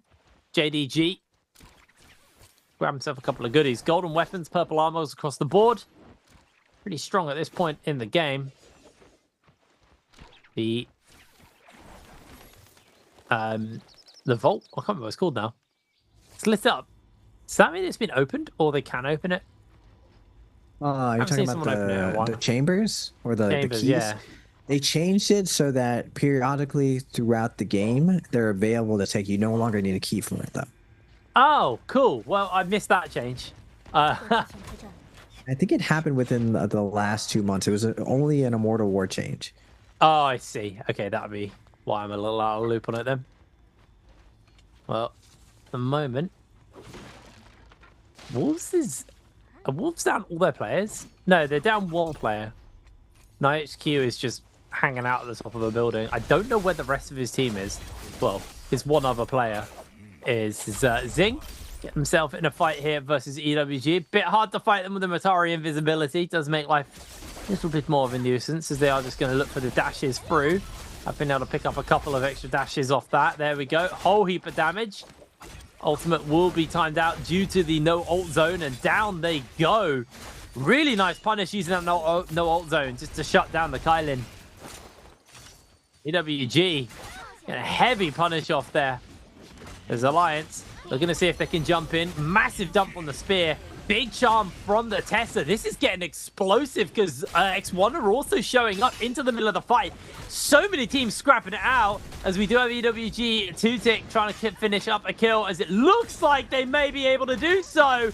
Low HP, the Draco Storm keeping them locked in place. X1 with the third party, fourth party, fifth party, call it what you like. There's so many people in the mix. Everybody is just forcing their Vermilion Bird Smites out now. Alliance able to take down 2-tick. They're just going to slide away, call it good, and heal up as I believe Wolves were able to find a revive onto one of their players. But I think they might have lost a player for it. I think Wolves got all 3 players up now. And they're sitting pretty at 2 kills and at the top of the lobby, but everyone's been closing the distance. Alliance already up to 5 and 49.5. Alliance could take the lead after this. Looks like JL is coming in with the Viper counter, forcing the Kurumi ult from 5 to 1. Now TXJ and Fong are going to get ported out. 5-2-1. Are they going to continue the aggression? They are going to be going into a Viper ultimate and a Tesla ult. BBB is going to look for the Tesla ult, not able to get it. Temi ult's going to be coming down. Unique did get hit by the Tesla ult though. TXJ going to slowly pop his V1, create some space for his team. They have a reset, but Fong is going to fall right now. Pampy on the Takeda putting up a ton of pressure, but we got TXG and VVV for the clutch. Can they find the clutch again in a 2v3 situation? Tesla is going to get 2 of them. Perry's going to be coming out, but TXG is going to get flanked on his back. VVV does a good job of covering TXG's back. We're stuck in the zone right now. Yin is going to come in to VVV's back. They are going to find 1 kill, but on the outside though, TE's coming in with 1 minute left for that Yang depletion. VVV is going to fall first. Wash is going to spend no time popping that ultimate, securing these kills for his teammates. Yin's making his way into the zone, trying to get away, but you can't get away from this Scar that's just gonna run you over, and TE is gonna come in and cleanse themselves of that Yang depletion. I think we just saw 3 teams get eliminated in a very, very short succession there. We saw Wolves go, we saw 5-2-1 go, and who's the other one? JL maybe, or BBE? We just saw a whole bunch of teams getting wiped. That was absolutely chaos. As TE have been able to cleanse himself of the Yang depletion, they're gonna be able to head back into the zone. But a bit of gatekeeping from OUG onto X1 here. Although OUG are very low, ZDI is able to secure Zinyu a kill onto him. And your prediction was right here, Raven. We expected this game to be a very fast tempo one, due to the way that everyone was dropping and they're kind of just dropping on top of one another. That has very much come true. Realm of Yang's open, and it looks like X1 quite happy just playing the zone OUG off, and they may be able to just get another kill onto Zinyu. They forced the Kurumi ultimate out here. Rico turns around with a halberd, shreds through the health bars, but Zinyu's going to go down, and that was just another kill gifted over to X1. They successfully baited them to get the res off so they could get another kill out. Really nicely played. They're going into the Realm of Yang.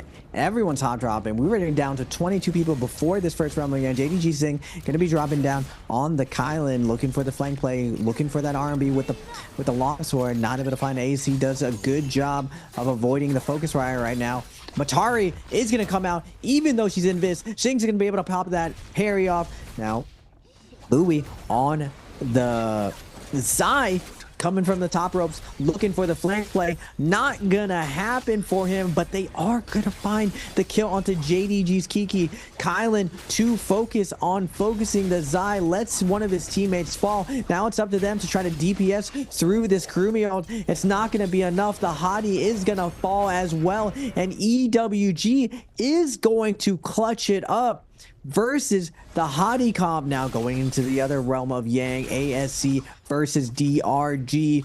Hottie, Kylan going at it. Kylan at the end of his ultimate, not getting that last kill. Same matchup as well, but this time it goes the other way. Corki of ASC is gonna fall to the Zai, hard countering that zipping, but Water down to a last focus tag. He's able to get that R&B off to finish off the kill. Now DonQ in a 2v1 situation. Both of his opponents down to 1 HP, but the double charge stab dodge with the fist is gonna take him down, and ASE's Water is going to clutch it up.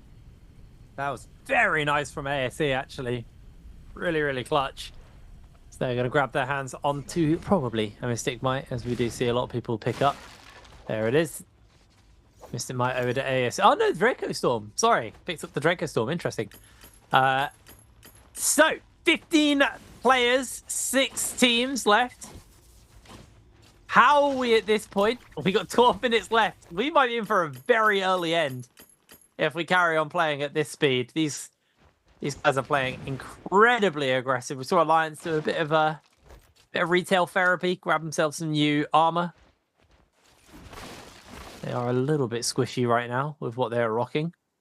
But we are dealing with DRG and JDG who have the debuff on, so we are guaranteed to lose at least 6 players in the next 3-4 minutes. So I expect to see some action break out very quickly.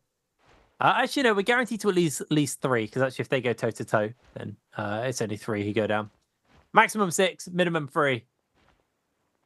Be a very, very explosive couple of moments. We're seeing TE, X1, both with 10 kills, and EWG with 11. And looking at the overall scores, it's a lot more flat. Initially, Wolves and Alliance pulled ahead. Pretty big lead at the beginning, but as the day has progressed, Wolves hasn't kept their foot on the gas, or they got a little bit sleepy, as you said earlier, Hiprain. They're only at 2 kills. Alliance is keeping up with that momentum, though, at 6. They have potentially the opportunity to pass Wolves. Same thing with EWG.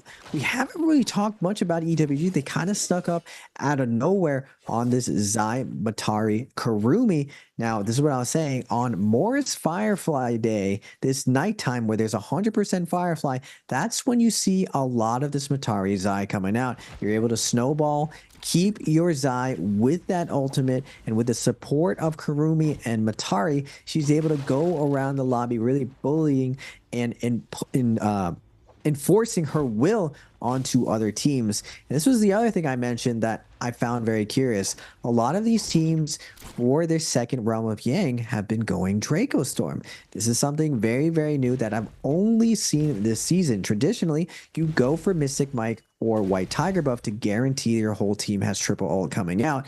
But now more and more teams are rocking that Draco Storm. Now, you generally assume when you see Draco Storm that the team got Realm of Yang for free because they don't need to use their ultimate. So teams are actually less likely to fight you when you have Draco Storm. I'm wondering if any of these teams will pick up on the fact that these teams are trying to get away with this. Now, technically, in most scenarios, when you have Draco Storm up, you're probably still going to have one ult up, and Draco Storm just provides so much defensive and offensive capabilities. Every couple seconds, there's an AoE tick, and you're also given a massive regen. What this quantifies to in a heads-up matchup is you can literally just hold focus attack, wait for that AoE to go off, and the second you see your opponent staggered, be able to release without the fear of being parried. So it's very hard to lose when you actually do have Draco Storm. But speaking of losing, we got 2 minutes left for Yang depletion. Do you think DRG can cleanse their health, Brain? Well, not if Keck loses that much HP. Does have to take the cube and fly away. As DonQ9 trying to get some damage off. Have a blink out to safety. Trying to make this connection happen. DRG also very low HP. Both these teams just need to full commit to each other. But the sound of this fight may draw other teams to come hunting to see if they can find that third party. So far, it looks like no one's really sniffing around as DonQ knocked into the zone, caught out by the grapple here from Tutik. He's just trying to play the kiting game, but they've got the ability to stick and just absolutely rip through that health bar. Down they go. Kill secured. And that looks like Jing's just going to burn out. He has the debuff. There's nothing he can do. Kakaishi now looking for a turnaround. It looks like Alliance are just going to slide in and try and tidy this fight up, seeing how much has been committed. Yuma throws down the ultimate, does miss out, but Kakaishi's still going to eat a whole heap of damage. Just down they go. Bit of a sad poison splash hits on as DRG, they're about to lose WX98. Down they go. And it is just going to be the one player. Alliance now gatekeeping. Karen's been getting up as Don Q, he's been seen by Corky. And in he jumps. That is going to be the end of them. Don Q goes down. Actually dies to the corruption, so nobody else gets the kill. And this is Sparked now, ASE and Alliance. The trade blows with one another, but I think they're just going to walk away. This might be the first time we've had downtime in a while. Yeah, it's just been non-stop action in this lobby. Everyone is just putting the pedal to the metal. Non-stop W keying coming out from everyone, and we're seeing a couple teams we haven't seen before at the top. X1 finally getting some momentum, having a ton of kills. TE as well. So is ASC. EWG coming out of nowhere from the middle of the pack, trying to lead this one. And if EWG takes this Spirit Well, which I can't see which buff it's going to be. They are going to be getting Tesla ult by Alliance on the outside. Louis is going to back off. They don't want to be in the center there as that Tesla ult does go off. They are going to get peppered still by the Alliance. Now ASE is going to take the center for a second, but no one wants to hard commit in this situation. ASE a little bit hesitant. EWG is going to make their way back into the Spirit Well. Water and Lemon, the dynamic duo, looking to get active in there. A couple trees setting up for these drop down focus attacks out of left field. It's gonna be very tough to claim this one. I don't believe this one was the buff. It's just so early still into this round. We're still at 7 minutes. They are able to pick up the gold weapon and gold armor though, fading out, and EWG's looking really poised to take this game, Hibrain. Yeah, EWG very set up right now. Although there are a few teams to kind of give honorable mentions to. TE being one of them. Very strong right now, as we're seeing just Zai to safety. Don't want to be dealing with that anymore, so I'm just going to back off. There are a couple of other teams who've also got a serious amount of kills under their belt. As the Bane Breath comes down in the next 6 seconds and normally slows people down. EWG are positioned nicely though, because they are at a shop, so they can do a little bit of light shopping if they need to, grab some stuff. X1 is going to fire a couple of cannon shots out, trying to see if they can find Cookie. ASE also right behind them. EWG are just going to move on at this point. Is TE on your screens right now? They have, last I checked, 10 kills. Can't see because unfortunately their Soul Jades are up at the moment.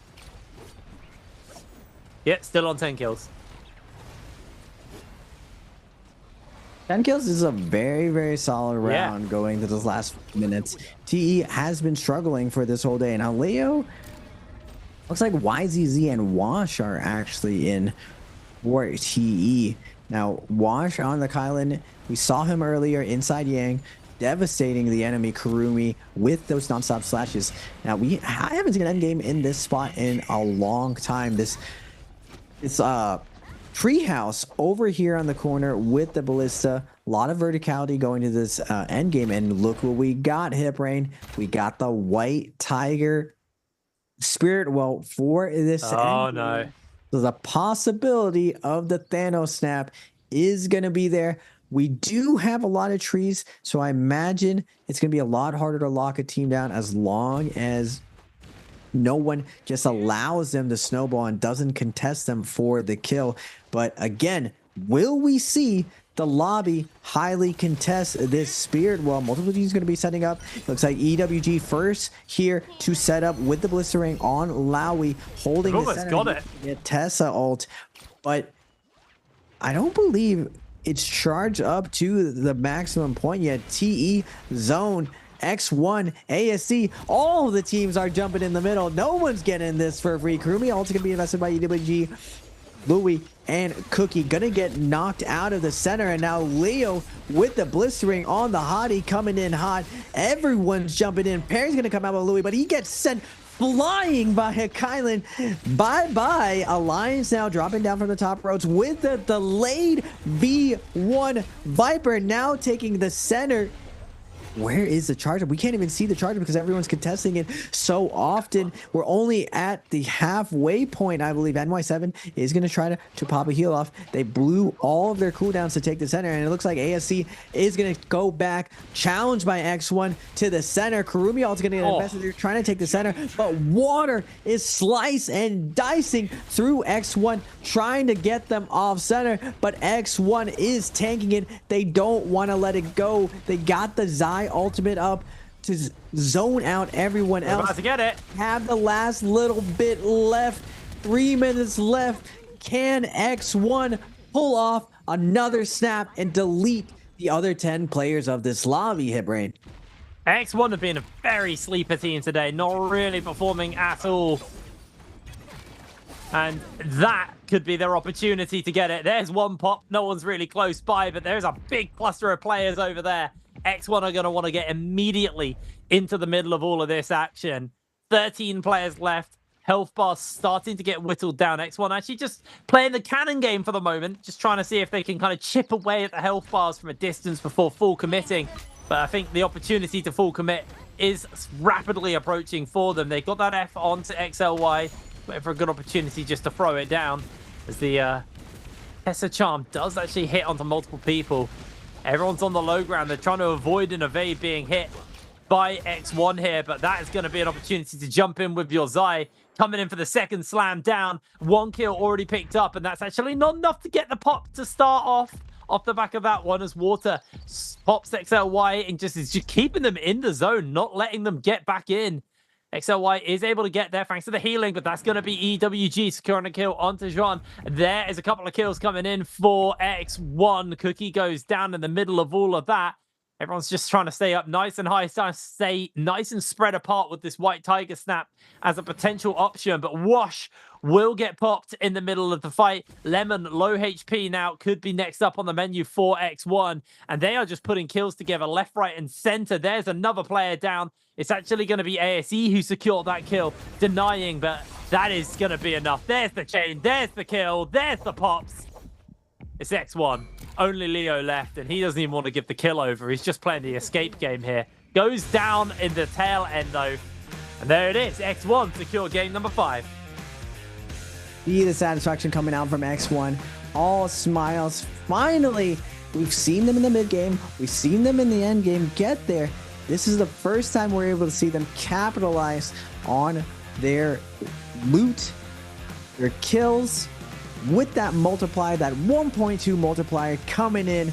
X1 pulls off a massive game for their game 5. And we see the rare last kill.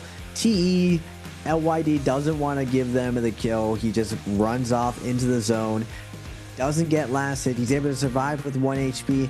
Now, the White Tigers buff, we're seeing just how rare it is to find that snap. It does require a lot of coordination. It does require the lobby to kind of give way to it. And what we're seeing lately is the lobby is kind of sick of it. We're not giving it out for free. You're not just going out to secure the kill onto everyone. The tough part, now that multiple teams are investing their ultimates into that Spirit Wall for the White Tigers buff, is when they lose and they're not the team to get it, they are coming out of that situation with no ultimate.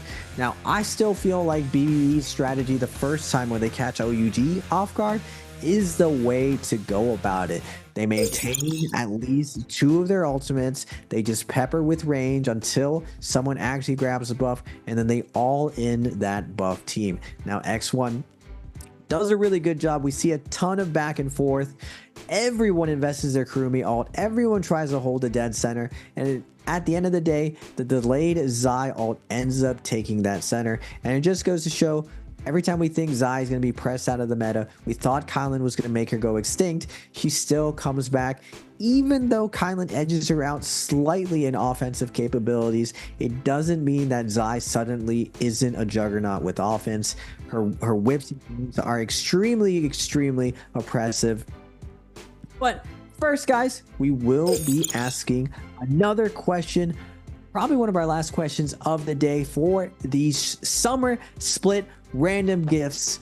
Which hero did Alliance NY7 use in Game 5? Was it A, Kylan Zhang, B, Viper Ning, C, Takeda, or D, Justina Gu? A, B, C, D, guys, in Twitch chat, make sure you put that, check your whisper box. That's where you'll be getting it. I could give you a clue if you want. There's a character here. There's actually... Yeah, there's a character here we haven't seen played at all today. Actually, it's two, right? Yeah, there's two players we haven't seen played at all today, so that should narrow it down. That's your 50-50 for those who've watched Who Wants to Be a Millionaire. But yeah, I mean... That game kind of came out of nowhere. I didn't expect X1 to get it, but we do see time and time again, normally, it's a bit like that first ult loses. The first team to jump into the Spirit Well is typically muscled out and unable to ever jump back in again. I did think for a brief second EWG were going to be able to get it, but as soon as they got contested, everybody just pestered them off, and X1 played a very patient game. They jumped into that Spirit Well at the last moment, sneaking it away, and that is enough to secure. I do think there is a bit of maybe a balancing issue where every team who seems to get the Spirit Well today has won the final circle. So it's almost like a kind of like a king of the hill to win the game, and like it doesn't guarantee you it wins. Like that final sap, as satisfying as it is, as you can see, is kind of something when the stars align is when that can go off. But even so, the buff of having that White Tigers is enough to really kind of just eke out the victory in those in that final circle. As we'll have a look at the points. X1 19 kills off the back of that game, 26 points for themselves. EWG get 15, TE get 12, and ASE going out with 10 there. But Wolves, they've run out of energy towards the end of the day. They have really taken a nosedive in points for these last couple of games. Yeah, it's hard to keep up that same momentum, especially the lobby adapts. People learn as you go. These are all really, really, really good players, really, really good teams. And there's no way that we're going to just let Wolves run away with this, playing the way that they've been playing. Very, very slow, very methodical, and grabbing all of the armors. Slowly, teams observe this, calculate this, at least at the bare minimum, copy this strategy, and now we're really going to see how good Wolves is. They did have that initial advantage on the rest of the teams. Can they adjust now that the lobby has adjusted for them? It's very easy to be dominant when no one else is really looking out for you. The second you set the standard, everyone is breaking down your moves methodically. Now, looking at the overall standings, 5-1 at 16.5. TE is going to climb out of that last place at 24. ASC climbing out of the previous last place at 26. JDG at 33. DRG at 41. And OUG at 43. What's surprising is that JDG, DRG, and OUG usually have been dominant in the last weekly during the group stage, but now we're seeing a lot of new faces in the top 6. X1 46.3, BBE 46, JL 47, EWG, Alliance Wolves.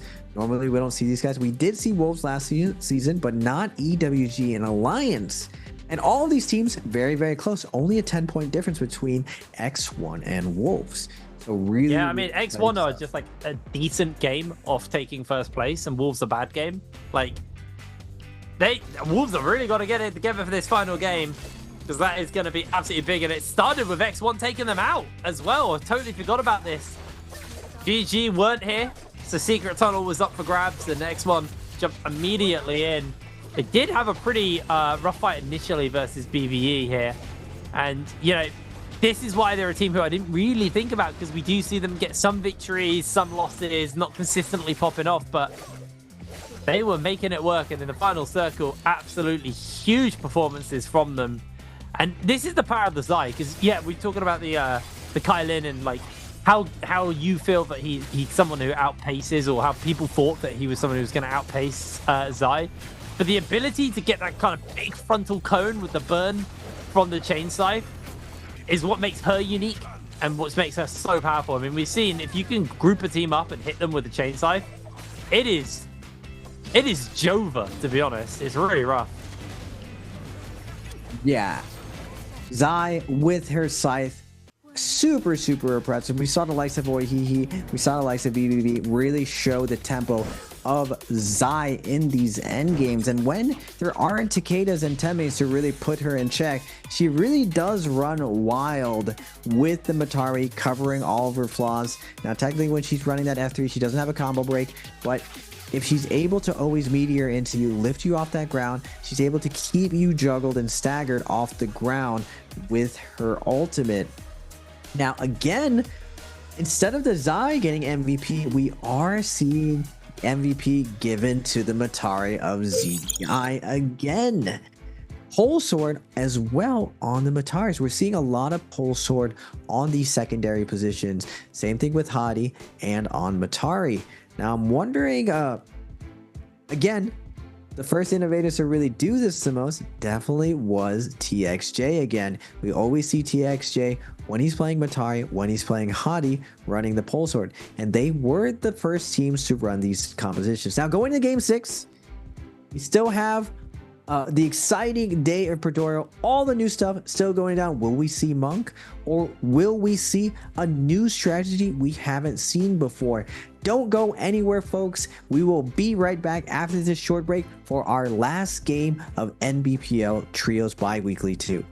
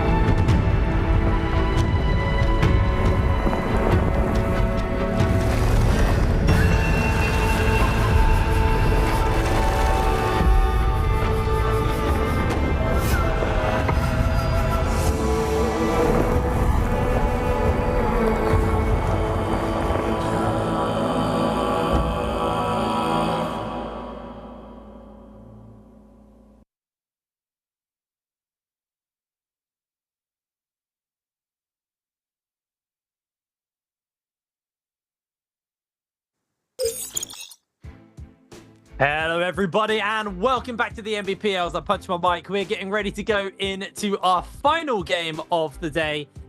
So far, it's been a very, very mixed bag. We've seen some teams really pop off, not perform.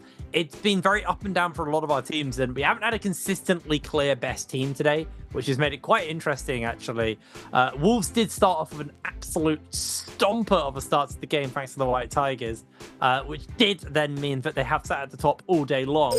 But it is close now. There is 10 points between them and 6th place, so there is a lot of teams that could jump into first at the end of this game. I like how flat the points are, like how little deviation we have between the two. So that really means during the group stages, we can have that third day to sweat it out. Even in that day 2, all these teams are going to recognize that it's not that easy to go through, that they want to secure a better place. So we're going to get the best version out of these guys. Now, a lot of the times the top teams, because they had such a big lead on everyone else, the top 5, they can kind of coast after game 4, game 5. They can limit test. They can try other compositions, other strategies, and really keep hidden going into the bi-weekly finals. Now we're seeing these teams push to the absolute limit. We're seeing the foreign teams like BBE catch up, do really, really well in endgame, even running counter strategies. We're seeing Alliance, Wolves really, really showing up big, normally considered tier 2. Not Wolves, definitely tier 1, but Alliance is definitely considered tier 2 within the league as far as consistency. Now, will they be able to keep it up? This is still day 1. There's still 2 more days of trios left. But going forward, God, Pretoria, I cannot wait to see what these guys have cooking for this new map. Still, a lot of new stuff to be explored on this new map. Between all the different Firefly locations, between the platforms spawning in the Mercury River, you got the red jade in the north, you got the red sword in the center, and it looks like we're gonna get another mixed bag for phase 1. EWG is gonna be going with the Kylan comp, DRG is gonna go with Sand Siphon. I forget where this team is, but they're gonna be going with Siphon, LYD. That's X1. XLY and ZDI on what will they go for phase 1. Remember, these guys have not Karumi. What? Interesting. I guess they can't pick it. I guess because they've only got X1 probably have used too much of the Karumi.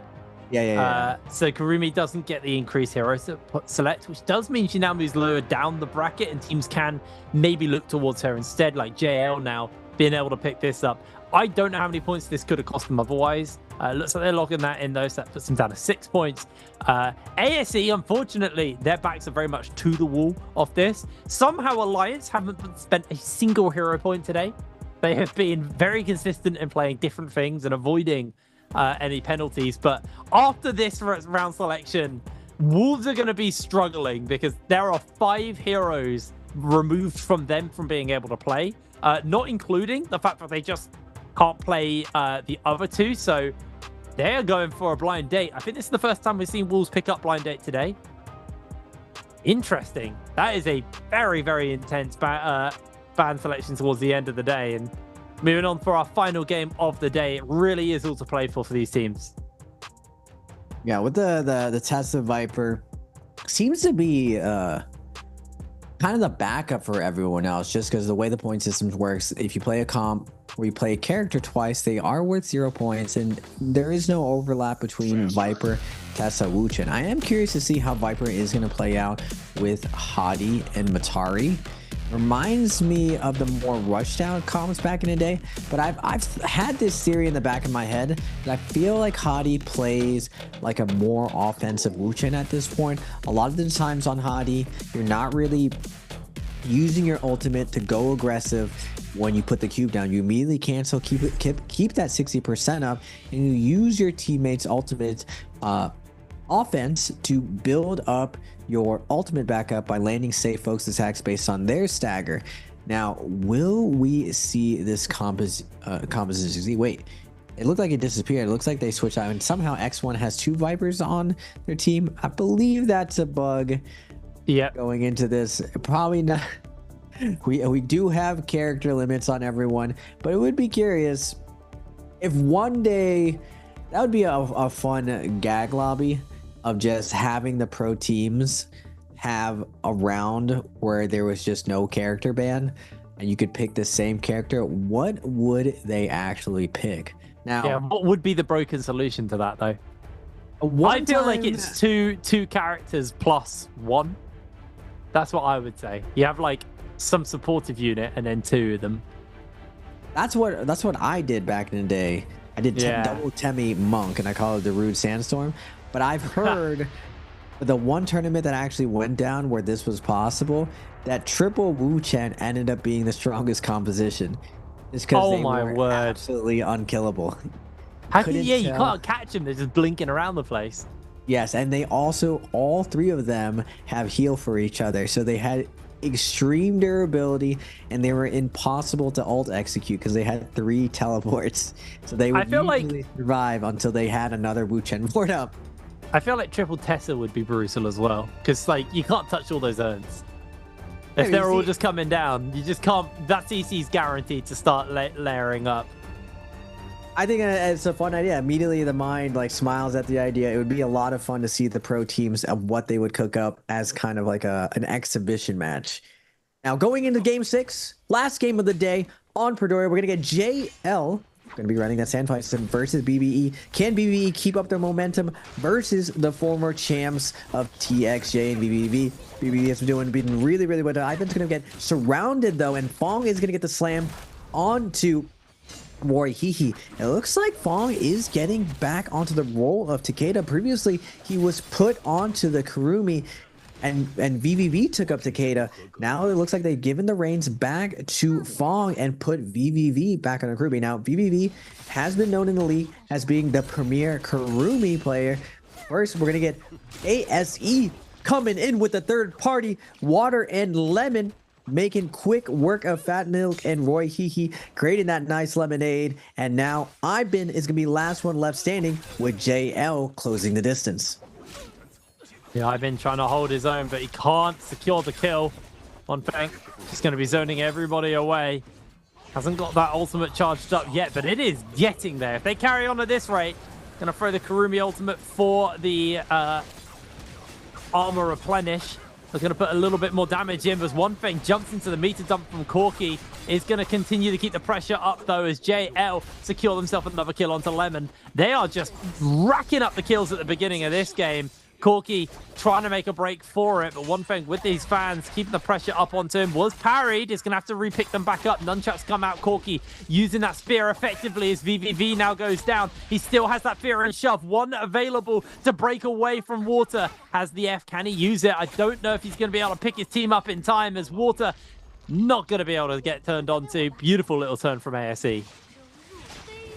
Now we're going to get TE versus 521. 521's been having a bad day. Can they turn their luck around? And TE has been picking up their gameplay. Pampy is going to get ported out by Cloud. Does TE want to continue the chase? Pampy still has that V1 left online. TE's slowly making their way across. The counter grapple's going to be coming out, but Pampy threatening that F3. He is going to miss both of them. He is going to drop the V1. Can he get the stun? Nice fake coming out from TE. He fakes dropping, Wash fakes dropping down, Scale Rush backed up, and Pampy is gonna miss the full V1 stun, but he's still gonna keep up the pressure onto YZZ. This port is gonna come out from the Matari. He is gonna get blown up by the F3 coming out from Pampy, but Kurumi gonna try to get her revenge here. Gonna get that LMB focus attack into the follow-up. Can she find the 1v3 situation? Leo trying to create some space. He is going to get a parried twice by 521. Kurumi cannot do it. Leo does fall, and 521 is going to get some momentum off spawn. Yeah, it was a nice start there for 521. They got overtaken by TE after that last game. So need to get some kills under their belt. TE on those respawns right now. Really struggling. The winners of our previous game, X1 though, jumping up the scoreboard after their last game. getting a really, really solid victory. Can they keep it going? Pretty set up here for ZDI. Purple pole sword and purple armor. Alliance were in the area, but looks like they're not particularly interested in taking a fight. I mean, they're revised and they got about 4 minutes until the 4 or 5 minutes until the Realm of Yang spawn up, but I guess they're just not interested in losing that gear and that armor before. As JDG just go for a cheeky surf. This is amazing. It's the best part of the stream. It's so satisfying. Relaxing. I love it. I wish you moved even a little bit faster on it. It does move pretty fast when you're going downhill, but going uphill, all these little platforms that they added too, definitely really, really cool. But it looks like EWG's Cookie. I didn't realize they weren't teammates. Yeah, I thought they were friends. Yeah, this was a hot pursuit. Sting doesn't want Cookie to get away. He is going to invest his ultimate, get the stagger off. Going to be popping that V1 from Cookie. And Cookie is still going to try to slide and vibe his way out of here. He doesn't have any grapples. Exit trying his best. He's waiting for his F1 to come back up. He does get the stagger. And now Cookie, again, in a tough position, is going to get that, hit this F. And now Cookie's going to go the opposite direction. Goes with the sliding uppercut, not able to get it. Sin is going to be able to chop him down, take Cookie's legs out from under him. But what a exciting down for this off spawn on Perdoria. I can't believe neither of us realized they weren't on the same team. We just thought they were having a casual surf, and it turns out that was actually a high-speed pursuit. Totally missed that one. Now, Alliance and OUG are getting themselves in a more obvious scrap. OUG have actually summoned up the Bane's Breath, though, so Alliance are going to need to get out of town real quick. But SS keeping the pressure up onto Revenge. So much damage coming out from him. Bane's Breath still on the edge here, so they want to make a break for it. SS is knocked back. Invisibility from that Matari. Doing a lot there for Alliance. And X1 looking for a third-party opportunity. As Alliance actually looks to jump back in. The no-ult zone is popped. It's going to be really big right now as it's going to stop them from using that Zai ultimate as Revenge is just desperately trying to put some damage in. F goes wide from SS. He is knocked back by one of the members of Alliance as X1 still waiting for the opportunity to jump in. Here they go. They're going to look for Alliance. Not turning the other way around. Alliance, they're going to feel the real pressure of this one. OUG still trying to keep that pressure off and see if they can find the opportunity. Yuma goes down. X1 the ones to secure that as they're now going to throw down the Viper stun, but they can't go any further forward due to the no ult zone. So there's a little bit of a waste, and that might signal a bit of a dinner bell onto ZDI. Just going to have to go for a glide, slide away. But OUG still keeping that pressure up and getting a clang off, getting a little bit of pressure to try and buy them some space, but they are just not letting ZDI break away. The urn does come down, and in jumps Wolves with the Viper stun. I don't think they actually found anyone. They did get SS, so they're just going to absolutely blitz through the health bar. The healing from the zip will keep them alive, though, and SS is able to break away. Sorry, Kurumi healing. Doesn't matter. They're healed. They're all right. Yeah, it was actually the red jade in the north. When you get procced, it looks like the zipping Mortal Defiance or the Mortal Defiance jade, except that's it. It actually heals you for 1,000. We didn't really get to see that OUG was landing up there. It's definitely the strongest landing position and highly contested. Gives you a huge advantage. So that 1,000 HP heal definitely can change the tide of fight. We're going to see Wolves find the kill onto X1. Unfortunately, we don't get to see the Hadi Matari Viper continue on. I wanted to see whether or not that comp had any type of future with the sustain, but I suspect, Hipper, and you are correct, that it's because that team did not have enough points to go with the traditional zipping or Kurumi. They were just out of points, and that's the risk of gambling your points early in a tournament. If your healer or your third character goes into the penalty and you don't have enough points, that means going into your last game, you're gonna have to play a scuff composition. Now, we did see in the previous group play for week 1, that same situation happened, and a team forced onto Matari, Valda, Monk, and surprisingly, it worked. What is going on? Now, Neither of these teams wanted to jump into the realm of Yang. I think they were trying to interrupt each other. Oh, is it blocked? It looks like they're waiting to go in third to see whether or not they can get a free Yang. But we're gonna get BBE versus Alliance. This one is not for free. Not at all. Roy Hee trying to put some damage up onto Yuma. Yuma are able to space them away, though. Still got that ultimate available to Roy Hee, so keep your eyes on that. I've been losing a lot of HP. Lovely little scale rush. Secures a kill immediately for the side of BBE. Revenge needs to make this one work. Can they turn it back around? Down a single player. Just playing the evade game for the moment. They do still have their Zai, though. But Zai losing a lot of HP. Roy Hee just absolutely melting through NY7's health bar. Trying to get that additional damage off, as I just think this might be a little cooked here for Alliance. Roy Hee going a little bit low here. Is about to time out on that ultimate. We'll get some sustained back, as this can have to be one hell of a play from Revenge. I don't think that's going to happen. I don't know what happened, but they just lost a player way too quick. Yeah, unfortunate for them. Before the ultimate's going to go out, he is going to get executed. But now we're going to have JDG versus EWG. Kurumi ult's going to be forced out of JDG's Kiki. And now the Zai ult is going to get active, is going to connect to the zipping. And this is the tough part when you don't have Kurumi and you're going against a Zai. You're not going to live. All of Zipping's healing just gets cut in half when you get that burn damage. She's not able to get away and use her F dash, her V. It's just once Zai closes that distance, it's impossible to dodge against a really, really good Zai. Now on the outside, we're going to get Wolves versus X1. The Remnants, looks like we got a little bit of res going out. XLY is going to get a parry onto Wolves, but the 2v1 going to put a ton of pressure on them, and XEM is going to come in with that F3, blowing him up. LYD with the Matari F1 is going to do his best to get a little bit of siphon, but it's not going to matter. XEM is going to come in with that double charge, break his back with the RMB, but now they have to worry. JDG with the Vermilion's buff coming in with the third party. They had their success clearing up X1, but now they have to deal with a very, very aggressive JDG and the Vermilion's buff. They got the Zai, Kurumi, Matari with the gold weapons. Can they get away? They're going to make their way into Imperial, but it doesn't look like they can get the distance. XEM is going to fall. He's going to sacrifice himself for his two teammates to get away, and JDG is going to continue this snowball. Yeah, now they found Ivan. It's a little sad there for Wolves, because if they had kited into BBE a little earlier, they might have been able to keep them alive. They did have a bunch of kills, so they should be able to afford a rebirth charm, but it's kind of the re-gearing, which is going to sting. Tutik gets hit by the parry here in the middle of this fight. Does go for that F. Doesn't quite land it.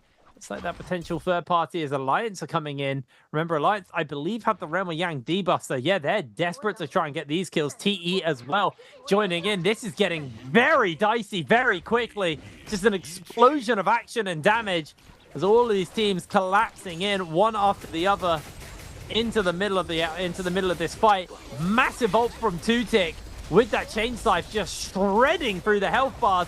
Goes in for the F, hits the 3-man with the F.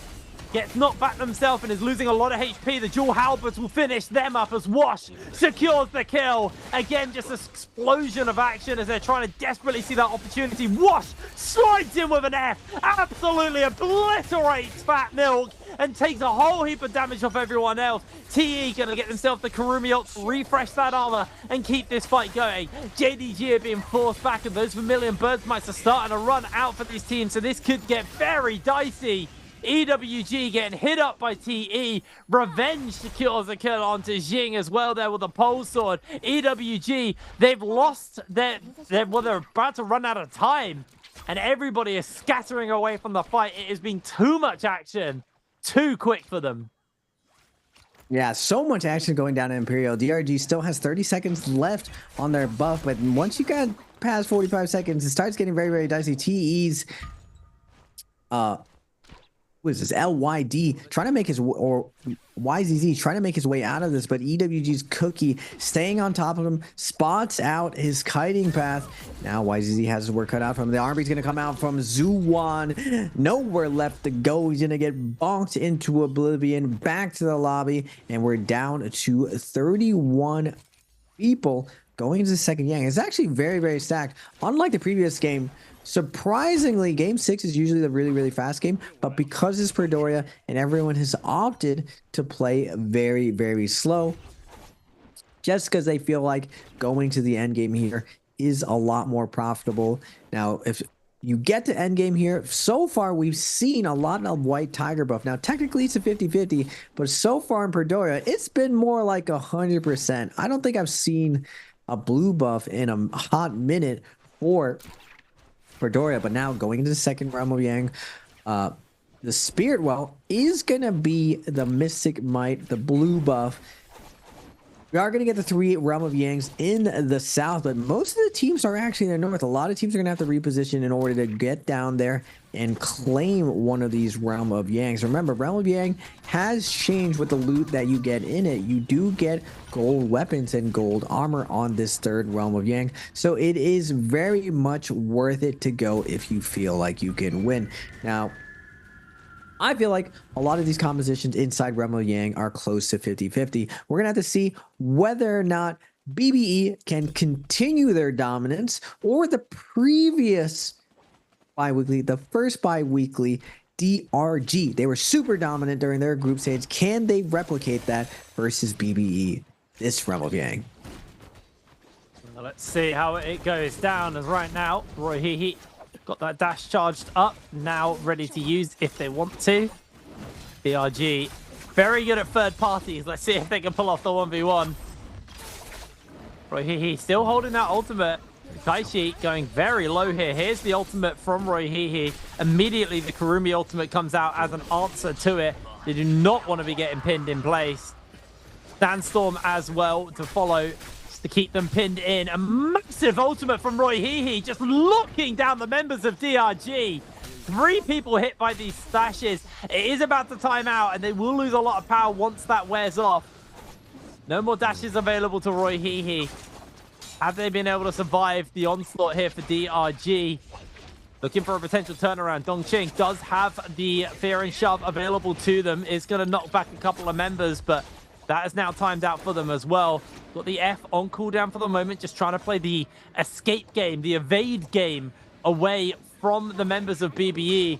Dongqing needs to go for a cheeky heal if they can. They have got the Kurumi tether, but in comes Roy Hee with the parry and the steal of the weapon as well as a bit of a denial from WX98. He's now trying to put some distance between him and Roy. Roy gets caught inside the Wisp though, and that's a massive chunk of health taken off of him, losing all of his armor. This fight is still got 30 seconds left and nobody has gone down yet. Kakashi, they're going to turn onto him. BBE managed to get themselves 1 kill. 20 seconds left. Can this be turned? Can this be saved? No! BBE able to win the Realm of Yang. Wow. What a magnificent clutch up from BBE to close this out.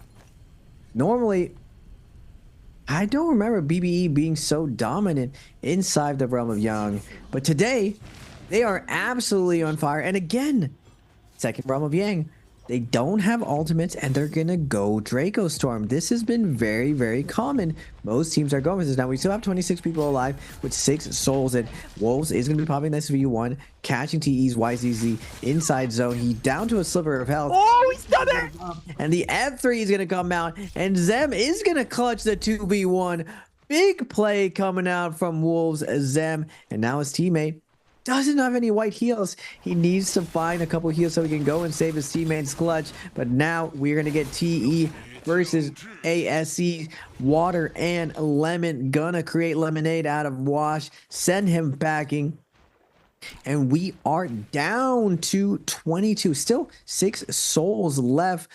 A lot of time left to cure that Yang depletion. We're going to get OUGs versus Alliance. Who do you have taking this one, Hitbrain? I think with the start they've had and the fact that they've got that White Tigers buff, it's all OUG. Revenge immediately popped. The pop goes down as well and gets a whole heap of damage. There's the F as well, just to give some heal cut. Looks like they haven't been able to finish up anything more. NY7 just playing the kiting game. Looking desperately to try and get a grapple angle on, but they're out of grapples is the big problem right now. NY7, I also think, is out of grapples. There's going to be the kill. It's 2 over to the side of OUG. Revenge will not be getting back up. And up to 5 grapples, 12 grapples. There you go. They're final grapples now. Now, looking at the scoreboard, OUG's at 9, DRG is at 9, but they do have Yang depletion. They need to find a kill right now. And speaking of DRG, they are going to find Wolves right now. The K out in the middle of zone, dragging this to deep water. Donkey does not want to go out there and possibly be sacrificed. The zone is really, really far away, and they're reaching that max corruption. They do have 3 minutes left. This isn't all in just yet. Usually with 2 minutes left, you can still find a decent kill in the lobby. Now, unfortunately for them, we do have a ton of very durable comps left alive. We have the Zyphin, we have the Hottie Kylan, and we have Mirror Siphon. Not the most ideal situation for finding kills quickly. JDG also with Yang depletion, hunting, I believe this is on the southern side, looking for kills. They're going to hit that no ult zone. No ult zone is kind of like hitting the bat signal. The whole lobby can see it from the other side. So it's one of the ways to bait teams out. At least, even if you're going to fight another scaled team, at least you get to fight another team. Now, they are going to find 5-2-1 on the outside. It's going to be a Viper composition. F3 is going to be invested by Tut YC. And now Zyult is going to be coming out. They are holding that material, waiting for the inevitable V1. Tessalt's going to be coming out, but the Atari is going to perfectly counter this.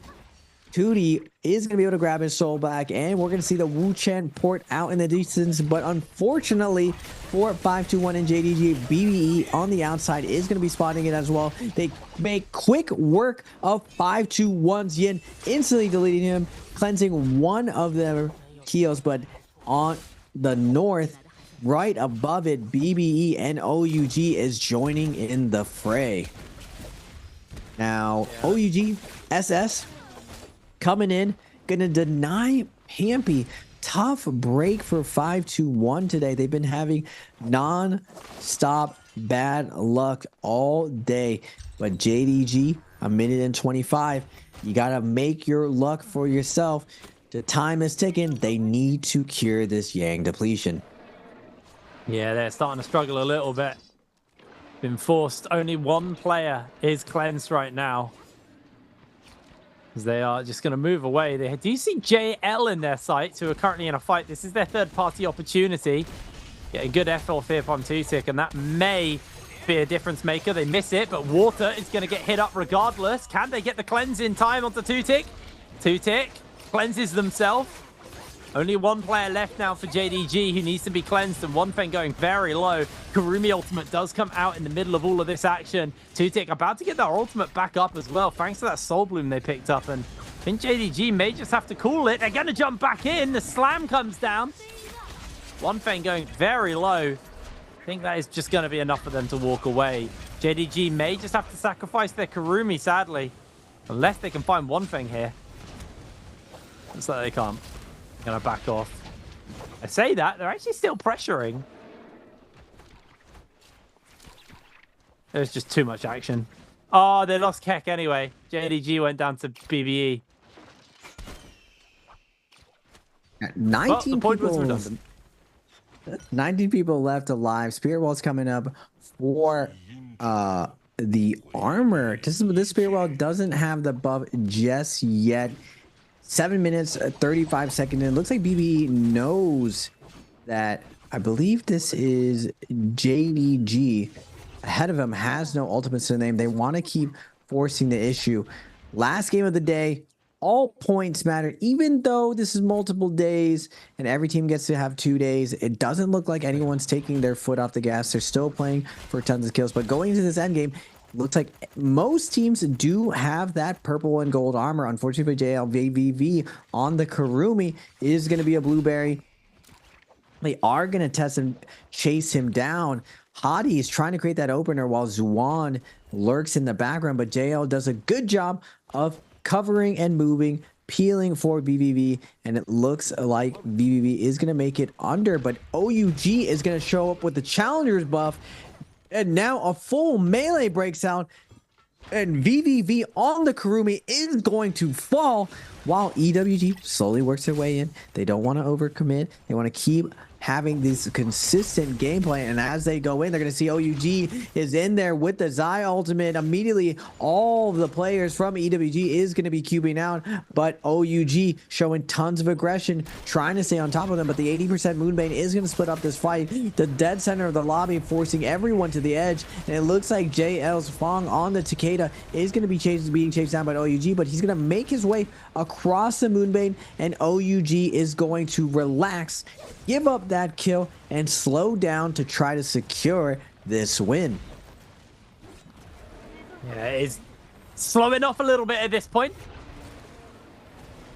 A wee bit of a waiting game now. Wait for the Bane's breath to wear off. SS. Bane surfing on the edge, seeing if they can find a couple of cheeky bow shots onto anyone trying to make their way over and away. Looks like they're just going to keep the pressure up. DRG, Cookie was able to get a kill. SS eats the Bane's breath, maybe a little bit too aggro there. Once again, jumping into the Bane's breath, misses the F here. They're just consistently keeping the pressure up. Going to go for a quick heal on the armor. So UG have successfully repositioned away from the building. There's JL's One Feng being hunted by EWG, and now there is only one member of JL left in this lobby. 13 players. BIWEEK, it's Friday the 13th as well.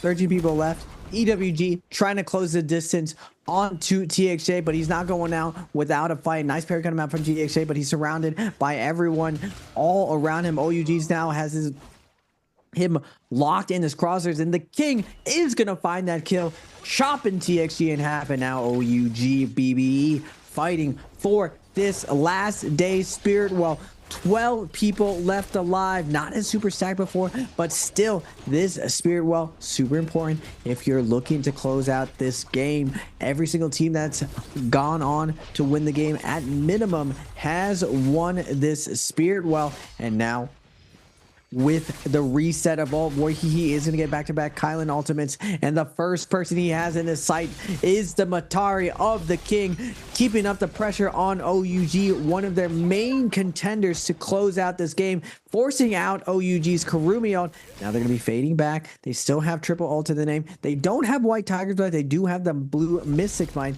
but this gives them the advantage of being able to perfectly see everyone around the map with that ESP to get some good fight selection. OUG is going to be really, really vulnerable here. They don't have that Kurumi ultimate. They do have the threat of that Zai ult and Matari ult going this last little bit.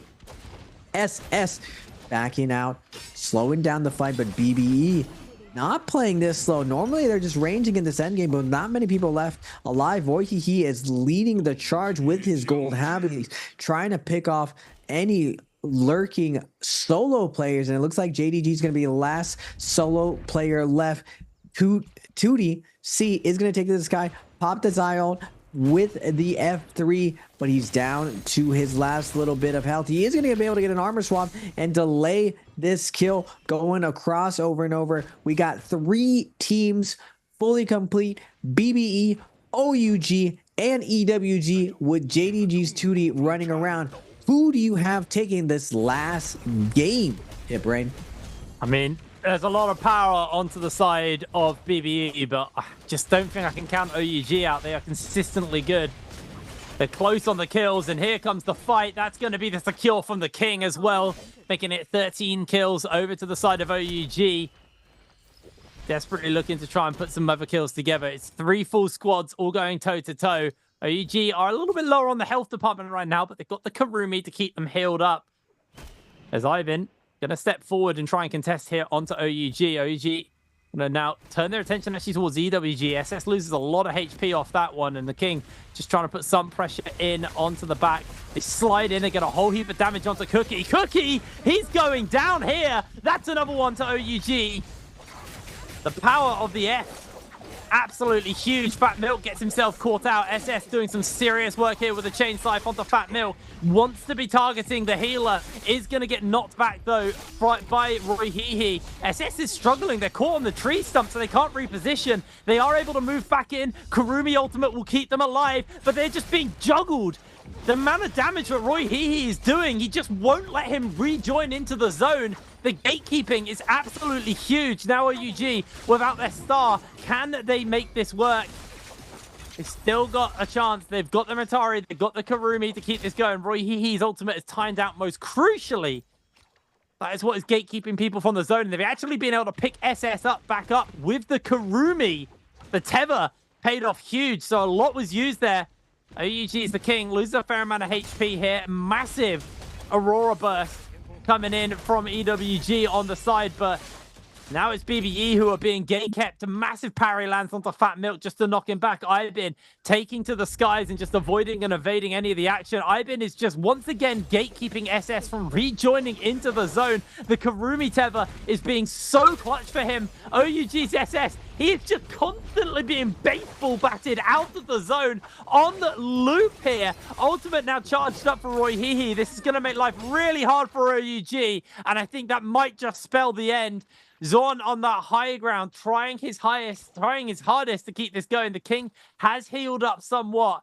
BBE, full squad, trying to stay high. Everybody's just taking up to the sky and just avoiding and evading away from BBE, but it has been a bit of a misposition here. Can they make it work? Roy Hehe going very low. Massive dash coming in for Roy Hehe, though. And that's going to be BBE closing this game out with the win. A big clutch coming out from Roy Hehe to get that first place in the 1.2 multiplier. You're seeing the fist bumps coming out from BBE. They had to be satisfied with today's performance. Non-stop consistency coming out from the Vietnamese boys. A lot of work going into this. And finally, their work pays off for this day one of the week 2 NBPL trios. BBE is gonna take it with Fat Milk, Roy Hehe. Nice play going into that end game. Now it was really fast. Most of the teams, that's what I was saying, game 5 is usually the last game that people are going to play remotely solo, and even in game 5 we saw these teams hold nothing back, playing super aggressively on this Morris, and we saw it again on this Pordoya. No one slowing down. And JL trying to play the Siphon. I saw the vision if they're able to get in Yang and play slow. Unfortunately, they weren't able to, and they end up just getting picked off going into that last end game. Now, looking at the overall points, this is the nice thing about the change from the point multiplier, or the placement multiplier. Everyone is a lot closer by the end of the day. At one point, pretty much every team has had a strong game so far, but only a couple have had those stellar performances where they had a high kill game plus that first place. Not so easy to win that first place, and we did get to see the likes of the White Tiger buff actually countered in these end games, which I love to see. Now, moving forward, I was hoping to see another stacked end game on Pordoya, but I understand it's the last game of the day. All the teams a little bit more heated than I'm used to seeing them, actually just running it down versus each other. Rarely do we really see that, but it is the first day. A lot of these teams still ended up coming out big. BBE plays it fast, plays it slow, plays the last game of the day really well. So I'm really impressed with BBE's performance today. Yeah, I mean, that final circle was just like perfect targeting. They were just making sure that they kept SS out of that final circle, wouldn't let them back in. And even with the Karumi revive, I thought that was OUG's opportunity to bring it back. They were denied. I mean, Kylin's dashes are bonkers. There are so many of them. And I know, you know, that you have to hit certain criteria, but like, there are so many dashes on that character, and you know, that plus the Hong Sword just kind of battering every time they tried to step forward. It was impossible for SS to actually ever not be in the zone. And yeah, it was just a really well-read fight by BBE, and I think that's what I've been impressed by them.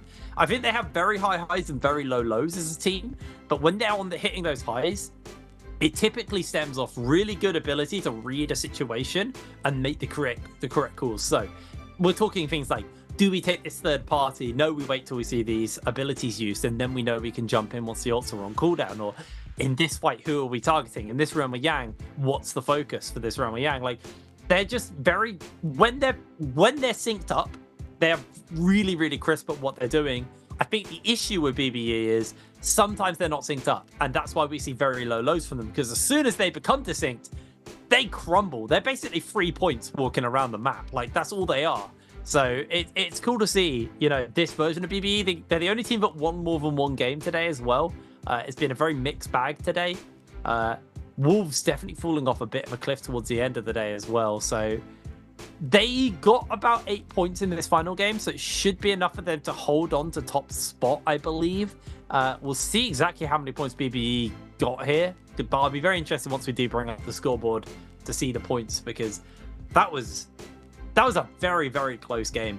Very, very close game. A lot of teams had some serious points there. Yeah. I mean, we still have to see the overall final points for the day, but still, Wolves finally getting a little bit more momentum near the end, but it looks like they ran out of the gas near the end. Same thing with Alliance, but who didn't run out of gas was definitely BBE. JL showed up, showed me a ton of things. That's what I was looking for today.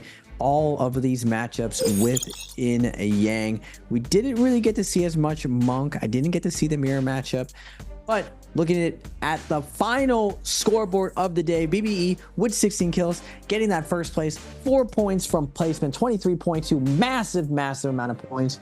OUG coming up as well. Well, I was mentioning before that OUG and JL, both top 5 teams, starting out the day very, very slow, but ending the day very, very fast and very big. Now, Roy He, no surprises here, doing the big damages at 29k with the Kylan. I've been with the support Heidi, still with 19k, and the healing coming out from Fat Milk.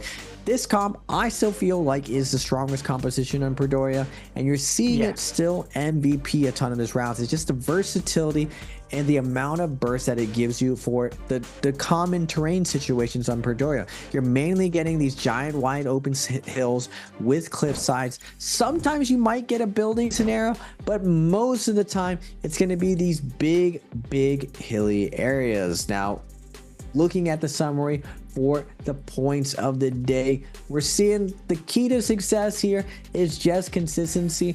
But if you're able to get one big game, it skyrockets you to a very comfortable position. And what I was saying before, it's probably going to be around 80 in order to qualify. So if you're around 40, you're pretty much good to go. And it looks like BBE, like you said, Hipray, they did it. They were able to pass Wolves in the end, staying nice and consistent. Actually, three games, getting a nice off spawn, but then dying, but having 2 massive games. And looking at Wolves' overall points, a little bit of a slump, games 2, 4, and 5, but still, EWG, the big surprise for me, besides BBE, is EWZ consistency. Yeah. 11, 8.5, 10.5, 6.5, 15 into 10, leading out today with 61. If they can do that same thing paired up with the other lobby, we could see EWG being able to make this next weekly buy finals. Yeah, I think a lot of these teams at the top are pretty set up right now.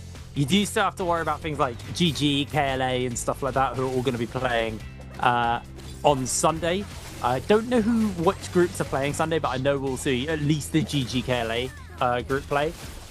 They're obviously going to be kind of big teams to watch from those groups. It's going to be very interesting to see how that kind of fares out. But once again, just taking a quick recap of this final game, OUG, they were so good in the 1v1s, the isolated 1v1s. I'm so sold on them. They just need to kind of work on when there's more than one team in front of them, because they are absolutely brilliant. If this game was just 1v1s, they'd be one of the best teams in the world.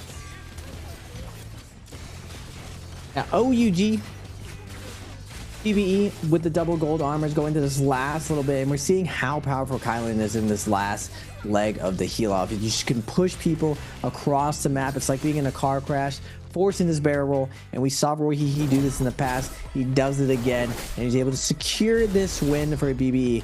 The key really moving forward that's going to define a lot of these teams within this league is whether or not they can secure these first places, because nothing else matters when you have these big amount of kills. There's a difference between going out with 15 kills, 15 points, or coming out with 20 plus points with that placement and the satisfaction as a competitor.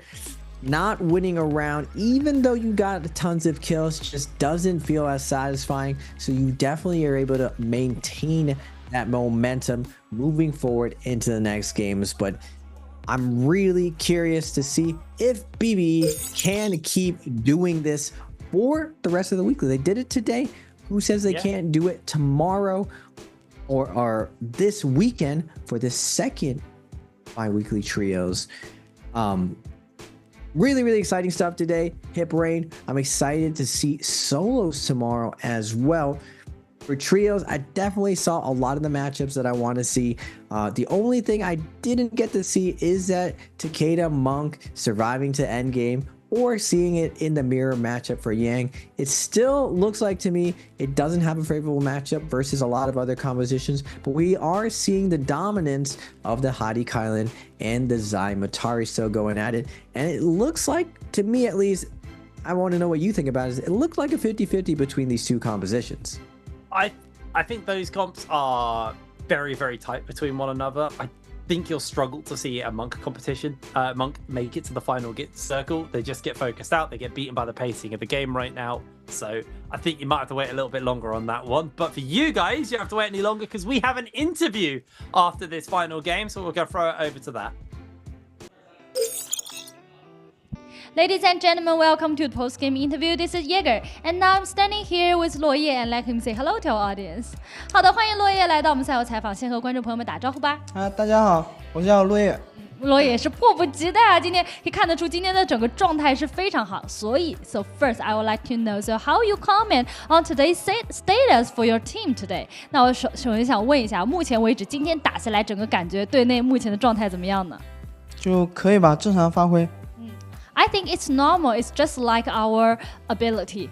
Okay, and you just said it's like so-so. So I would like to know. So how's about the last bi-weekly? 因为我们也知道，就上个双周啊是没有进入到周决，但今天觉得今天拿了一个这么好的成绩，然后觉得说还可以。那这什么情况？就上周本来我们也是刚组嘛，没磨合太好，然后其实这周也有挺多失误的，要不然应该能拿到更好的成绩。So to be honest, because we have a new teammate just join in our team, and I think that we are not cooperate so well right now. And so far, we still think that like today, we still have some mistakes, or we will have a better points today. Okay, let's move on to next part. Answer for treasure. 好，我们也来看一下今天的题目是什么。So you can see the question already, and if you know the answer, just type them in the chat box. After a player counting 3, 2, 1, we will take a screenshot, and lucky guy will be whispered. So let's see today's question. How many kills did Team EWG get in Game 6?